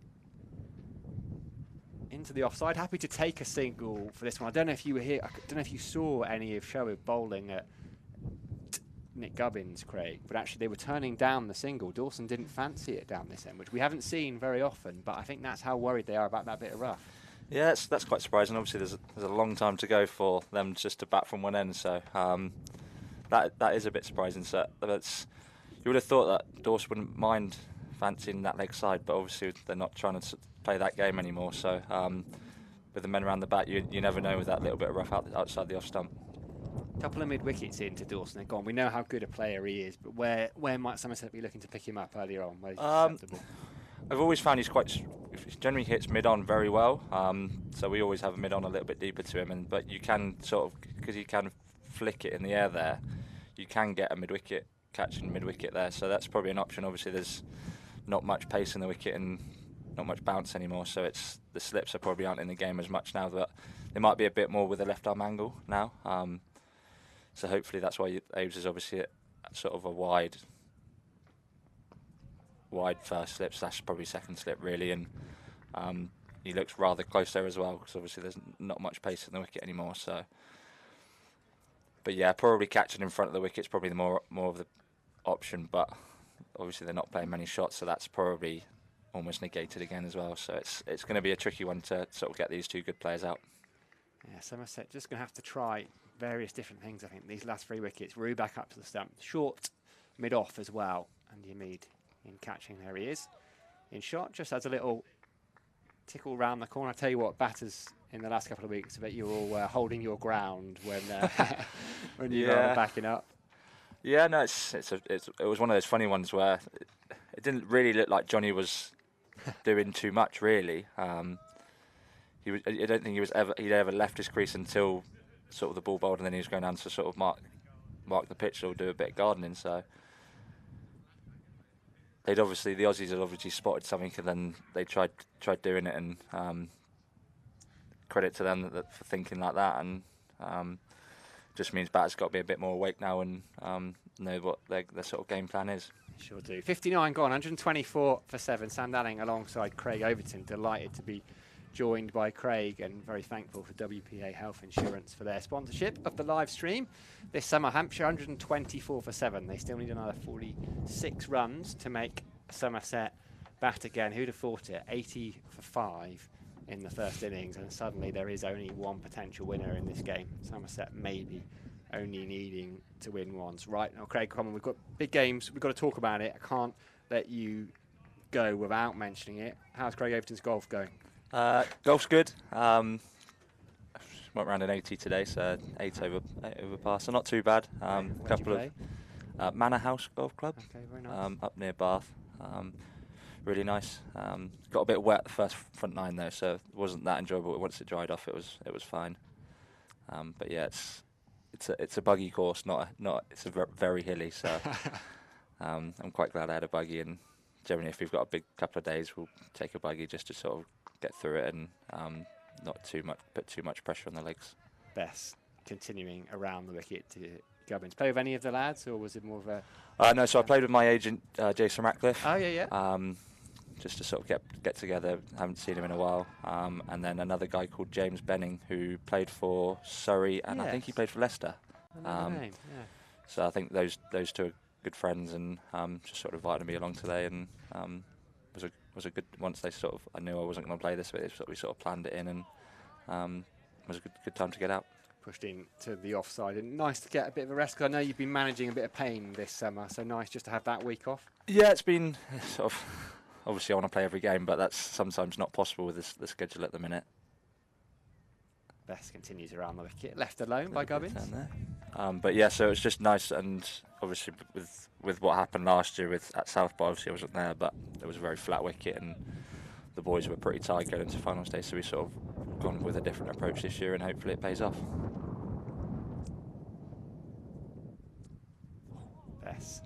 That one turning, Rue taking it well wide of off stump and keeping a little bit low as well. Gets a pat on the back from Andy Amid at slip. There's certainly a bit more footmarks outside for the left-hander there. Obviously the bowler's run through there. Not a bad player though, Nick Gubbins. No. He's been around a long time. He keeps that one out, 60 gone. Yeah, they're both very good players, and I think Gubbo's been around for 10 years, and Dorser's been around for a bit longer than that. So it's going to be a challenge to get this wicket and then obviously the next two. But I'm sure the boys will be given everything they can. Oh, absolutely. Welcome to all of you joining in on the live stream. Any questions for Craig? Might have to filter a few out, but any questions for Craig? Bring them in. As it looks like that experiment with Alfie Ogborn is just going to last the one over. No slight on him really, but Shoaib Bashir. He's been bowling beautifully in this innings. Brilliant to see him playing with a smile on his face. He's a popular member of that dressing room now. Yeah, Bash is a great character in the dressing room. He's 19, but he's got a lot more experience than that, especially in bowling spin. So he's got a big advantage. He's got massive hands and he's tall, which for an off spinner is quite nice. And he varies his pace very well, and we've seen in some of the 2020 games he's played. Even if he gets whacked for 6, he's confident that he can toss it up and back his skills to get a batter out. And yeah, it's great to see how he's developed, and I'm sure he's still got more to develop. But the way he's going now, he's going to have a good career. Yeah, he's bowling to Liam Dawson as well. Dawson spent a couple of overs trying to avoid facing Bashir. Gubbins was soaking it up. Now Dawson is having to play him out of that rough, turns that one round the corner. Short game or long game better, Craig, is the first question. So we'll stick with golf, nice and safe. I hit it a decent way, but my short game was pretty good today, I would have said. I chipped and putted pretty well. The greens at Manor House were very nice. Dawson gets in behind that one. Bashir, I think James Rue was saying that basically everything he does is funny. He's just quite a jovial character. Yeah. To be fair, a lot of the youngsters are quite jovial. Right. Rui's quite a character in the dressing room. So is Bash. And then there's they're just good young lads to come into. They're not. Sometimes you get young lads coming in, they're quite quiet and they take a little while to settle in, but these two young lads have almost come into the dressing room and settled straight away. So that's been really good to see, and it's shown out in their cricket that they feel confident and they can go out there and just be themselves and show what they can do. They're very good mates as well, Bashir and James Rue. It was wonderful to see them come together for that partnership, really. Rue was on 161 when Somerset lost their 9th wicket a couple of days ago. Kept them together. Bashir was smashing it and it helped Rue get a double 100 as Dawson plays it into the leg side. Tom Abel has gone in under their helmet there. So end of the over, 124 for 7. The inevitable question about the semi-final, you and Jamie coming up against each other. Have you had much of a chat about it? Have you WhatsApp message back and forth, or are we dead silent? I haven't spoken about the game. All we've spoken about is who's getting tickets. That's the big question at the minute. So who's sorting mum and dad out? Yeah, well, no, actually, mum and dad aren't going to come. They came to Finals Day, I think, 2 or 3 years ago, and said it's too long a day. It's obviously quite a long way from North Devon to then get up there and then get back. I think they'd rather watch on TV at home, and they're going to have a few friends around, and I think they did it last time we got there last year, and so they've decided that they're going to stay at home this year. So it's so a few of the mates have got tickets, and my partner and her parents are going to come. So then Jamie's partner and her parents are going to come. So they sit together. No, there's the rivalry there, so they've got to separate. Around the wicket, Bess is coming to Nick Gubbins. He's driving to Tom Abel in the offside. I mean, it must be so much fun being part of that T20 side this year. 13 victories already. It just looks like great fun. It's Bess. Lights that one up. Pushed again to Abel. Yeah, it's been incredible, really. Like, you don't often go through a campaign and win 12 group games and then obviously won the quarter-final, which was a bit nervy, but it's been incredible to play with, really. Just the power that some of our batters have got is phenomenal, and then obviously we've somehow managed to take the wickets up top, and then even with bowling back end, Greener and Lewis have done a decent job and just kept teams to lower scores than what they should be, and we've either chased it or defended it. Well, it must give you a lot of confidence to look around and see those faces as Bess is in to Gubbins. Bit of a few nerves in the quarter-final, sat up on the balcony when Greener and Lewis were in. Yeah, I was in next, so I was in the dugout, and I was like, I don't want to bat it. So I was quite happy that those two saw it off, and yeah, obviously Lewis has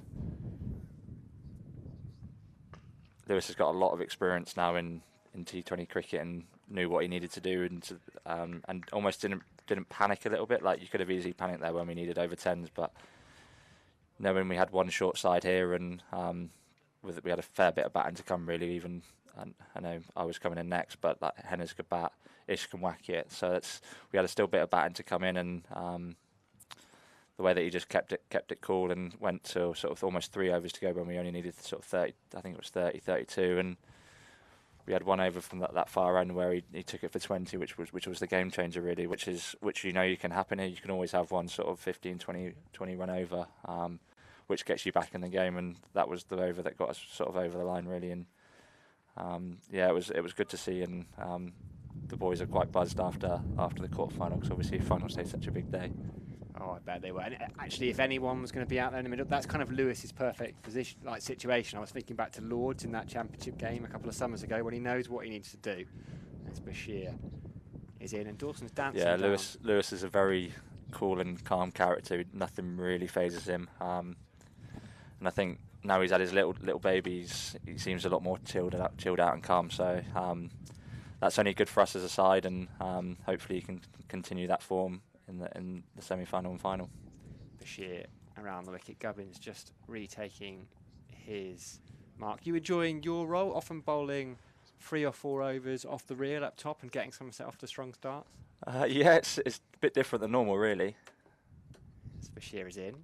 Not a lot of many bowlers bowl either 3 or 4 on the bounce in a T20 game. So but it's been nice. I think it's probably, I don't really do too much more different than in a 4-day game, really. Obviously, batters are probably a little bit more positive than what they would be, but what I'm trying to do is basically what I would do in a 4-day game, maybe drag the length back a little bit. but it's not really any different. Just try and bowl my best ball and see if batters can whack my best ball off there from there. So it's not really any different. So it's been quite nice, and actually it's probably helped my knee a little bit that I don't have to keep coming back for sort of one over spells. So it means I just get into a rhythm, bowl the 3, and then if I have to bowl the 4th, then I bowl the 4th, and then I can put my batting shoes on and run around in the field. Bit of flight there from Bashir. Well, yeah, and I guess that's been the beauty of signing someone like Matt Henry. And we had Peter Siddle at the start of the season, but to have someone like Matt's quality must be brilliant for you. Yeah, he's been phenomenal for us. He's shown in the few 4-day games he's played, and the two. More flight from Bashir. And finally, Gubbins was tempted into one, taking an outside edge. I'll pick up a couple. No, I'm not sure that was an outside edge. I reckon he's crunched that into Abe's foot and it's bounced back past slip. What do you reckon? Yeah. That eyes to me.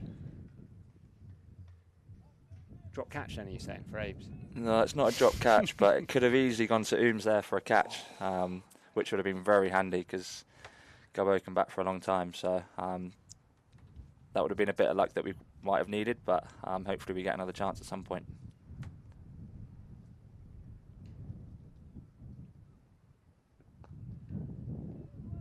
Well, then back on Matt Henry, like just an international. Have you learnt stuff from him? Yeah, it's just that sort of experience that he's got. Knows when to sort of go all out in a 4-day game, and when to sometimes hold back a little bit to sort of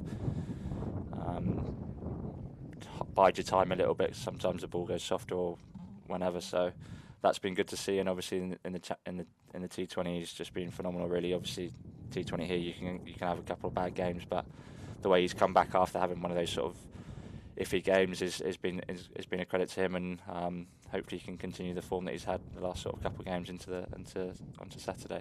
Oh, I'm massively looking forward to Saturday. Hampshire here, 127 for 7, 63 overs gone, 35 remaining in the day, so Hampshire still trailing by 43. Conversation between James Rue, between Shoaib Bashir, and Yamid was involved as well. Somerset just having to try, do everything they can to pick up these last 3 wickets, trying something a little bit different.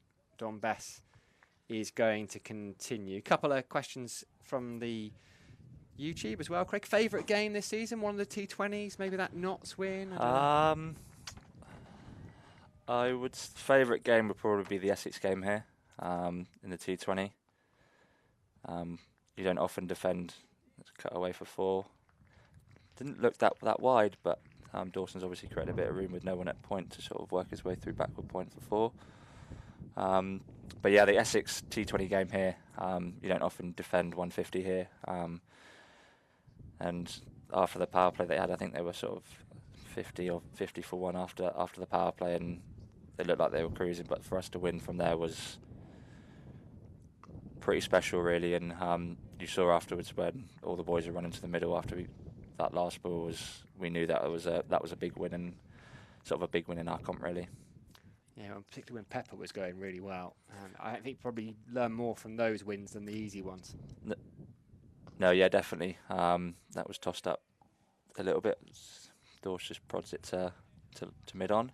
Yeah, no, the tight wins where the games where you shouldn't really win, you definitely learn a lot more about your characters and the fight that we've got in the squad. Bess is in, flights that one up again, pushed defensively by Dawson, who's moved on to 13. One more question, I think, from the floor, Craig, before I let Harry Everett come in and no doubt quiz you about the Devon Cricket Leagues. That's his mastermind specialist topic, as Don Bess flights one up. It's from Chris Shutt. Hi, Craig. My son opens the bowling for Devon under-15s. He would love to become a professional cricketer. He wants to be a faster bowler, in brackets Mark Wood, which I think is quite a high bar to aim for. What advice would you give to a young, quick bowler like that, Craig? It's a tricky one. For me, it was I enjoyed bowling, so I bowled probably a bit. But obviously, when you're that age, you sort of have those limitations, and I can't really remember how much you could bowl in a day or in a spell and stuff. Just to look after yourself, but just try and. I think the way you get stronger. Obviously, bowling wise, you do get stronger the more you do it, and try and keep your core strength is massive in bowling, because that looks after the whole of your back and the whole of your middle section. So if you've got a strong core, you can generally look after your back a lot better. And also, if he's going to be a fast bowler, get used to getting injured. Is there ever a time when you're pain free? No, get used to having bowling with little niggles, and get to know your body as much as you can, because it's it's near enough every game that I've got some sort of niggle that I'm sort of managing, or I don't feel 100% right. I'm probably at 90%, and I'm trying to manage it as much as I can.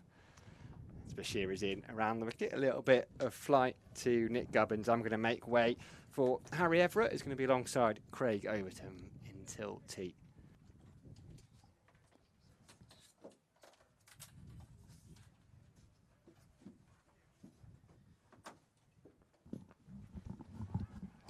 Another fly to delivery from Bash that's driven into Abe's feet, which is hopefully doesn't get hit too much there, and he'll be okay for finals day. But that's twice he's been hit. Nick Gubbins looks like he's been twice in 2 overs, so hopefully it's not too many more times.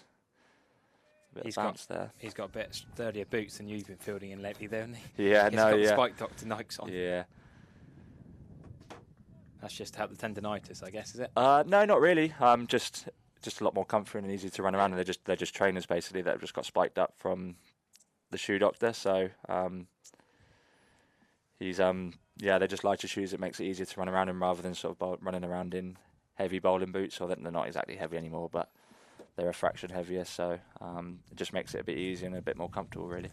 I did enjoy you changing boots in the middle of an Ishodi over the other day.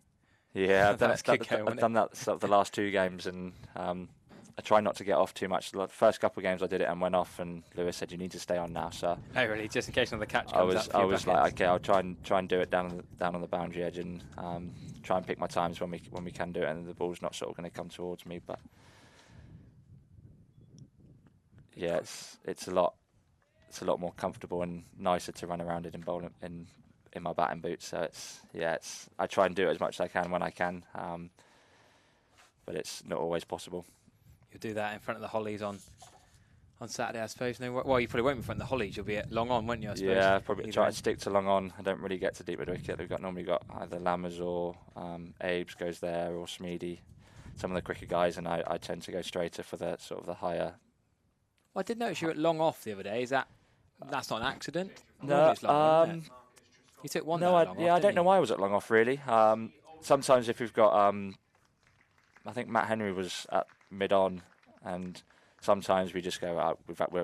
After we've bowled, we're a bit tired, so we sort of stay there for what sort of maybe an over, just to sort of catch our breath rather than sort of running from long off to long on every ball. So I was at long off and managed to get a catch there. So it's.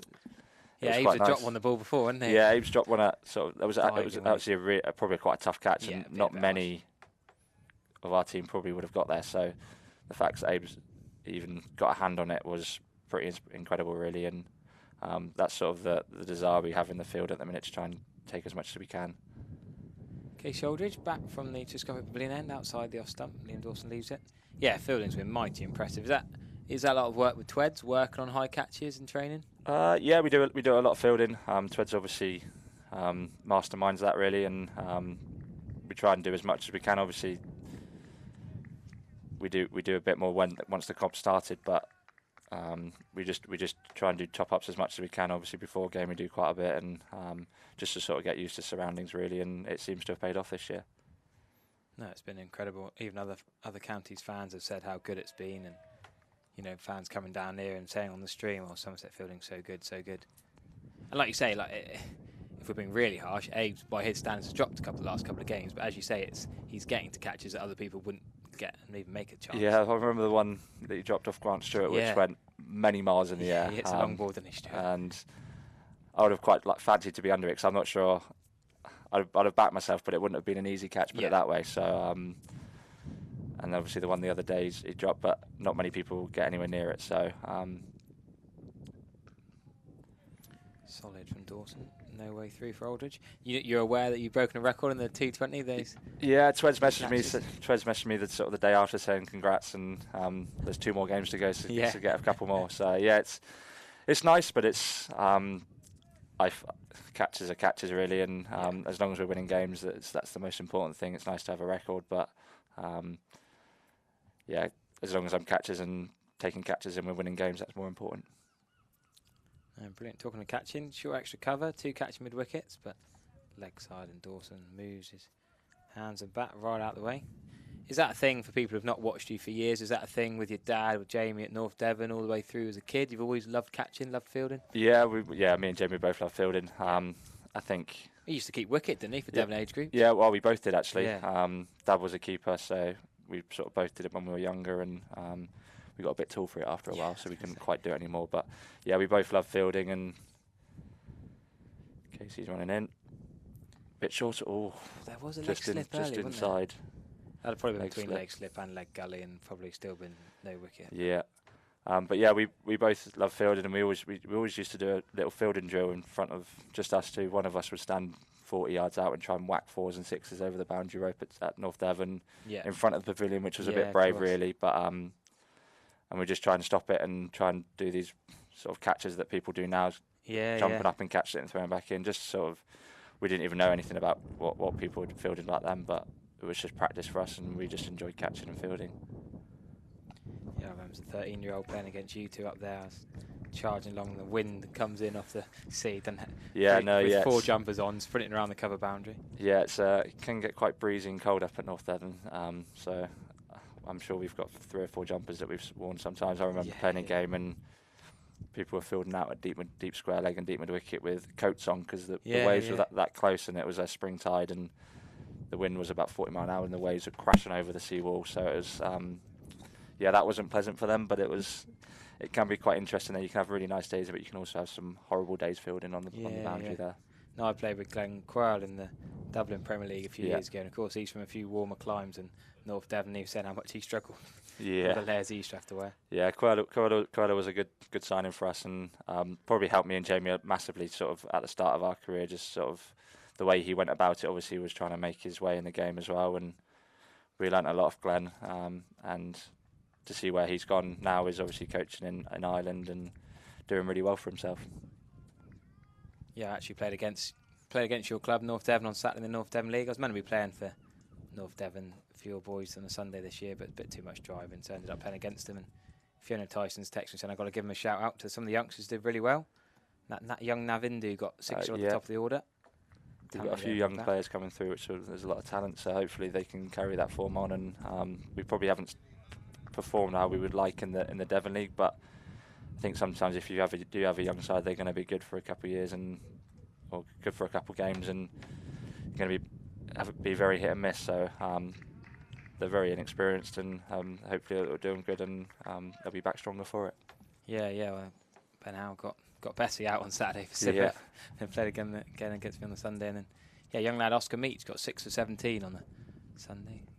Great to see youngsters getting a chance in Sunday cricket, and that's how you got into it, I suppose. We started as probably 12, 13-year-olds playing Sunday cricket, and managed to play first team for us on a Saturday, sort of when we were sort of 15, maybe 16. And then that's probably where we learnt most of the game, just playing against adults and playing against sort of proper men when we were sort of little babies, really. And you learn more from those sort of games than sort of playing under 15 age group when you're sort of winning every game, really. Bash looks like he's bowling little douchers here. Yeah, I called it yesterday, and I wasn't going to argue with Vic Marks. And I said, I'm sure he's bowling a couple of leggies, chucking in there, the douchers, to just rolling the wrist a little bit. Yeah. Vic said, no, don't be silly. No, I wasn't going to argue with Vic Marks. Bash has bowled when we've had T20 practice, he's bowled a couple at me in the nets. So he might be trying just to find that little rough just to bring it back into the left-hander. So I wouldn't put it past Bash just to sort of try it. It might not work, but in these sort of situations, you can try anything really to get the wicket.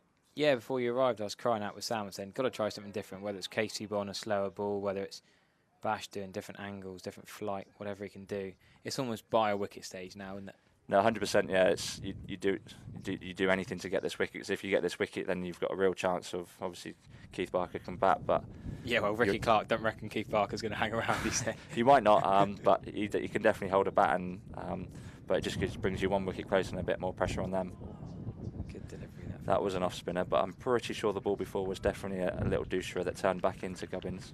We'll ask Ben Warren to give us a couple of replays of the The douche is rolling that over, and we can have a closer analysis of that as we see the flag still waving. Sunny, but still windy here at the Cooper Associates County Ground. We have got a couple of questions coming in the YouTube comments we'll get through as well. Well, talking about village cricket, what's your favourite village ground you've played at, says Anonymous.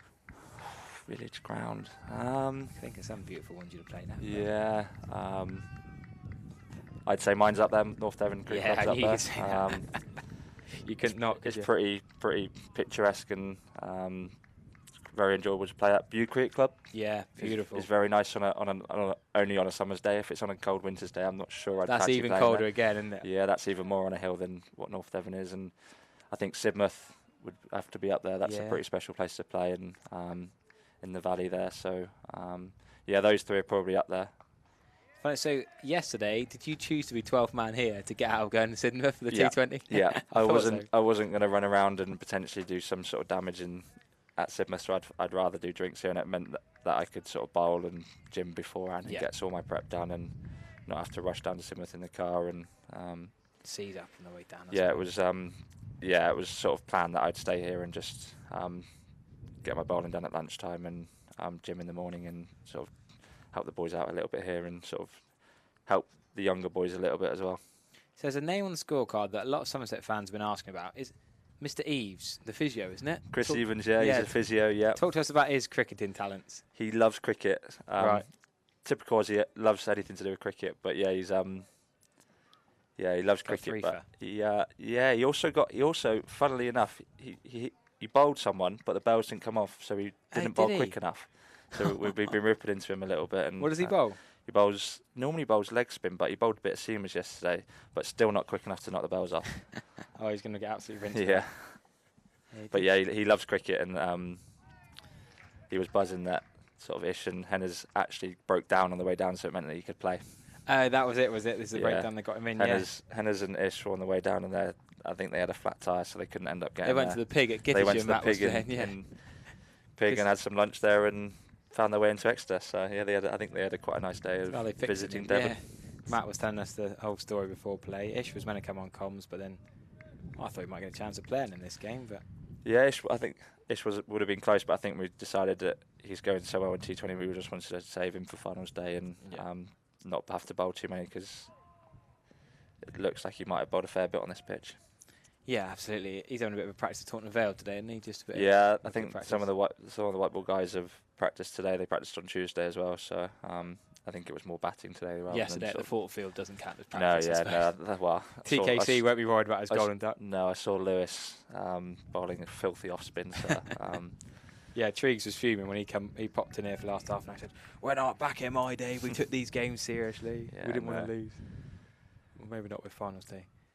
3 days later. Catch. Oh. Aggressive shot that from Liam Dawson. Put away the... Wow, you could say it was a long up from Casey Aldridge. Short ball outside off stump, I suppose. I think he's looking to go short into the sort of rib cage, sort of his left shoulder, but he obviously just got the line a little bit wrong there, and Dawson's just hit it through sort of cover point for 4. But probably Somerset probably won't mind seeing that shot. That he could easily hit that one straight to cover or to backward point, and you get the wicket there. Yeah, we've already seen Ben Brown strangle down the leg side. Got the leg slip in place. Can Casey Aldridge magic another one? Another double wicket maiden this afternoon session that thought opened the game up, getting Ben Brown. Big wicket, and James Fuller, of course, for none. We've got to remember that they're probably going to have a lot more than 30 overs left after this anyway, so with the amount of spin that's going to be bowled after tea, so we might end up having closer to 40 overs, which might be the extra overs that we need. Yep, knock off a few if Hampshire can eke into a lead. Still shy, they're 135 plus 330. I make that 465. Still 35 shy of Somerset's 500. It's probably the last over before tea. Yeah, so will Smeedy take anything from his 65 off 23 yesterday? Probably not, no. Just that he could hit a few sixes and a few fours. On the beach, was it? Was he? Yeah, I don't really know because obviously they brought in the new local rule there, haven't they, with the sixes onto the beach. So I don't know what that obviously wasn't in play yesterday, because there was quite a few from the scorecard that I've seen. So they can't have been playing that yesterday. They might have put a bigger fence up that stops the ball going onto the beach. What do you reckon would have been the reaction? Banton bowled 3 overs. Say he or Gregory, even bowling spin, gets a little injury. How would that have gone down? Yeah, it's one of those things like you can't really wrap people in cotton wool. It's one of those things that if you could break your leg on a golf course. Yeah, you could equally have fallen off a curb and rolled your ankle and you're out for 6 weeks. So you try and minimise it as much as possible, but some people, at the end of the day, you sort of have to live your life a little bit and have a bit of fun. And probably wasn't ideal prep, but that's the way it was at the minute. That's the way the schedule was, and we sort of had to play that game. And I'm sure Sidmouth got a lot out of it, and so did we. Yeah, no, it's brilliant. It just seemed a bit odd that Don Bess has come here on loan in the 1 week when he could have been there playing. The Sidmouth player really should have been probably there playing in that game. When did you know about Bess coming for this loan? I knew the day before, about 45 minutes before. That looked very close. Quicker and turned a little bit. Yeah, decent nut. That has done well to not nick that, to be fair. Looks like it swung quite a bit, which is good signs really coming into this final session that it's starting to spin off straight. It's a very good ball from Bessie. Very unlucky not to find the edge. Still the 2 slips in play. Yeah, speaking to Bash last night after play, saying it wasn't turning off the straight massively, but that's a good sign it is now. Mainly looking at that rough and talking to Organ and Dawson before play, looking at the pitch this morning, they were mainly concerned about that rough patch. If it's going to turn off the straight, then Fess will be licking his lips over tee. And I don't think it has to turn every ball off the straight as well. Exactly. If it's just the odd ball, it puts that little bit of doubt into the batter whether to play or not. So I think that's a good sign for us going into that final session, and we can probably get a few more men around the bat and hopefully get a chance at some point. So is it really nice for you to have an old mate like Bessie come back and play? Is that a bit of a reunion? Yeah, it's been good actually. To be fair, I haven't really been around much. Obviously, it was in yesterday and was in a little bit on Monday, but it's obviously just sort of a new fresh face into the group. Obviously knows the group very well. Has a lot of confidence from playing here and doing so well. So he's obviously sort of carried that form on through since being here, and so yeah, it's been good for him, and hopefully he's got a lot out of it, and we'll see what happens from there. There you go. Well, they're not messing around here. Liam Dawson and Nick Gubbins have marched straight off for tee. This is that Carl Abbott coming on to have a bit of a bowl at tea time. Thought he might put his feet up. But no, I'm not sure. I think that's Chris Wood. I think the T20 bowlers have arrived and they're having a little bit of a prep. I'm not sure we should let them bowl out there. No, you should actually go and have a word. But yeah, no, they can. They're having a little bowl before. I think they're heading up tonight because I think they're training first thing tomorrow in Edgbaston. So. So yeah, how does that work with them heading up tonight? You guys won't go till tomorrow morning. So yeah, so they're heading up to I think there's 4 slots throughout the day. Yeah. To train tomorrow, which I'm probably not sure we're going to be training too much with the forecast. Have they got an indoor marquee or something? They've got an indoor school, so we might be a bit in there. So, but not many of the bowlers will bowl. So I think they're going up tonight because they've got first thing tomorrow. They're 10 till 12. They're 10 till 12, and then there'll be a team from 12 till 2, and we're 2 till 4, and there'll be a team 4 till 6. That'll be indoors, realistic, looking at the forecast. So this is pretty massive. Them getting to bowl on grass for 20 minutes now. Well, I'm sure they've probably been bowling quite a bit all week, but they're having a little bowl before they head up tomorrow. Yeah, John Turner had a bowl this morning. Oh, and this is a massive bit of news just come through the Surrey Twitter. Son on the Rhines, you see, he's going to fly from America back to Edgbaston, then back to America. He's now ruled himself out, changed his mind again. But to be honest with you, I've not been impressed with him. Would he rock up 5:45 here for that Friday night game? Yeah, well, didn't make an effort for a catch a fine lane, got whacked around. Yeah, the two games that we played against him, I think he went for 55 here and at 40 at the Oval. So yeah, we played him pretty well, and I don't think he enjoyed bowling to our batters, who obviously can. He's scared of you. Can reverse sweep and all sorts. But yeah, that's probably a big blow for them. But they've obviously got another couple of spinners they can bring in with the squad that they've got. So.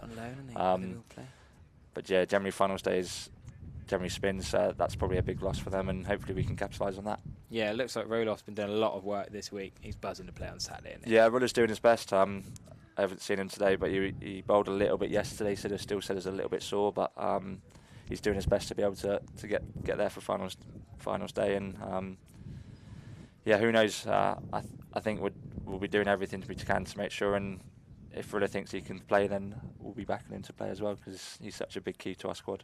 And what's the social side? Will you have a chat with the Hampshire boys? A bit weird, isn't it, playing them here and then playing them in 2 days' time? Yeah, I spoke to Dorse a couple of times.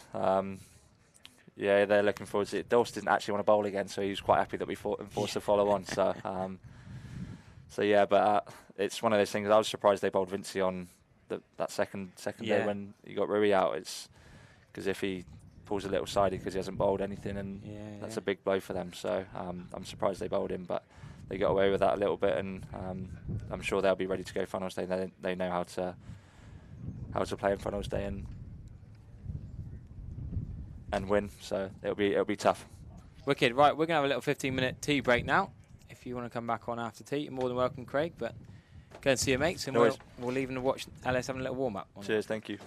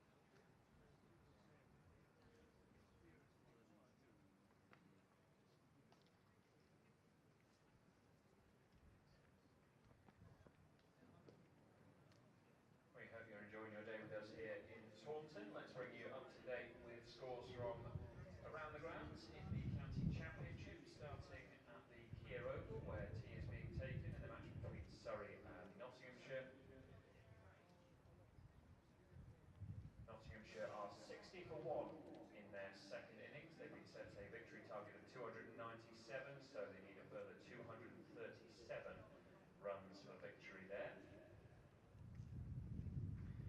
It's tea at Northwood. Middlesex have been set a victory target of 323 to beat Northamptonshire. Middlesex in their second innings 147 for 3, needing a further 176 runs to win.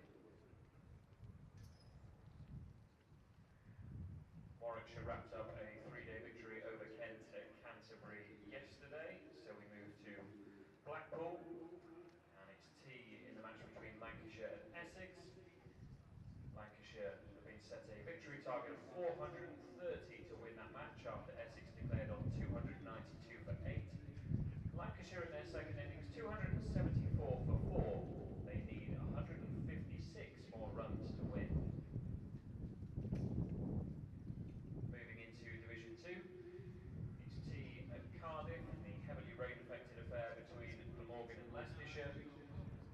Responding to Glamorgan's 403 for 9 declared in their first innings, Leicestershire reached 228 for 2, still trailing by 175 runs. 125 not out to Rishi Patel there.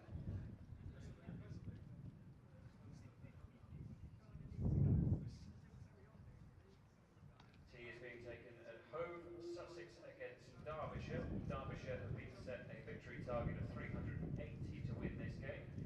In their second innings they are 110 for 3, needing a further 270 runs to win.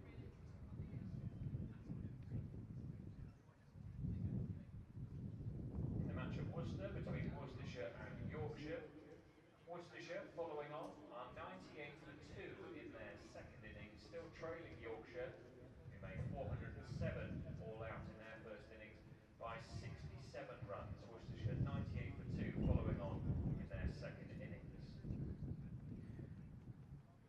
And finally, there was another 3-day result that concluded yesterday. Durham beating Gloucestershire by 9 wickets to strengthen their lead at the top of Division 2.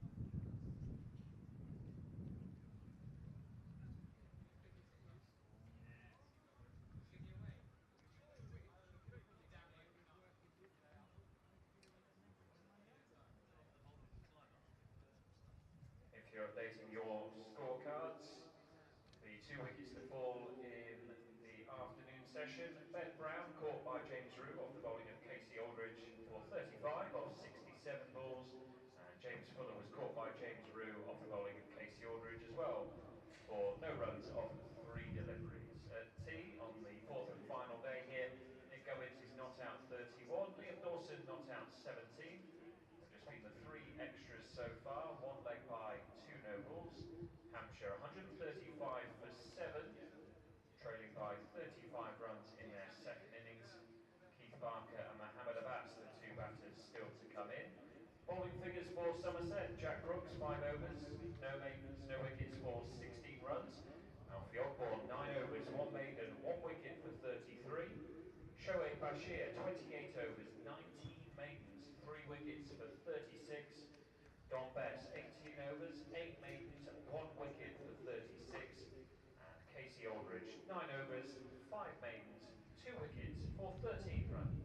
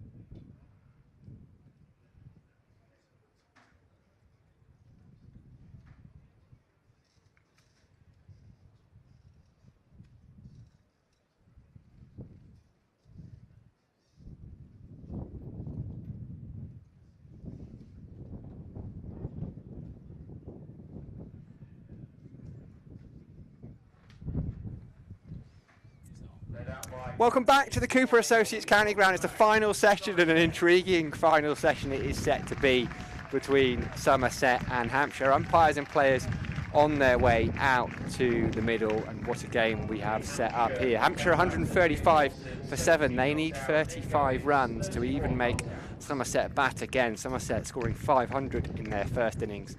Hampshire 330 and now 135 for 7. We've got a minimum of 29 overs remaining. We've got a second new ball due in 11 overs. Somerset need 3 wickets, so what would be a quite remarkable victory.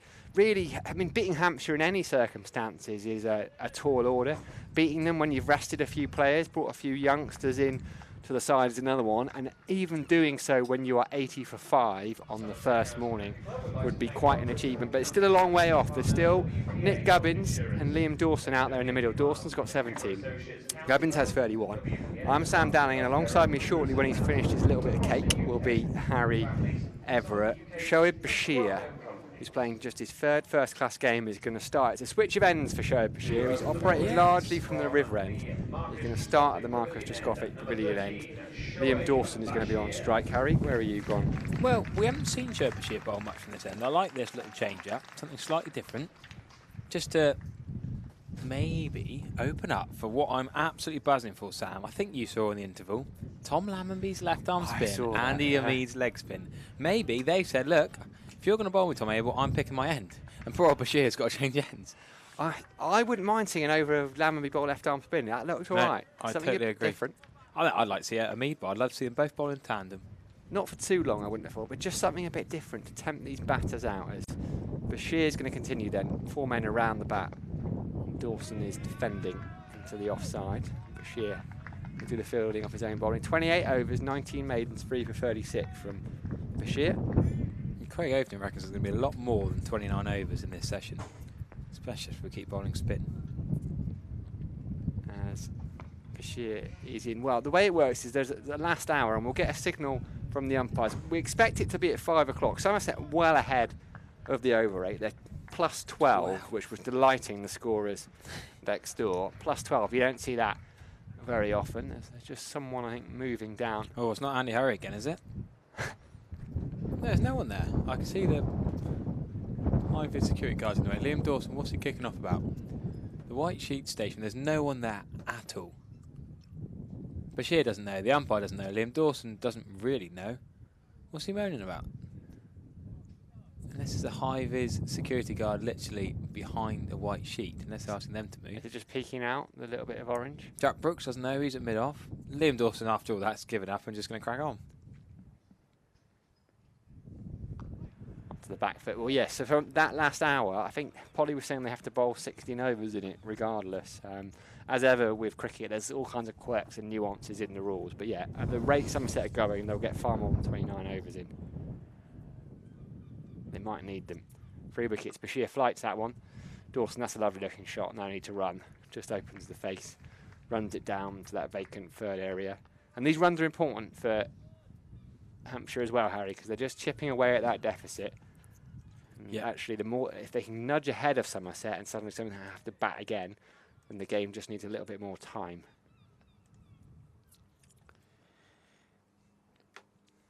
Flighted from Bashir. He's not afraid to do that, Bashir, is he? Changes his pace. Good variations we've seen from him. Yep, seen him bowl a couple of deuces earlier today as well. Varied it up. Really nice variation from Shoaib Bashir.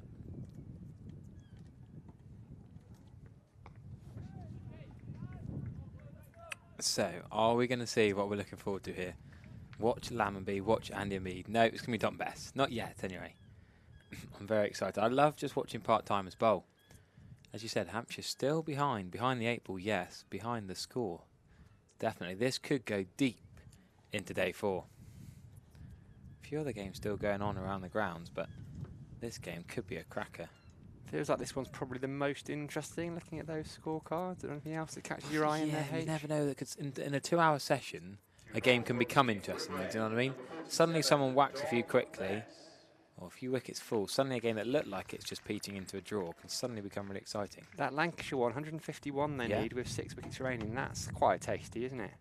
we didn't do, when you got Craig Overton in the box, you don't really go around the grounds quite so much. We're busy quizzing him as Don Bess is a bit round arm and flatter. He's good, Craig, isn't he? He was Very, good. very good on co-coms. Nice to get his insight. Yep, does love the game. A lot of cricketers want to be away from their workplace, inverted commas, on their day off. But Craig, yes, he had a quick round of golf, but he's glad to be back here supporting the boys till the end. Enjoyed a decent chat. As, again, a singles turned down. Dawson's not backing up, leaning on his bat. The plan is that the left-handed Gubbins will face Bess.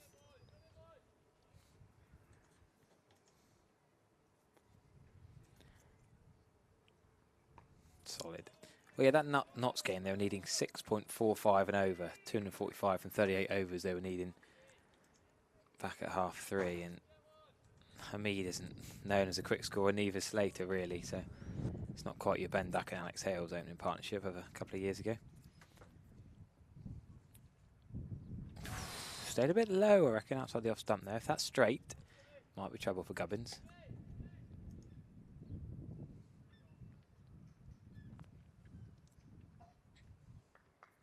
Been a longer day than a lot of people bargained for here. The hardy soul's still in the ground. Slow and dipping. I was chatting to a few Somerset fans who got the earpieces on the Thatcher's deck down below.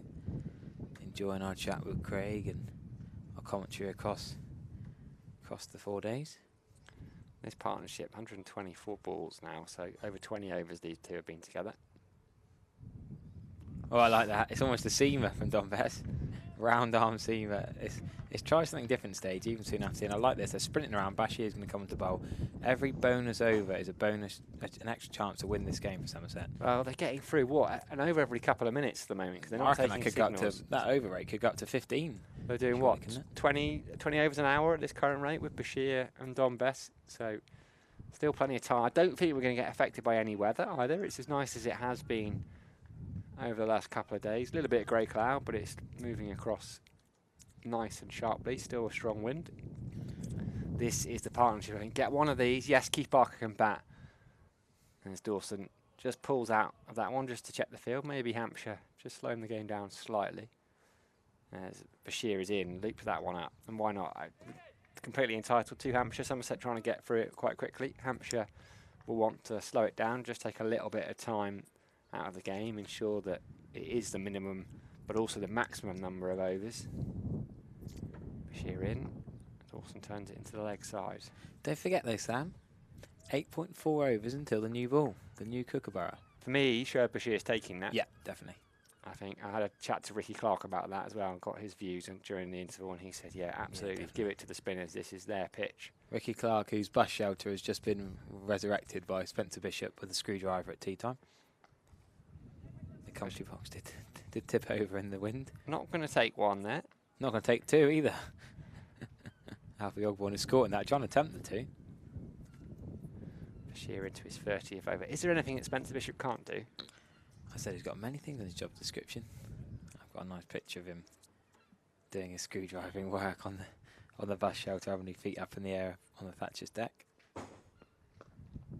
Defended by Bashir. Fielder at short leg, I think it's George Bartlett, basically doing a press up on the pitch. There they are, Ricky Clark alongside Kevin James. Looking more secure and in the shade there, not enjoying the sunshine.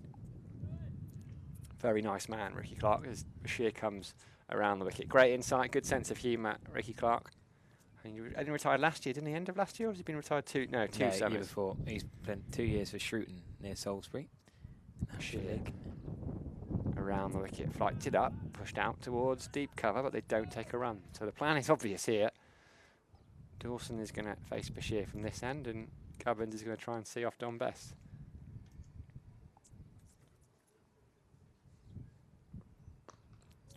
Flicked into the leg side. That'll be another over done. 72 of them gone, 139 on the jog. All the Somerset players on the jog.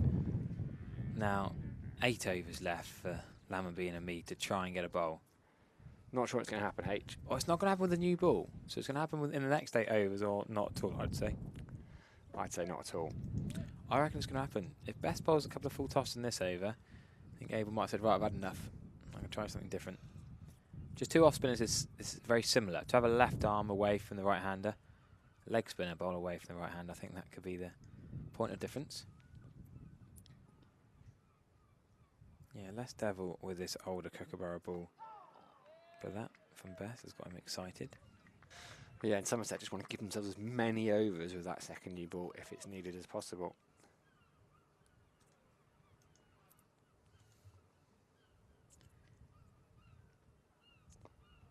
Ooh, they're not going to have a single. We're talking about other games that might be exciting. At tea, Middlesex needed 176 off 35 overs. They just come back out after tea. Talking of other people bowling, you don't normally bowl well. First bowl for Justin Broad, medium pace, overseas. Not related to Stuart Broad. He's having a bowl in that game just before tea. Overseas, it's not played in the championship before. Somerset going to keep bombarding Hampshire with spin here. Govern's just checking this guy. He's going to waste a bit of time here. Trying to just stem the flow of wickets. Not worried about getting past the total yet. They've almost been going at a run and over, really.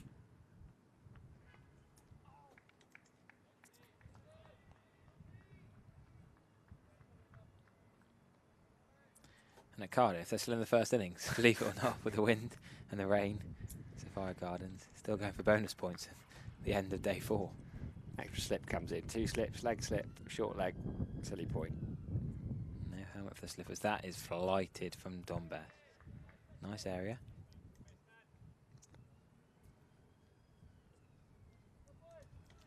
I'd love to have a bowl with a field like this. It's exciting cricket. Now, I'm not quite sure what Alfie Ogborn's doing at deep cover. I suppose they know that Gubbins isn't going to take the singles, so he's just there to top 4. You can sort of have everyone attacking and a couple on the boundary. End of another over from Donbass. No time wasted.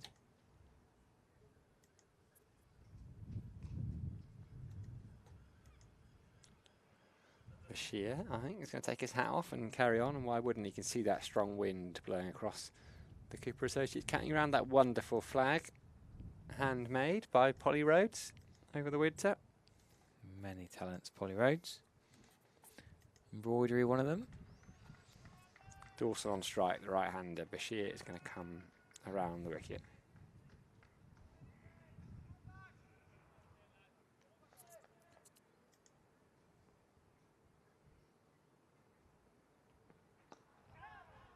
Turns that into the leg side, and it's firmly struck, so there's no need to run because he's going to get 4 there, Dawson. So he moves on to 25. Hampshire trail by 27. Oh, it was in the air. I don't think it really goes down the chance because it was past short legs so quickly, but it was in the air and just... George Butler's not going to get that, is no he? chance. He's had a few like that. Quick off the face of the bat.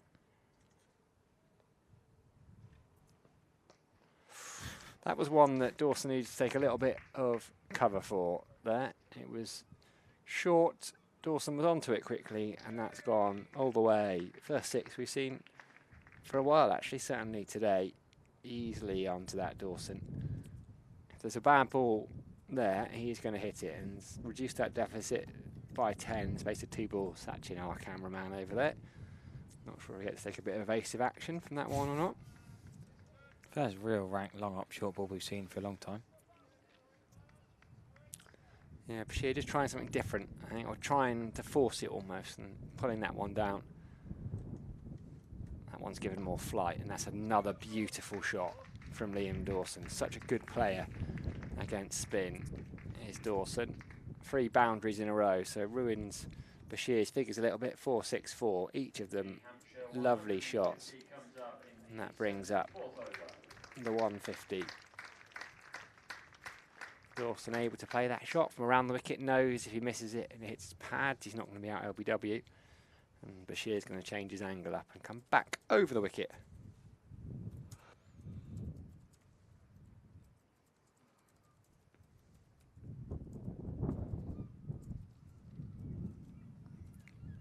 Halfway through the over then. Try something different again there, Bashir. Just almost like the Mark Watt style ball, just bowling off 24 yards. I like this. Real slow outside off stump attempt to cat and mouse this, isn't it? Dawson just taking his time. Somerset trying to get through to that second new ball, you think. Changing the run up there this time from Bashir. Little shuffle in his run up there, I think I spotted. couple of shorter steps.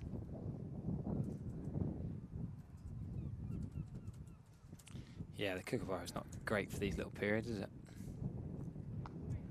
More orthodox one fired in there. Bashir, so end of the over, 74 now gone, 153 for 7. Trail by 17, Hampshire.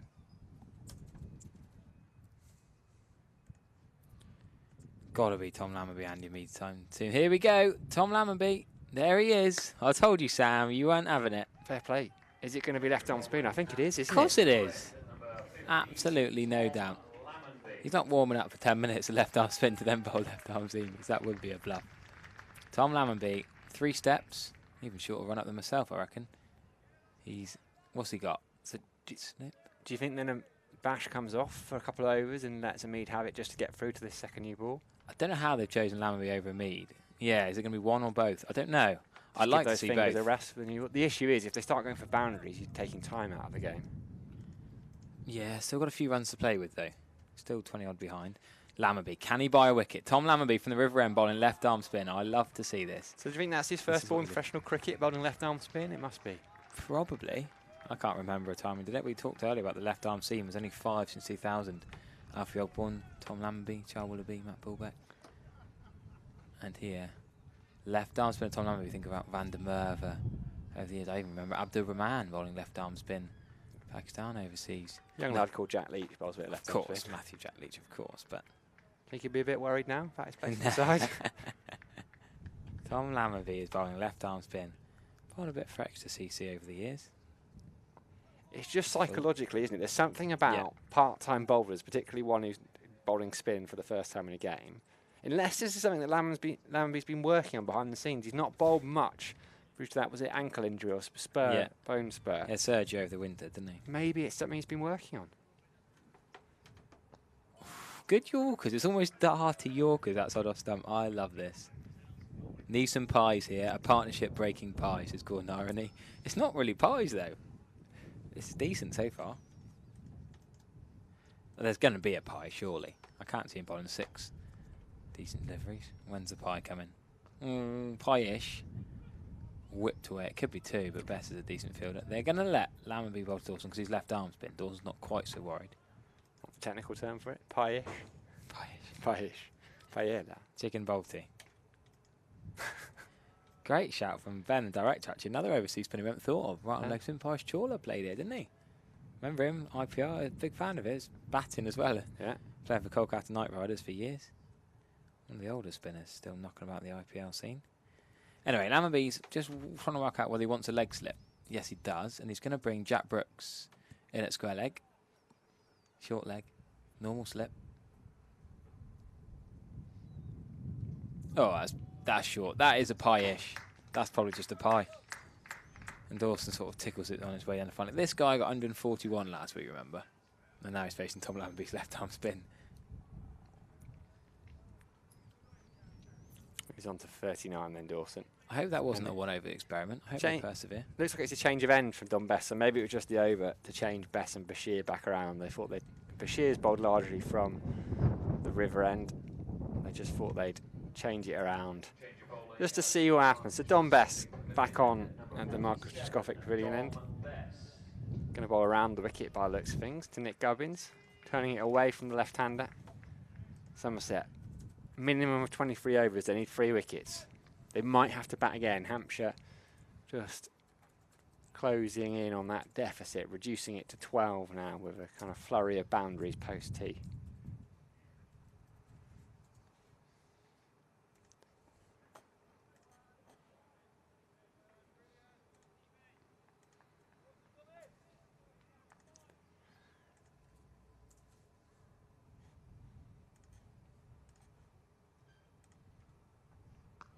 Quicker one, cut away, straight to Shoaib Bashir at backward point there.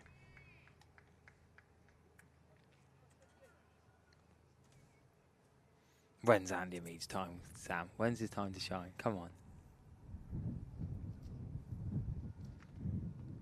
Bit of flight there from Don Bess. Nick Gubbins not having any of it though. Watching it go above his eye line and watching it come back down below his eye line too.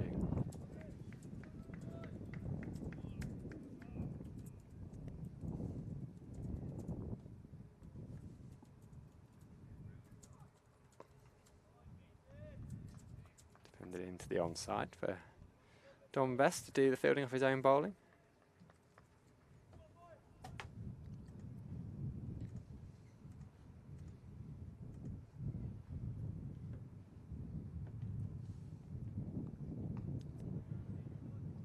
Cummins defends it out towards Tom Abel, who flicks it back to his best mate, Don Bess. 1 ball remaining in the 77th over.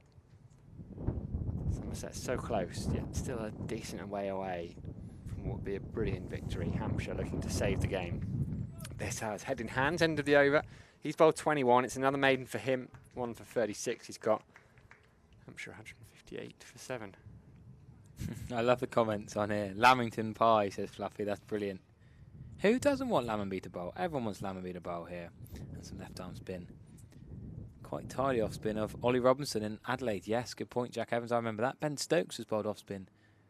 I mean, you go back to greats of yesteryear. Vic Marks will tell us many a story of legends bowling with. Oh, Lammonby only gets 1 over. Shoaib Bashir's back on. No, I mean, no disrespect to the lad, but a bit harsh on Lammonby, I thought. Only went for 5. Going to give Andy a meter go. 4 overs before the new ball. I think if he gave Lammonby a couple of overs ahead of Bashir, he might come into a bit of criticism at the end. Well, he has bowled 31 overs. Is Bashir not allowed a break? Don't want to have a wart on his finger like Moeen Ali after bowling too much. Wow. He's got a few days to put his feet up and recover, Bashir, after this. And then Northants, Wantage Road next week, and then back here for Surrey after that. A few County Championship games around finals day. Quick there, bounce straight into short leg, back to the bowler. No messing about. Change of end for Lammonby, I like that, says Adam.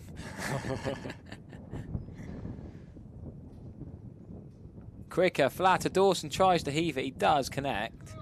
He's going to get 4 for it, but something like that could just, that could lodge in someone's grill, bounce off a helmet into someone.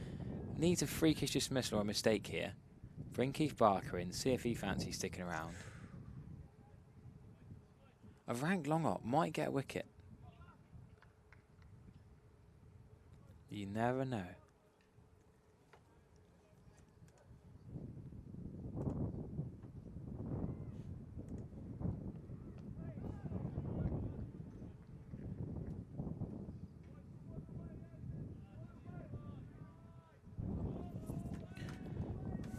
Trying to think of where a wicket can be burgled here, Bashir. He's tried pretty much everything but the kitchen sink. He'll throw that at Dawson shortly, I'm sure. But don't worry, Spencer Bishop will be there with a screwdriver to fix the kitchen sink afterwards.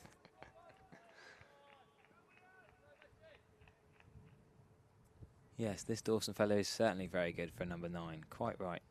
Lovely cut shot, that. It's going to be at least 2, probably 4. Dixon's after it. It's going to just slow up. Dixon's chased that well. Can they have 3? Yeah, they are going to have 3, actually. Dawson, 141 last week. He's not far away from 50 now, having suddenly accelerated the last couple of innings. The 50 partnership between Liam Dawson and Nick Gubbins. Yeah, well batted 50 partnership.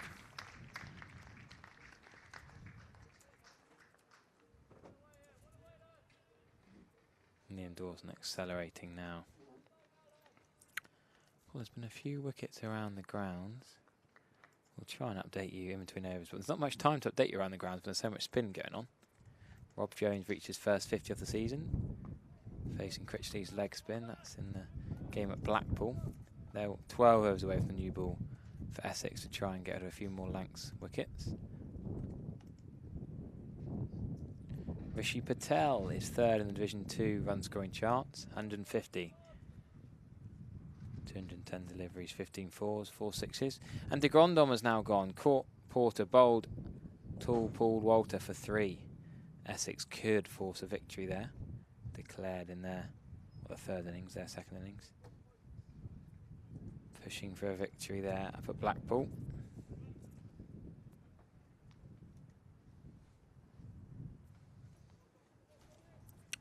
Is going to be Bess. The 2 off spinners in tandem, Bess and Bashir. Some people are a bit late on the Sun on the Rhine chat. We did all that before tea. 3 overs left till that second new ball was Bess is in to Dawson. He's batting nicely now. He's got his eye in. It's going to take some removing. It's going to take a decent ball, something a little bit freakish, maybe a second new ball. I think Bashir and Bess will start with it. Whether they look to give the seamers a bit of a go-to is Dawson pushes it into the offside. Jack Brooks. Forget about Jack Brooks. He hasn't done a lot lately, has he? Has he bowled today? Did he open up? Or 2 overs? Yeah, he did. He bowled a lot down the leg side, actually, early on. 5 overs in the innings, Jack Brooks.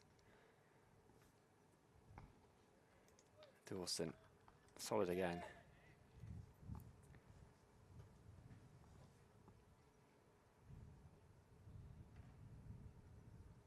Plenty of people suggesting Liam Dawson, unlucky not to have got a test call up this summer, showing his quality here. Best bowls, and that one squirts out into the leg side. It was behind square though, and Bashir does the fielding. Dawson makes his mark again. He does this little tap, makes his mark, and then turns around and taps his bat behind him.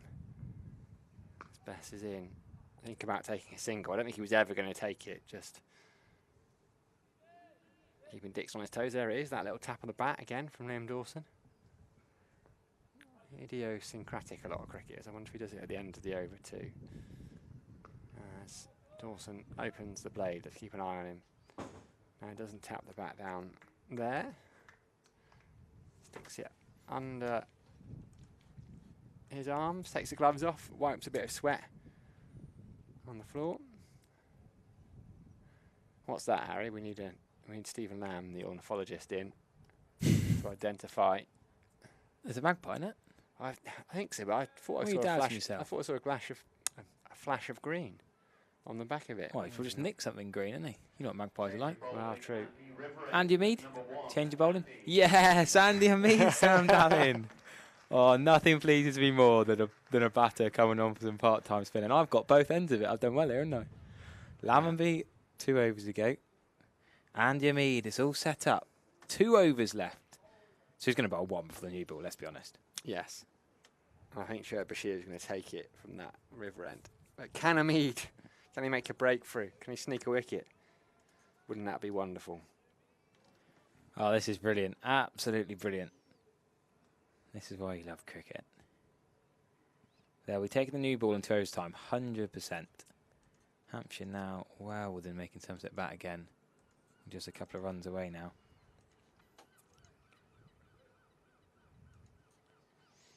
What's going to happen here? Andy Mead. Short. No, not terribly short, but plinked into leg side for 1. I mean, a leg spinner probably takes a bit more warming up than Tom Lamby's left arm spin will. I like Andy Mead. What's he got? What's he got in the locker? Oh, I like this, Harry. You'll like this as well. I've just seen a tweet. I've been given some abuse by Becky as well. This is like, lol, it's a magpie. Should back myself. That's pretty obvious, yeah. Wow, I can't believe you asked me about that. I did have my RSPB membership as a kid, if that helps, but I don't think you need that to identify a magpie. Deep mid wicket's back and deep square leg for Liam Dawson, but he's going to punch into the offside for 1. Go on. So Alex White on Twitter ran, if Hampshire have any sense of occasion and Somerset can take the wickets, then they should send in a Bass at 10 and Barker at 11. Then all 11 will have had a different batting position in the first and second innings. I like but it's not that. going to happen. No, there's no way a Bass is batting above 11. I'm sorry. The first 10 almost anywhere fine. Even Middleton swapped round, did he, with Abbott? Did Weatherly take the first ball and then did Middleton not bat 2 in both innings? Don't mean to criticise that great point. He opened the batting. He took the first ball rather than Carl Abbott. That was the only thing that could have been different. Great. Got a lot of time in that. Andrew Mead has 2 first-class wickets. Best bowler of 1 for 19. Economy rate of 5.2. An average of 36. He's got 2 first-class hundreds as well. Which is probably a more commonly known stat, if Ed. 2 for 73 off 84 balls is his career bowling in first-class cricket in 16 matches across 6 innings before today. I like this. Come on, Andy Mead. What can he do? Leg spin short again, really. Well played. I mean, as much as we're having a bit of a joke and a jive and a bit of a laugh here, Dawson and Gubbins have been composed. Yeah. They've batted well. They've been calm, collected, experienced. Which you'd expect from them. They're both very, very good players. This was never going to be easy for Somerset. I was surprised to see Gubbins go early in the first innings. He got 14 up. Well, early. He faced 45 balls. Caught Rue bowled Brooks for 14 with 2 boundaries. 45 is probably not early, but 14's not a big score. Asif Hamid has gone for a sweep shot, a bit more aggressive intent. They need 210 from 28. Is that going to be a decent chase? Robson's playing some attacking shots as well. Middlesex targeting 3-2-3. Lancashire Essex, Middlesex North and Surrey Notts have all got potential chases on the cards, but they're all a little bit out of reach. Middlesex, I think, is the likeliest, don't you? Yeah, agreed. I can't see Notts going after that. Not a nearly 8 and Slater over. and Hamid aren't really the two to go after, are they? Yeah, they've allowed that to go on too long. It's gone from 6 and over to nearly 8 and over. Middlesex, though, with John Simpson there. 50 from 115. Small ground as well, Merchant Taylor's score. Bess. To Dawson, he's defending it to Tom Abel. In the offside. Last over with this first ball. Expect the second new ball to come out straight away. Don't expect Andy Hamid to be the one to take it.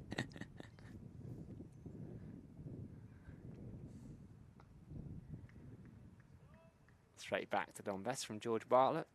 Minimum of 18 overs remaining after this one, but it's only 4:30.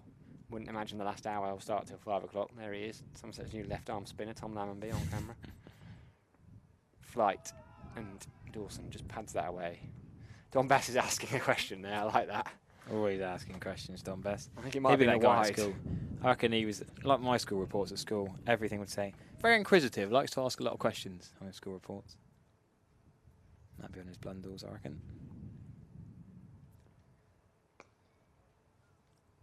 Push back to him by Dawson. Bit of fancy footwork from Bess. Field spreads. So they're happy to give Dawson the single because they want Sherb Bashir to bowl at Liam Dawson from the river end. And Don Bess floats one up that I think was basically tempted Dawson into taking that single. Just a full bunger. Dawson doesn't take it even though he hits it long on.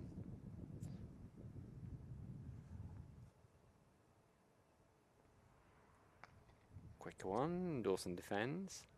Now, Harry, we've reached what could be a critical juncture in this game, I feel. Yep, new ball territory. It'll be taken straight away. Where is it? Surely it's one of the umpire's pockets ready to go. We're not going to waste 3 minutes waiting for a ball to come out, are we?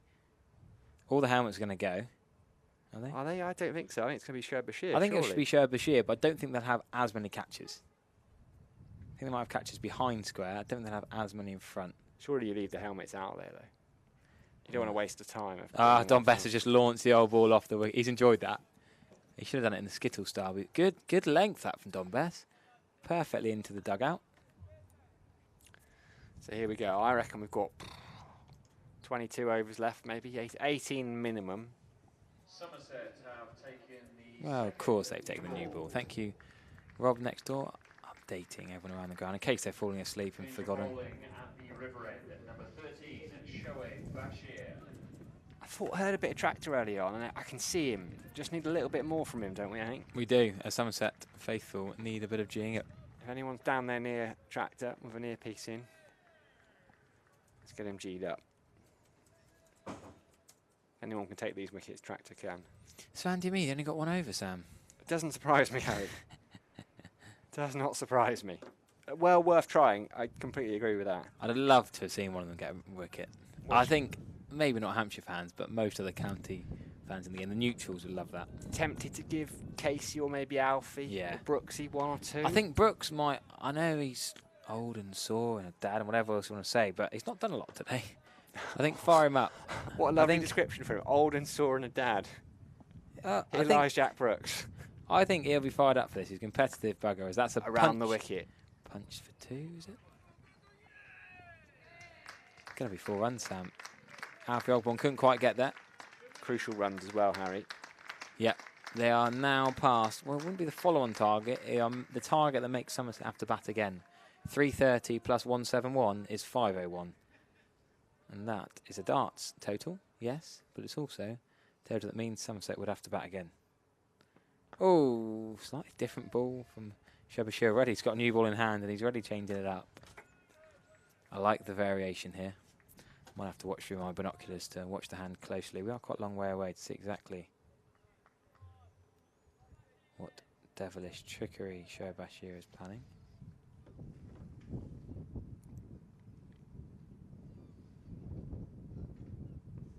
Very revs from the off spin there. Good revs. I like it on Sky Sports when they give you the revolution counter. Revelation about revolution. Revelation. Long sleeved Bashir in the wind, and Gubbins leaves that. That's turn. Look at where James Rew's taken that. It's turned, I don't know, half a foot.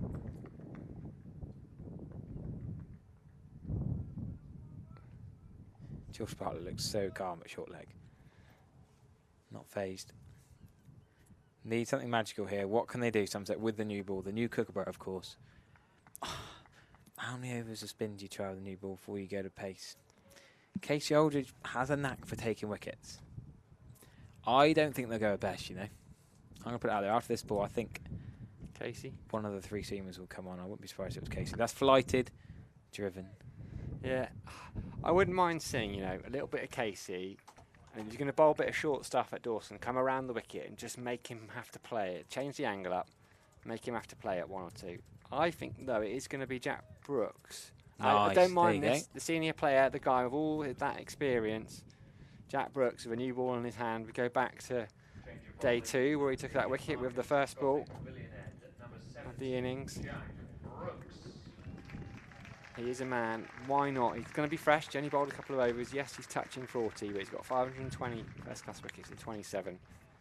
He's fit. He's as fit as he has been for a number of years, actually, Jack Brooks. First couple of years at Somerset, he was plagued by injury, really. But he's fit. He's fresh. He's off a shorter run-up. He's got the headband on, naturally. And there's still life in him yet. Tom Abel needs his senior man. Just try and find a breakthrough, because they can prize one out here. Suddenly there's pressure on Barker. Bass in at 11. Yeah, Padvash Barker. 2 slips. Amid catching at cover. Brooks starts with one that goes through to James Rew. I think they might bowl a little bit of Brooks, bit of seam at this end until we get to the last hour, and then go back to the spinners and just try and get through 18 or 20 in that last hour.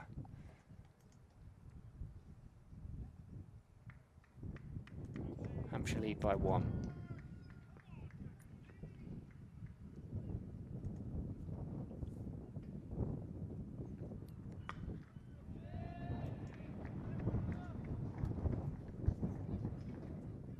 There'll be a few nerves as well from the likes of Barker and Abbas. They both have been padded up for a while now.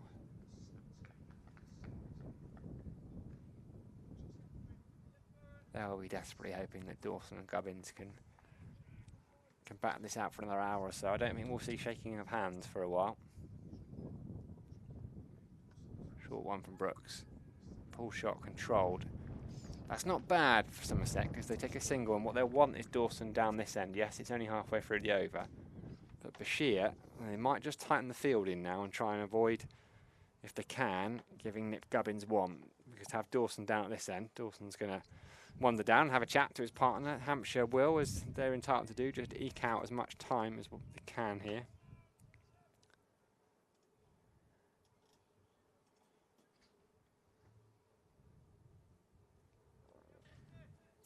Yeah, still 17 overs in the day, but the time there is left, I think there could be more than that. Brooks in. Good carry through to James Reeve and Nick Gubbins, leaving that one alone. Last couple of days we've seen play carrying well past 7 o'clock. And other games around the country. Durham finished their match. They won their game last night past 7 p.m. So we will notify you when the last hour is cool, but it won't be for a good while yet. Don't you worry about that. Over 8. Still plus 12. Brooks in and Gubbins opens the face. So what they really need here is a dot ball, Somerset. They want to keep Liam Dawson on strike for the next over.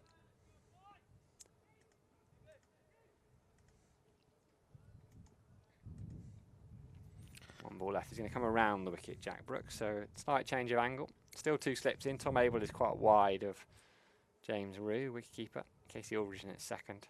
Covering as much ground as they can, those 3. Gubbins is opening the face. What Somerset need is for that to go down to the boundary, really, even though it pushes Hampshire further into the lead. They now lead by 6. Why does Somerset need that to go for 4, Sam? to keep Dawson on strike, but it wasn't in the over. Did Jack Brooks overstep then or something? Was there a no ball in there? Yeah, that was a no ball.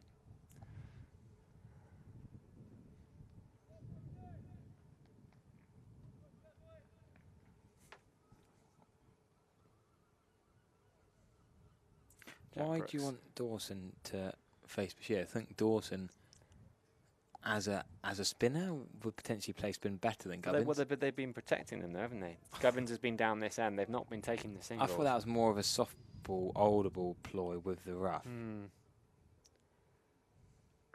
think it's a slightly different length, a slightly different line, and a different challenge of the new Kookaburra ball. Yeah, maybe. I think Somerset would still prefer to bowl to Dawson as they Hampshire batters call for a drink and a change of gloves, maybe. Yeah, I just think Dawson is the form batter. He's the guy that got 140 last week. Gubbins hasn't got Gubbins hasn't got a massive amount of runs lately. I suppose you say Gubbins is more controlled, top order batter, whereas Dawson might be more aggressive. But then I also think Dawson might play spin better. Being a spinner, he generally can think like a spinner. Gubbins would argue, facing seam. And he would argue that he's a spinner himself. Nick Gubbins, leg spinner. Wow. Is he more of a leg spinner than Andy Mead? Yes, definitely. Soaked up 196 balls. It's been a brilliant effort from Nick Gubbins so far. Just doing exactly what his team needed. Just the 3 boundaries. Now Lancashire suddenly need 115 from 23. 23 overs, not 23 balls, of course. Bashir still from the river end. That's near the rough patch that Dawson was worried about. He's not done a lot. Yeah, I think some of these other games in Division 1 are really going to come down to the wire.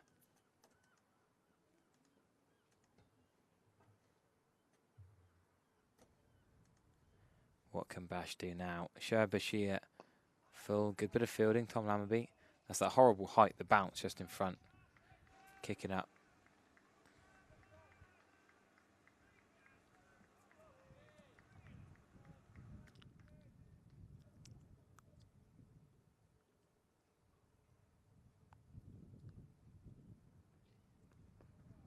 Well played, Liam Dawson.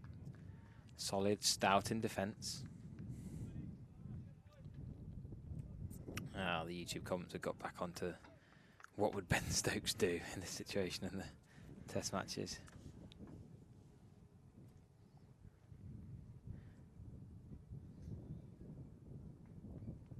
That's a catch out on the leg side. Shoaib Bashir has it got an edge to it. It's been taken at leg slip. Bashir thinks it's bat.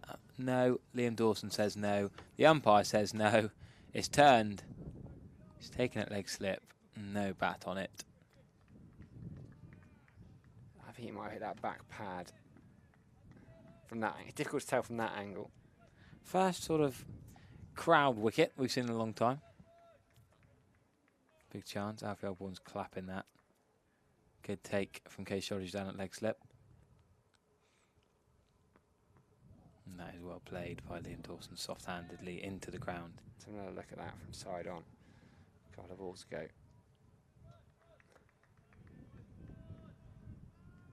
Almost near the other side, don't we? Flick the top pad there. You can just see the top of the pad go back and forth. That's potential bat pad. Leg slip this time has taken the catch. But they're celebrating. They're not even appealing. It's a celebratory appeal. And they're fuming. That's twice in the over. Bashir thinks he's got Liam Dawson caught at leg slip. This time Case Rogers run round. Again, he's signalling it's his left pad. No bat.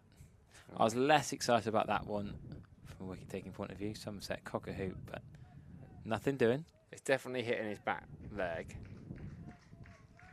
You can see from that angle. Another look from this angle. Good movement from Case Rogers to get there. A bit of the thigh pad as well.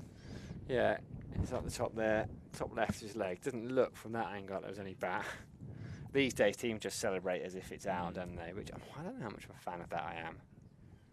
It's hard to tell, though. You've got to be a good umpire. I'm not very good at judging bat pads and leg slips. And there's so much going on there. Jack Brooke is going to continue. Let's see a replay of that one from front on. It's turning. That's why Harry Everett, Liam Dawson. You think Nick Gubbins would have been more comfortable facing that, do you? Yeah. Yeah, okay. Wasn't really in the rough patch, but I think. enough. So Brooks is going to come around the wicket to Gubbins, the left-hander. That said, Dawson is in now, very much in. So he's not exactly a weak link. Around the wicket, short mid-wicket, a couple of them catching as Gubbins opens the face. So what do you do here, H? Do you give Brooks 2 and then maybe Aldridge 2 just to try them all? Yeah, an help one. You can't leave any Stone unturned. Any dice not rolled. You've rolled the Amid and Tom Lamby left arm spin dice. Oh, 100%. Which I like. Brooks around the wicket. It's a good angle, making him play at it. Couple of 50s around the grounds. Lewis deploy, another half century. Derbyshire 380 to chase. That's looking unlikely. And Jake Libby, one of Cannington's sort of original pros, not your Samit Patels, not your Rolf van der Merwe, not your Ian Holland, but Jake Libby he's a Cornish boy. He's got a 50 for Worcestershire. Gubbins opens the face, and there will just take one. That lead stretches further to 9.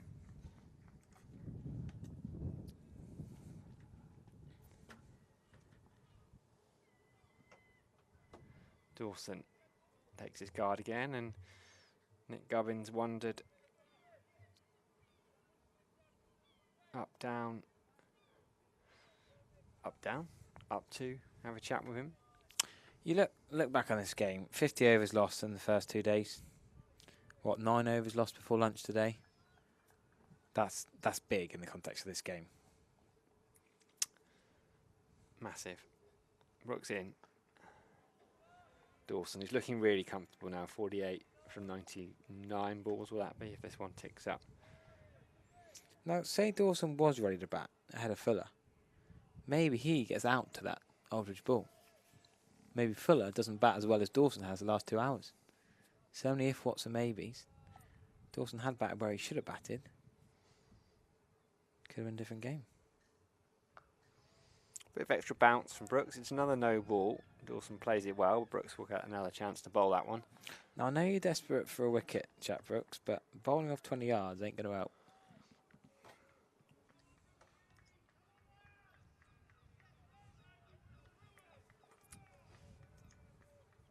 There's an occasional spin at Spire Gardens as well. Kieran Castleton's having a bowl. Left alone by Dawson. Well, they're in the stage of the game where you're just playing through until you can shake hands, aren't you? Well, there's still bonus points on. They could play through until 110 overs a bowl in the second innings, and then they'll shake hands. First innings, second innings of the match.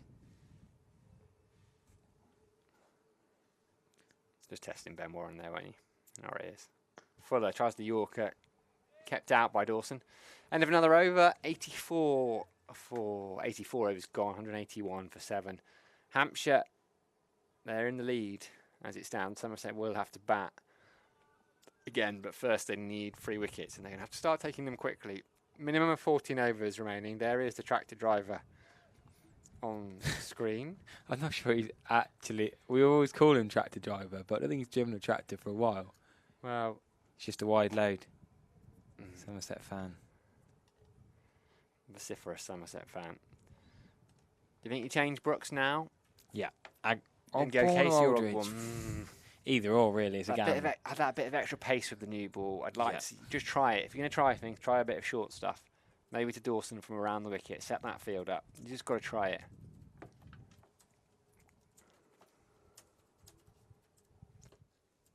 Right, what's he going to do here? 2 slips. The other 3 all around the bat. Shoaib Bashir. I like the sort of in-out field here. Deep cover. Fairly deep long off. And, I mean, they could probably run 2 here. They've said no. Lamberby's going to chase it.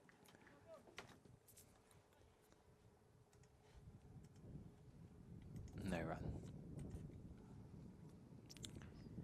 They've batted very well. Yeah, they've batted beautifully in the context of the game. It's not been particularly exciting, but it's been exactly what they needed to do.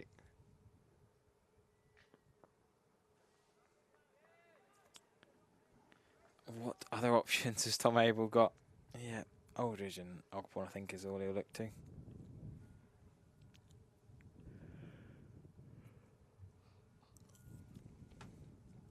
Sean Dixon's very much in no man's land on the leg side. All the talk about players will be in this game at finals day. No one talked about resting Sean Dixon, did they? Is that forgotten about?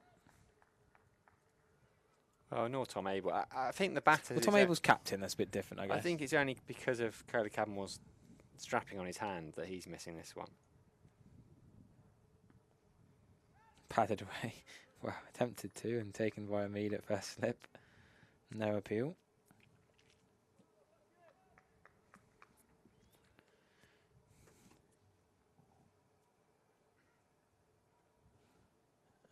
Now, Polly Rose has just sent us a helpful message through the window, just to clarify as Gubbins punches that. I mean, Dawson's thinking about 2. The last hour will be expected, not imminently, but shortly. Within the next hour, we'll have a signal for the next hour, is what I'm kind of saying. In the next 10 minutes, I reckon. You reckon from 5? 5 o'clock, yeah. It might be a little bit after 5, but we'll see.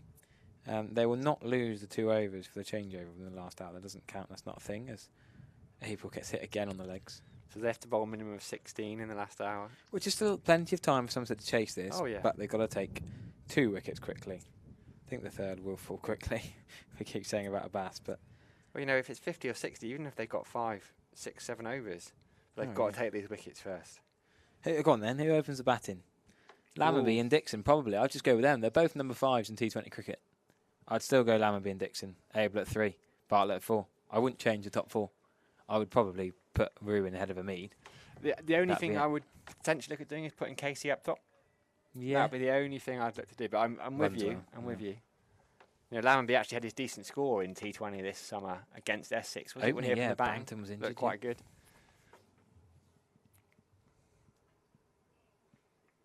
Wonder if Hampshire would open up with Dawson and Organ. Be interesting when entertaining that, wouldn't it? No, wouldn't it just? Jack Brooks is going to get another over. Leg slip coming in for Dawson this time.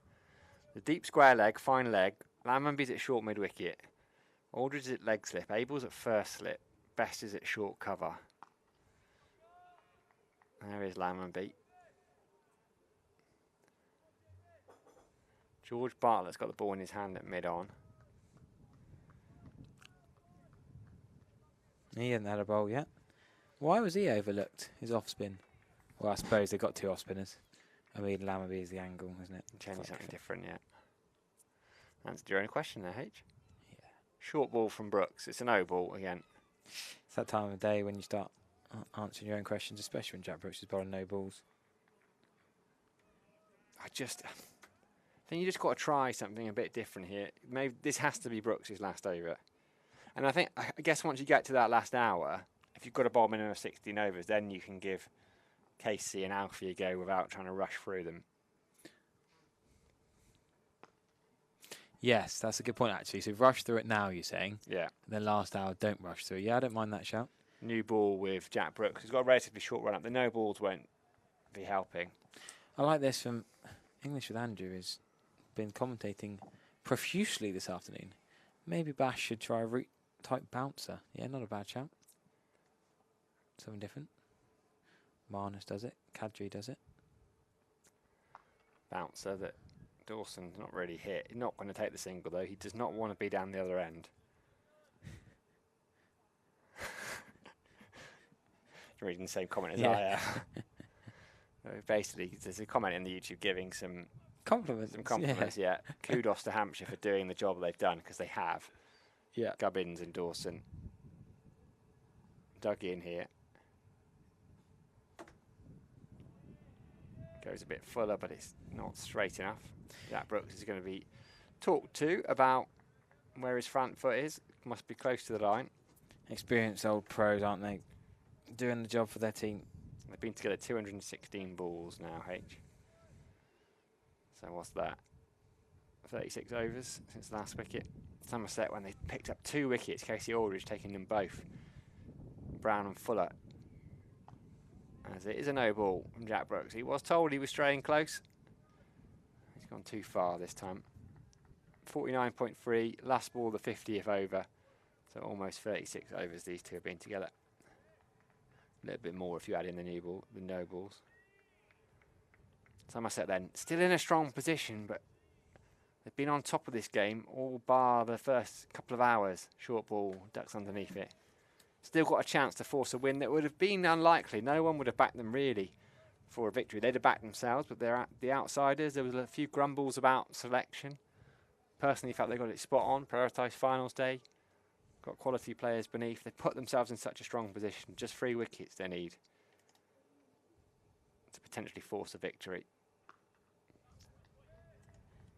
End of the over, 86 gone H, 185 for 7. Yeah, tricky times this for Somerset, trying to force a victory. What else can they do here? Pull a couple of wickets out the fire. It's not happening yet. And what's bizarre is in 48 hours' time, these two teams could be playing each other in a T20 Blast final. Well, let's hope so. Let us hope so. Ridiculous, really. Liam Dawson and Bashir probably having a chat about bowling spin, really. No animosity between those two guys. Never played against each other before. Bashir learning a lot from this game. He's been impressive. 3 for in this innings, but he'd love to add a couple to that. Not just for his personal fifer, but win the game for his team.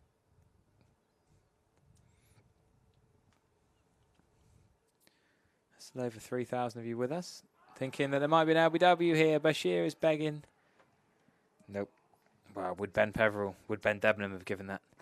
The amount of umpiring swaps this game. Really different.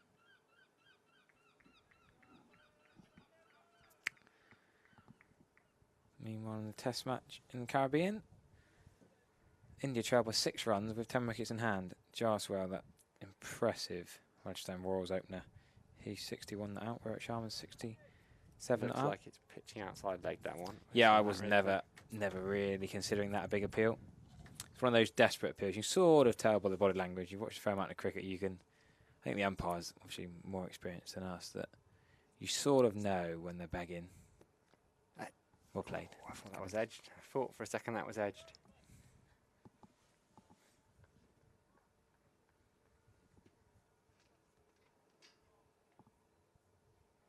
There could be a handshake at 5 o'clock, but there wouldn't be a handshake because Somerset could still win this game. They won't give up hope yet. Absolutely not. Some of the YouTube comments asking. I would like to see, no disrespect to Bashir, but I'd like to see something different from that end. Ogborn? Yeah, potentially. I know they're obsessed with the rough and Bashir's not bowled badly, but just got to be something different now. Might go and get a wicket in the next 3 balls, but that'll change things. Gabbin's just on the front dog. All it takes is a little brain fade. You can bat magnificently for 250 balls, but one mistake can cost you. Hampshire fans down below us are waking up. Someone's got a dog in their pouch. We'll have to get Sachin on the camera on the Thatcher's deck to end of the over. We got a dog on the Thatcher's deck in the sunshine enjoying the cricket. That's short and whipped away. That could be 4. Dixon's out there. Can Dixon catch it? Yes, I think he can. Good slide. He's good on the slide, is Sean Dixon. One more delivery of this last Bashir over. I reckon. Just think Abel's going to throw the dice again. Shame he's not bowling himself, but someone's warming up. That is Ogborn. Yes, they're listening to me. Mid on Ogborn is either catching my drift or he's actually been told to. Sachin, can you show the viewers at home, please, the dog on the balcony so they don't think I'm making things up? Just to your right along the Thatcher's deck. One of the Hampshire fans. Here we go. Look at this, Sam. Oh, Kevin James needs to move out of the way. He's in the way of the camera. Sorry, viewers and listeners. There's a lady with a dog down below. Well, Kevin James has got the camera. Well, Anyway, that's the last hour. 16 overs to be bowled from now. 5 o'clock, the last hour. Somerset need wickets quickly then. Don Best back into the attack. To have his first go with the new ball. Hampshire doing absolutely all they can to keep Somerset out here. It's been a brilliant, brilliant effort from Liam Dawson. He's 48 unbeaten from 110 balls. Nick Gubbins has 44 from 211 balls. He's been out there 4 hours, Nick Gubbins. Bess. Fielders all round the bat. Dawson is defending on the back foot. Harry Everett is just leaning out. I think he's going to fall out of this commentary box. He's desperate to get a photo. The dog's brilliant. Little dog just tucked in, enjoying the cricket. Kevin James stood in the way of the camera shot. One could have showed everyone at home. I have to text him and ask him to get out of the way. Here's Bess into Dawson, who is looking pretty solid out there now. 48 from 111. Here we go. Thank you very much, everyone on the Thatcher's deck. Look at that. It was worth the wait, wasn't it, listeners, viewers at home? Isn't that adorable, Sam? Lovely. Cut. Oh, and that could have gone anywhere. I'm not sure if that came off James Rue's gloves. Harry Everett's much more interested in the dog downstairs. Let's have another look at that one. Dawson was on the back foot trying to cut that. Did he get an under edge? It just turned. Hits Rue on the thigh. Still, so signs of life still. Somerset not finished here yet. Flatter one. Dawson attempts to sweep and that ball rolls back and finishes agonisingly short of the stumps. What the umpires called for here. He absolutely crunched that, Sam. He couldn't have hit that much harder. George Bartlett's being brave, but the umpires and Liam Dawson are calling out for help. Where did Look it how hit hard him? he's hit this. Absolutely nailed that him. Oh, it's hit the helmet, yes. That has it. The helmet certainly moves. The umpire at point signals straight away. Hopefully, George Bartlett looks okay. I think they'll just take him off. There's enough 12 men. There's enough cricketers in the ground.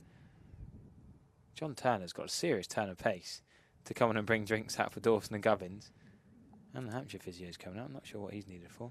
Now George Bartlett is on the replay screen. He strikes that really well. Oh, it's hit the bottom of the grill. I think it's a bit shoulder as well. Bartlett nods straight away to say that he's okay. Dawson looks at him. He might get Craig Overton on again. Ben Green's been around about. Lewis Goldsworthy. There's plenty of staff cricketers around and about Taunton today. Thing is, he's given the helmet that. I'm not sure they can use that helmet again, though, can they?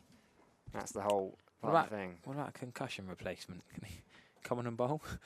It's got to be like for like, isn't it, George? How about if George Bartlett was about to bowl? Yeah, I think that helmet has to go off, and it will end up in the pile in Spencer Bishop's office. I think that helmet's done once it's had a blow like that. Even if it's grill, shoulder, yeah, I suppose. Yeah, I think so these days. Anything that can kind of compromise the safety. George Bartlett looks like he's okay, but as a precaution is going off to be checked out. Another helmet coming back on. Not going to field 10. I wouldn't have thought so, no. Not after our services, Sam. You would love that. There is nothing you would love more than to don your whites. And I'm surprised you're not down there already. I'll have to. Yeah, who do I speak to? Get Ben Warren on the phone. They need a 12 man?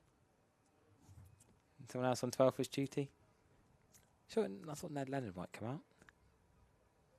Where is Craig Overton? He gone down from the commentary box. No, Craig Overton's on the balcony. I can see him in his white golfer's hat. Hey, Craig, who's going to be 12th man? Give us a wave. Give us a gesture. Who's going to do 12? Oh, he's moved now. He's not going to quickly whack his whites on, is he? Oh, maybe someone like his with his catching ability, stick him in the slips. Yeah. He's not going to bowl, but he's not going to get injured at short leg before final state, though, is he? He's not going to risk that. No chance anyway. Best will continue. Bess is in. Dawson is sweeping again. This time it's in front of the square. It's all the way along the ground. Lovely shot. Best hit away for 4. Liam Dawson has 50. 52 from 115 balls. It's been an excellent knock from Liam Dawson. Side were up against it when he came down those steps in the Andy Carrick Pavilion. He's still there, and if he can stay there for another 45 minutes or so, he'll have saved this game for his team. He's there to be swept. Dawson connects with it all the way along the floor, in between Lamb and B at mid-wicket. And Ned Leonard, I think, is at mid-on. Is that Ned? Yes, Ned Leonard. conversation second going team on seamer. between Abel and Don Best. Netherland just back from a concussion himself. Yeah, another Bridgewater seamer. Good mates of Alfie Ogborn. Another youngster who's done well in the twos. Dawson defending on the back foot this time. No, And living over then. 15 remaining. Hampshire 191 for 7. The lead is 21. Just starting to slip away from Somerset, the chance of victory here. Ned Leonard's last first-class match was, of course, against Hampshire, wasn't it? And back in April 2022 when Gregory fell down with his COVID and it was the last minute. It was the first game of the season in Southampton.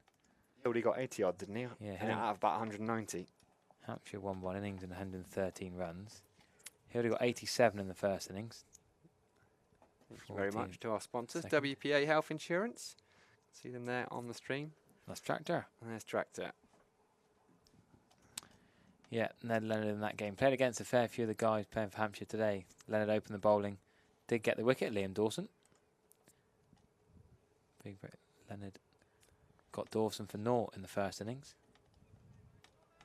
And Hampshire weren't requiring a second innings batting, so Leonard didn't get a second chance with the ball in that game. Hampshire winning that one comfortably. Bit of banter between the Hampshire and Somerset fans and the YouTube comments when we beat you on Saturday. Wow, they're shaking hands at the Oval. Dominic Sibley coming on to bowl. Now, he's more than a part-timer. He used to bowl quite regularly for Warwickshire. Well, not 118 for 1. Talking of part-timers, Kieran Carlson, did he get a wicket? No, he's still bowling. Hanscom went in that game. Now, that's still in the first innings bonus point territory. We're talking about there at Fire Gardens. Gubbins is just going to keep going. He's not worried if he even gets to 50 on 44 not out. I mean, if they play till 6 o'clock, I'm pretty sure he will reach 50, but he's not two-faced. He's not worried. They've shaken hands at New Road, Worcestershire and Yorkshire, drawing that one. That was the game where the 10 and 11 opened the batting, wasn't it? Finch and Gibbon? Correct. Oh, I love little quirks of scorecards like that. Deep mid wicket goes back, but Bashir is going to keep on the same line and length.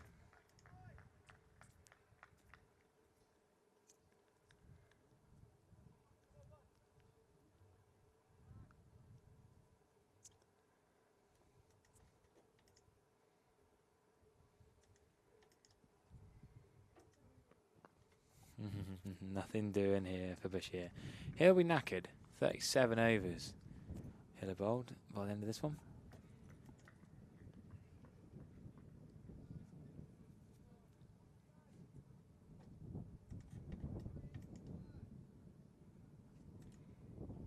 Some of those county fans tuning into our stream will finish the other streams.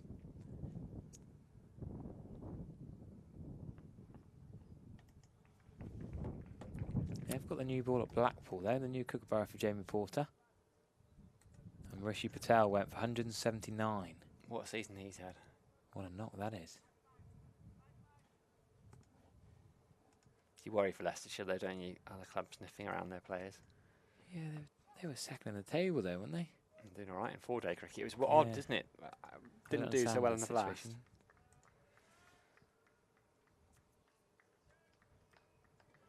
And another over, 191 for 7. So what's the situation up at Blackpool? 341 for 6, Lancashire. Essex declared in their second innings. So 82. It's asking a lot. 82 with 4 wickets remaining. Yeah, what, 14 overs? Yeah, Rob Jones is 89 not out though. They've got a set batter. He's another guy, isn't he, Rob Jones? Second teamer, gets again the first team occasionally. He plays his club cricket actually up near where I live in Cheshire. Plays for once a season, turns out for Bunbury Cricket Club. Cheshire League's way very down the strong. It's not. It's a. Oh, it's not. A You're not talking village. top No, Cheshire no. League. Here it is then. Casey Aldridge, the change we probably wanted to see. Tom Abel brings Casey Aldridge into the attack. Now, a small little village. One of your 3 homes. Yeah, Tarpley. George Bartlett down there in the dugouts. Looks like he's quite keen to come back on as well. Jack Brooks looks He wants less a bowl. so. Jack Brooks probably isn't as... Is that the wicket taker from Sidmouth yesterday? That's Mr. Eves on the dugout bench, isn't it? Got a few runs. Came in for Craig Overton yesterday. Aldridge in to Dawson. Cuts it away, but doesn't take a single. There's cover down there at deep point. So there is a slip, a leg slip, and a gully. A short leg. I think it's Andy Amead who's taken over from George Bartlett under the helmet there. Right, so at what point do they shake hands? They're not going to play past 5:45, are they? I think Surely 5:30. 7 or 8 overs. Because even if they do break this partnership now, they've got to get 2 more wickets, which could obviously fall in 2 balls, but then still knock off, could be 50 odd. You don't lose the 2 overs. No, but still. So what you're knocking off, but at the moment you're only knocking off 20 odd. So even if you come out for 2 overs, 20 you're odd not, you would, yeah. if it gets to 30 or 40, you probably need 4 overs to have a bash at that. Yeah, I think in anything under 50 now, you're not going to have time to chase. Anything, sorry, over 40, 50. No. But still got 6 or 7 overs here, Somerset. Aldridge beats the outside edge. Those are the kind of deliveries. Some of us up here may have thought it did take the outside edge. It was close. That's a beauty. Bit of encouragement. Gubbins and Dawson come together. Casey Aldridge with a new ball. Bit of extra pace. Well, that's a beauty. Liam Dawson just gives the nod of the head there. He knows that was a decent delivery. And then there's that tap as well from Dawson. Have you noticed that? Yeah, he does that a bit, doesn't he? Towards the kind of back of the popping crease. He just turns around, takes his guard again.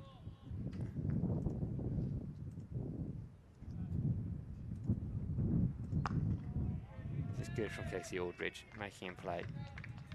There goes the Dawson tap. That's it. Well, Polly says, yes, the 12th man is not actually Ned Leonard. It's Somerset Second's youth academy product. Truro lad, Kean Roberts. Well, right there's on medium, 16-year-old. 2 lads out there, I'd imagine, if Brooks and...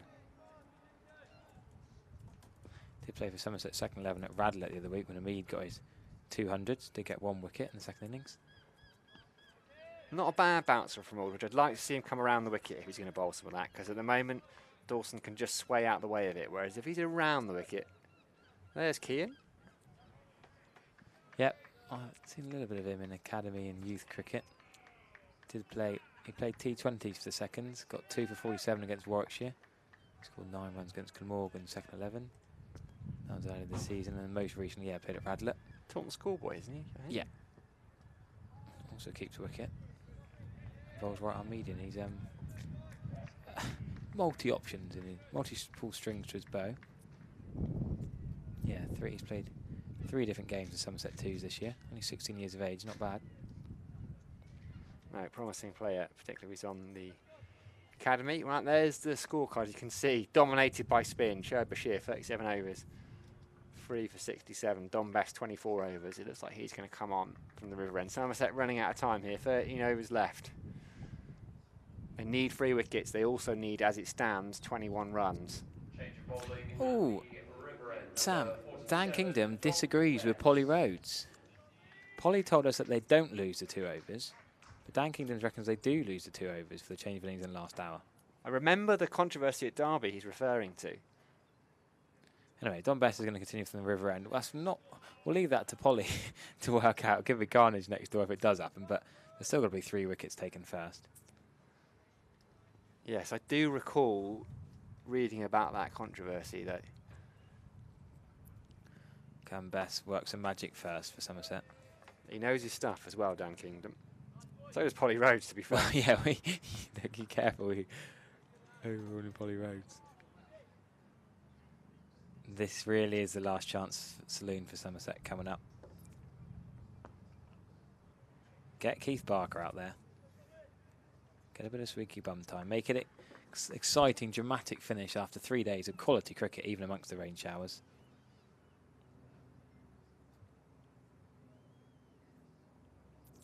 Even fans from other streams come in and say, oh, I'd rather Surrey don't win. I'd rather Somerset win than Surrey.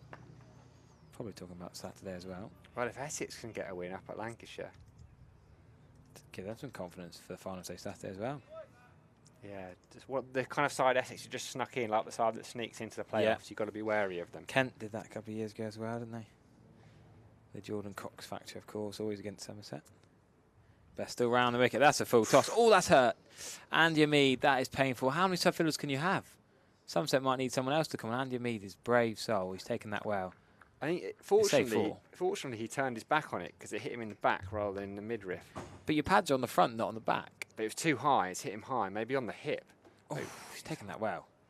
You I might be would needed not here, be H. staying. I would not be staying. Tell you what, One more, H, and you're down there, mate. if Somerset want me to field, I'll say yes, but I don't think I'll say yes to going at short leg. I'd have to rewrite my report, Silly I point. think, if you get out there to the field. That'll be a new topic. That's my colour piece done. This has been brilliant from Hampshire. You've got to say, hats off to Liam Dawson and Nick Gubbins. As we just see Andy Amede in that previous over. It was a full toss, hit into the ground, which would have taken a bit of pace off it. And it struck Amede. At the moment, Somerset have 2 more bonus points than Hampshire. So it's a victory, isn't it, really, for Somerset? A moral victory, having... No, we're not back into the moral ashes again, are we? Oh, no. I just don't know, really. Aldridge going to continue. Somerset, if they're going to win this game, they need a wicket sharpish. Leg slip. Tom Abel at first/second slip. Gully in as well. Lovely, lovely shot from Liam Dawson. Sean Dixon's going to give chase, but he's going to get forward. It's a long boundary towards the Andy Caddick Pavilion, but that was a beautiful stroke by Liam Dawson. Yeah, quality player Liam Dawson looking in good touch now.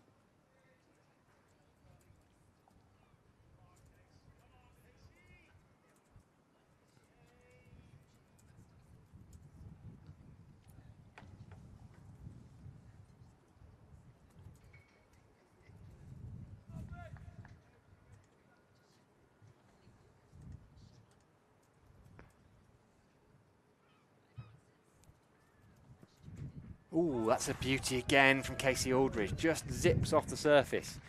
Dawson took his hands off his back there. He played it quite well in the end. That's a beauty. Another nod from Dawson. If he can just find that outside edge. He's had 1 in each of the last 2 overs now. Dawson just doing a bit of gardening. If Casey Aldridge can just find the outside edge of Liam Dawson's bat, then maybe, just maybe, we've got a result potentially on the cards. As it is, Hampshire lead by 25. It's no ball from Aldridge, so he'll have to bowl that one again.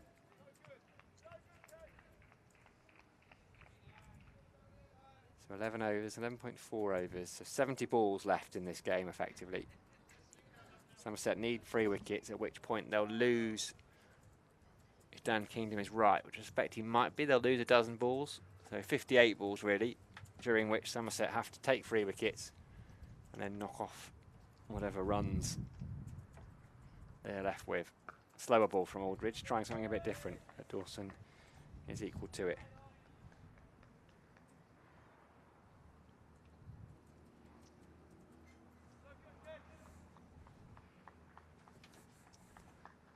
I think there's a Maxwell testimonial event going on tonight, isn't there, H? It's a barbecue. I think Jeff was saying he was off to that. Oh, yes, yeah, I've got his brochure in my bag, actually. Be a website, wouldn't there? Wow, yeah, I'm a bit of an old-fashioned paper kind of guy. You are. Short ball, and it's taken the edge, but it's gone over Tom Labb and me. It was almost the middle of the bat of the uppercut ramp, wasn't it? I think Dawson was initially going to play the shot, then thought about pulling out of it. Didn't quite. I think he was going to pull it and then decided to duck and sort of upper ramp it. It looks like quite a good shot in the end. It's a shorter ball. Leave Yeah, he's definitely leaving that because it's come right off the toe. Could have gone anywhere. You just feel with moments like that. That's how I got out to Pete Trigo's ball the other day. Caught by Rob Turner, Western Supermare. Ducked it and left my bat in the air. Where did you get out to Triggs? Triggs' son. Ah. Dexter. I got one of them out and then the other one got me out. 2 slips wait, as does a leg slip. Aldridge has caused a few problems here with the new ball, but it's just time. That leads 31 now.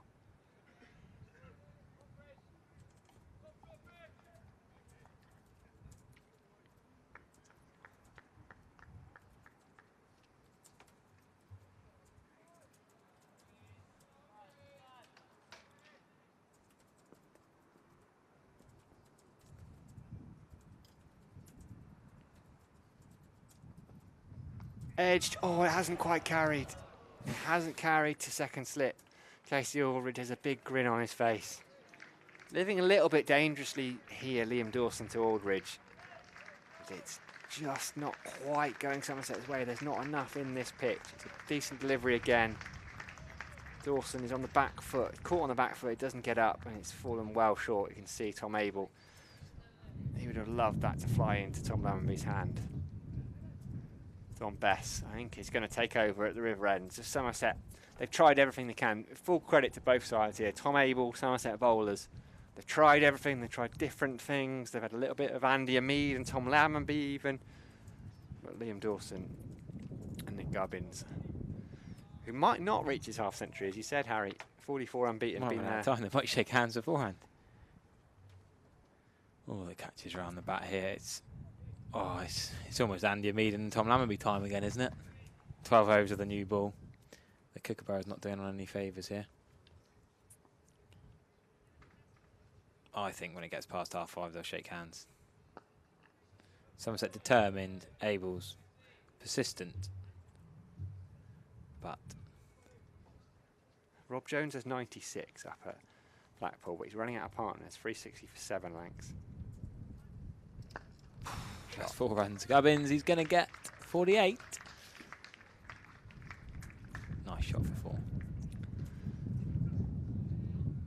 Have a look at that one from Best. Just trying to give it a bit of flight. Gubbins, easy enough to put that one. Now, Derbyshire, Harry, 243 for 4. Yes, they need 8.6 and over, but Leicester Ploy's got 92 at a run of ball. Hyder Ali's got 42 from 39. They're having a go there. We need this on a second screen, don't we? They're having a dip. Like that, having a dip.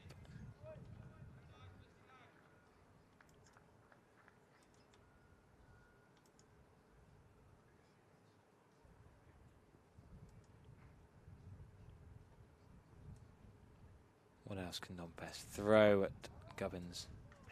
Well, if he throws it, it'll be a no ball, so he'll probably bowl it at Gubbins. But Middlesex don't seem to be at the moment. They only need 108 from 14 overs. So 7.7 and over. Sam Robin's got 96. John Simpson's got 62. Second new ball is due there in 2 overs. That might be 50. He doesn't want to run. If he had run, he'd have got 50. Definitely could have got 2 there. Charging round from deep cover is always going to be 2. Selfless though from Gubbins, isn't it? Well, yeah, we could have pushed to 2 there. Yeah, Deploy could get 1,000 runs for the season as well. Has he left? Has he signed a contract elsewhere? I didn't think so. Hyde Valley, of course, the overseas who can whack it. We saw him play at Old Trafford. There he is, Andrew Holmes, a real lover of cricket, Andrew. There's Alex. Oh, we're giving all the cameramen a shout out. There they go. Fine work they've been doing for the last 4 days. You have to stay away from Andrew sometimes because all he wants to do is talk about cricket. In your ear. All the time.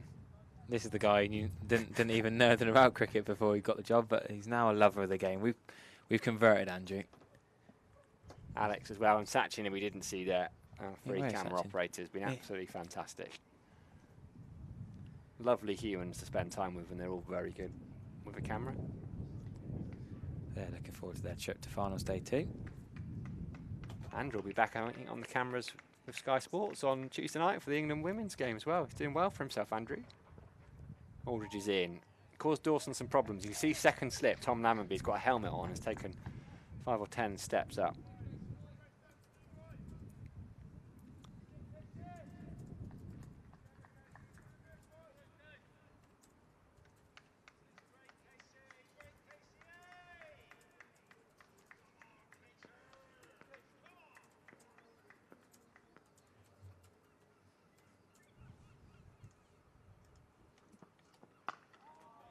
Dawson. Solid on that one.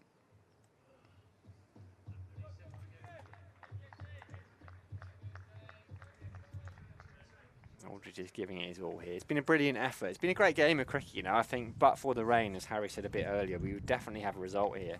And Somerset would be the likely winners. They've been brilliant. Young side, missing some experienced players, resting up injuries, resting up ahead of Saturday. Pulled away, and that will be another boundary for Liam Dawson. In complete control of that. There's fielders out at deep square at long leg. Dawson just rolled his wrist all the way along the ground. This is some fine camera work from Alex to capture that one. It was uppish for a bit, but in the gap.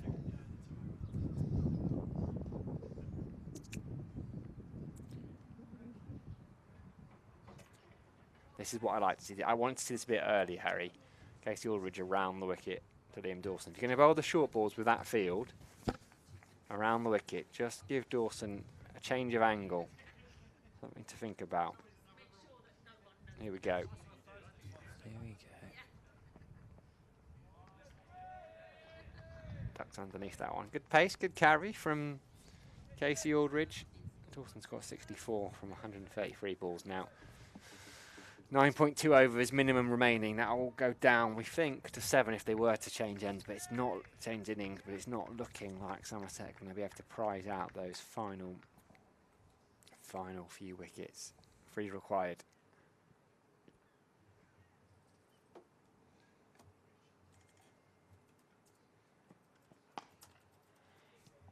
Turn into leg side. But look, whatever happens, we had a lovely game of cricket. It's been brilliant to have everyone with us on the live stream as well. Good numbers. We always enjoy ourselves, don't we? Myself and you, Charlie Taylor, Stephen Lamb, Vic Marks. Craig Overton today. Craig Overton popped on. Andy Caddick popped on yesterday. Had, what, 4,000 school kids across the first 3 days? So Worker Somerset Foundation, that. Carl Abbott's 150th first-class match. Got a few wickets on day 1. Tucks underneath that one. Again, end of the over. Liam Dawson has a look round. We're going to keep going. One of the milestones we had. James Rue, the youngest double 100 for Somerset. 4th youngest in the championship ever. Chad Bashir coming on. Bit more relaxed now on that Hampshire dugout, you would imagine. And they might have been a few hours ago. Yeah, as Gordon Irony's just tweeted, he's been commenting, you can't say Somerset aren't trying to get a wicket with all the fields and all they've tried. Don't forget the Triggs. Someone said, no, we're not. We haven't forgotten. He's just not been here. He's been too busy scoring hundreds, old Triggs. Can't give him too much credit. Nobody mentioned it, all right, when he's next on, Triggs. Ben gave in. Ben gave in and retweeted it. So he's putting pressure on the Somerset social media team, Triggs. Why has my 100 not been tweeted? No, he did smash one over the offside as well. Keen to let us know that. No, good on. He'll be back for the Surrey game. We're going up to finals day, aren't we, H? Yeah, I think he's taken my spot for a few days of the Surrey game. That's fair enough. I'll probably still be here watching anyway. Best then, what can he do? What can he muster? James Rue must be knackered. He's barely had a moment's peace, a moment's rest. Poor bloke needs a nice muscle-soaked bath, I reckon. Did they have, when I was playing for Tiverton Town, and we used to have a compost bin for an ice bath. I wonder what Somerset's ice bath facilities are like in 2023. That's a potential chance, you know. 5 second slip. Oh, Lammonby is chuckling, really. High five with his opening partner, Dixon. A lot of change of slips. Dixon's not in the slips. He's done well to be behind square and not having to wear the pads in front, I'd say. Fallen well short of that. Allowed to get excited at this stage of Derek and Sam. Yeah, why not?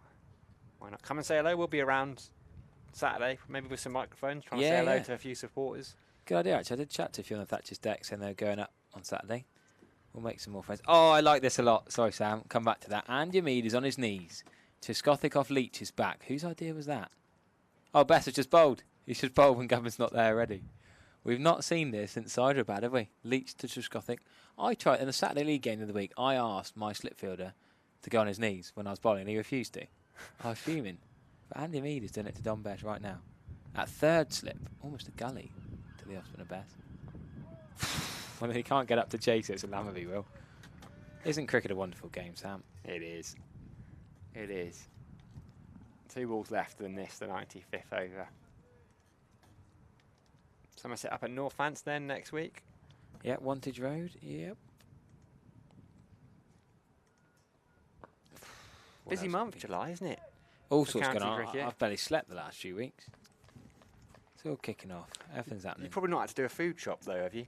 No. I don't eat at home anymore, Sam. Don't eat at home in the summer. Oh, you're very sensible. Except a few clubs don't do cricket teas these days. But I normally find a way of wangling the teas from somewhere. Lovely shot that from Gubbins. But again, he's heading it down. Get your 50, Nick. I want to see him get his 50. Oh, they're going to shake. No, they're not. Sorry. Liam Dawson's taking his gloves off to wipe his hand in the dirt to not sweat so much. I thought he was going to shake hands, but it's not up to him.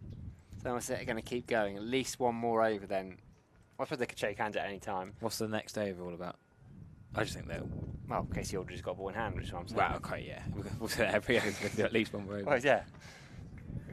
Well, but not necessarily. I think they can shake hands at any point, can't they? Oh, yes. There's people in the comments saying, come on, let's shake hands. Essex scenting victory, do you reckon? Blatherwick caught and bowled. Oh, Mr. yeah, 8 Porter. down now. BBC made me laugh the other day. They were calling Jamie Porter Will Porter again and again and again. I'm not aware of a Will Porter. Definitely Jamie Porter in my book. But Must be one in the Devon League somewhere. well, I was going to say, I've maybe played against the Will Porter.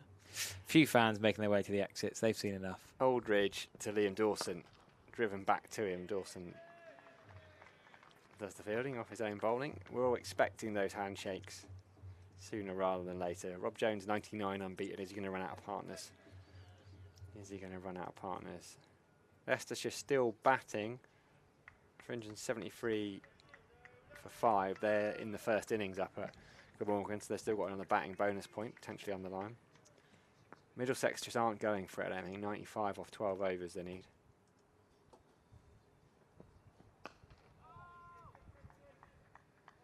Derbyshire, 119. Is it still required? Yeah. 8.5 and over Derbyshire need down at Ove. Now, while these two are still together, you just never know. Hyder Ali looks to be hitting out. He's hit 4 sixes, 2 of which have just come in that previous Jack Carson over. So when this game is finished, when they shake hands, that might be worth a look. Not before, though, folks. Dawson on the back foot. It's a lovely shot. I need to run those. That'll be 4 more. Clap of the hands from Tom Abel, though. Going to keep going.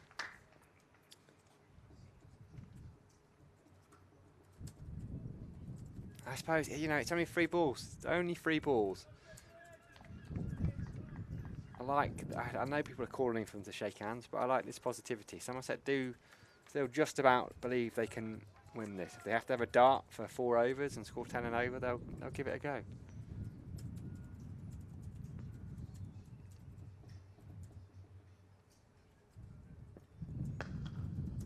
Goes to the Yorker, kept out by Dawson. The Mead will come around at mid-on.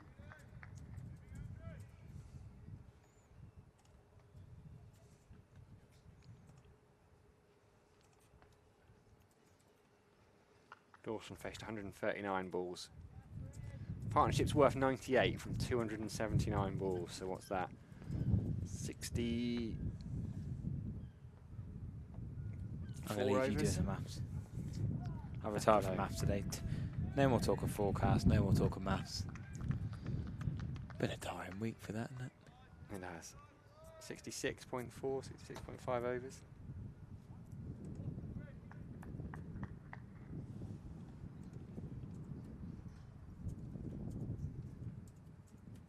No, that can't be right. 45 overs, isn't it? Ignore me.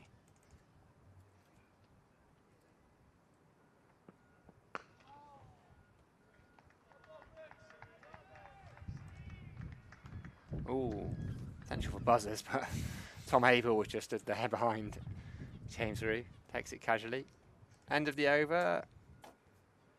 Are we going to keep going? Skipper's looking at Tom Abel. Umpire's looking at Tom Abel. Looks like Don Besser's ball in hand. It's a tricky one because Tom Abel doesn't want to be. I think he's given up. But when's it silly? There's the Wurzels. We were talking about the one-day cup campaign. Paul Tweddle announced as head coach for that tournament, Somerset versus Sussex. Second game, I think that is, here at Cooper Associates Counting Round. Friday the 11th of August, 11 AM start, 10 tickets for the price of 8. And then the Wurzels have a little gig afterwards. That'll be brilliant. They're always fun. Yeah, I said I might do 2 and 2. They're at Honiton the day before, Honiton Festival. Oh, that's good to know. If you want to do a Wurzels double, Devon Somerset. Anyway, 2 runs away from the 100 partnership here, which is deserved. Much deserved. Well played. Gubbins down to the ground. Can Gubbins get his 50? They're going to come back for 2. Lammonby's quick. They're going to risk the 2 here. Well batted, Nick Gubbins. Give that man a clap. Serious knock that. Nick Gubbins, selfless, as we say. Applaud that. The Hampshire fans below us and the Somerset fans, they know their cricket down here in the West Country at Taunton. Yes, they're biased to the home side, but they'll stand up and applaud a good knock when they see one. Even tractor driver ready to go. He's there clapping away. Nick Gubbins, well batted set. And Liam Dawson too. That's 100 partnership. Well played. I'll take my seat again.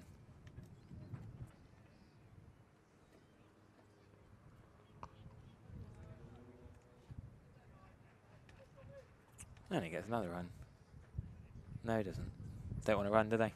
Thought they might start running a bit more normally now when game's all but secured.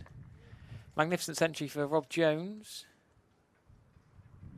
Your mate from the Cheshire Leagues. Best for very dirty whites, as always.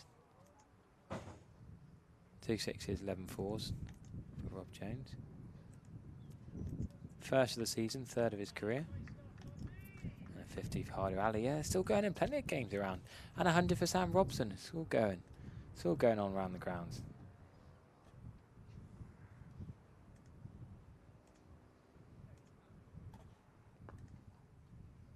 No, nothing doing here.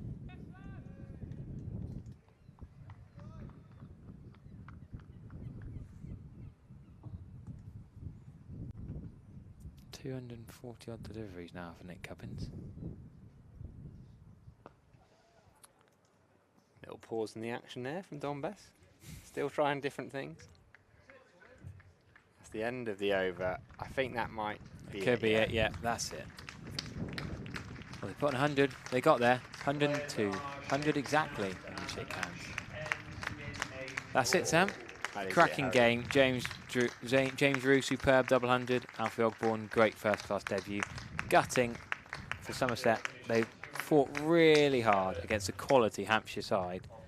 But it wasn't to be, and we can only applaud Nick Gubbins and Liam Dawson. What a partnership. Exactly 100. Well played, and Hampshire could face Somerset in the T20 Blast finals day on Saturday evening. Yeah, brilliant partnership. You know, not exciting to watch, but it's not always all about entertainment. Hampshire were in a fair bit of trouble. 7 down for 117. These two put on exactly 100, as Harry said. 286 balls.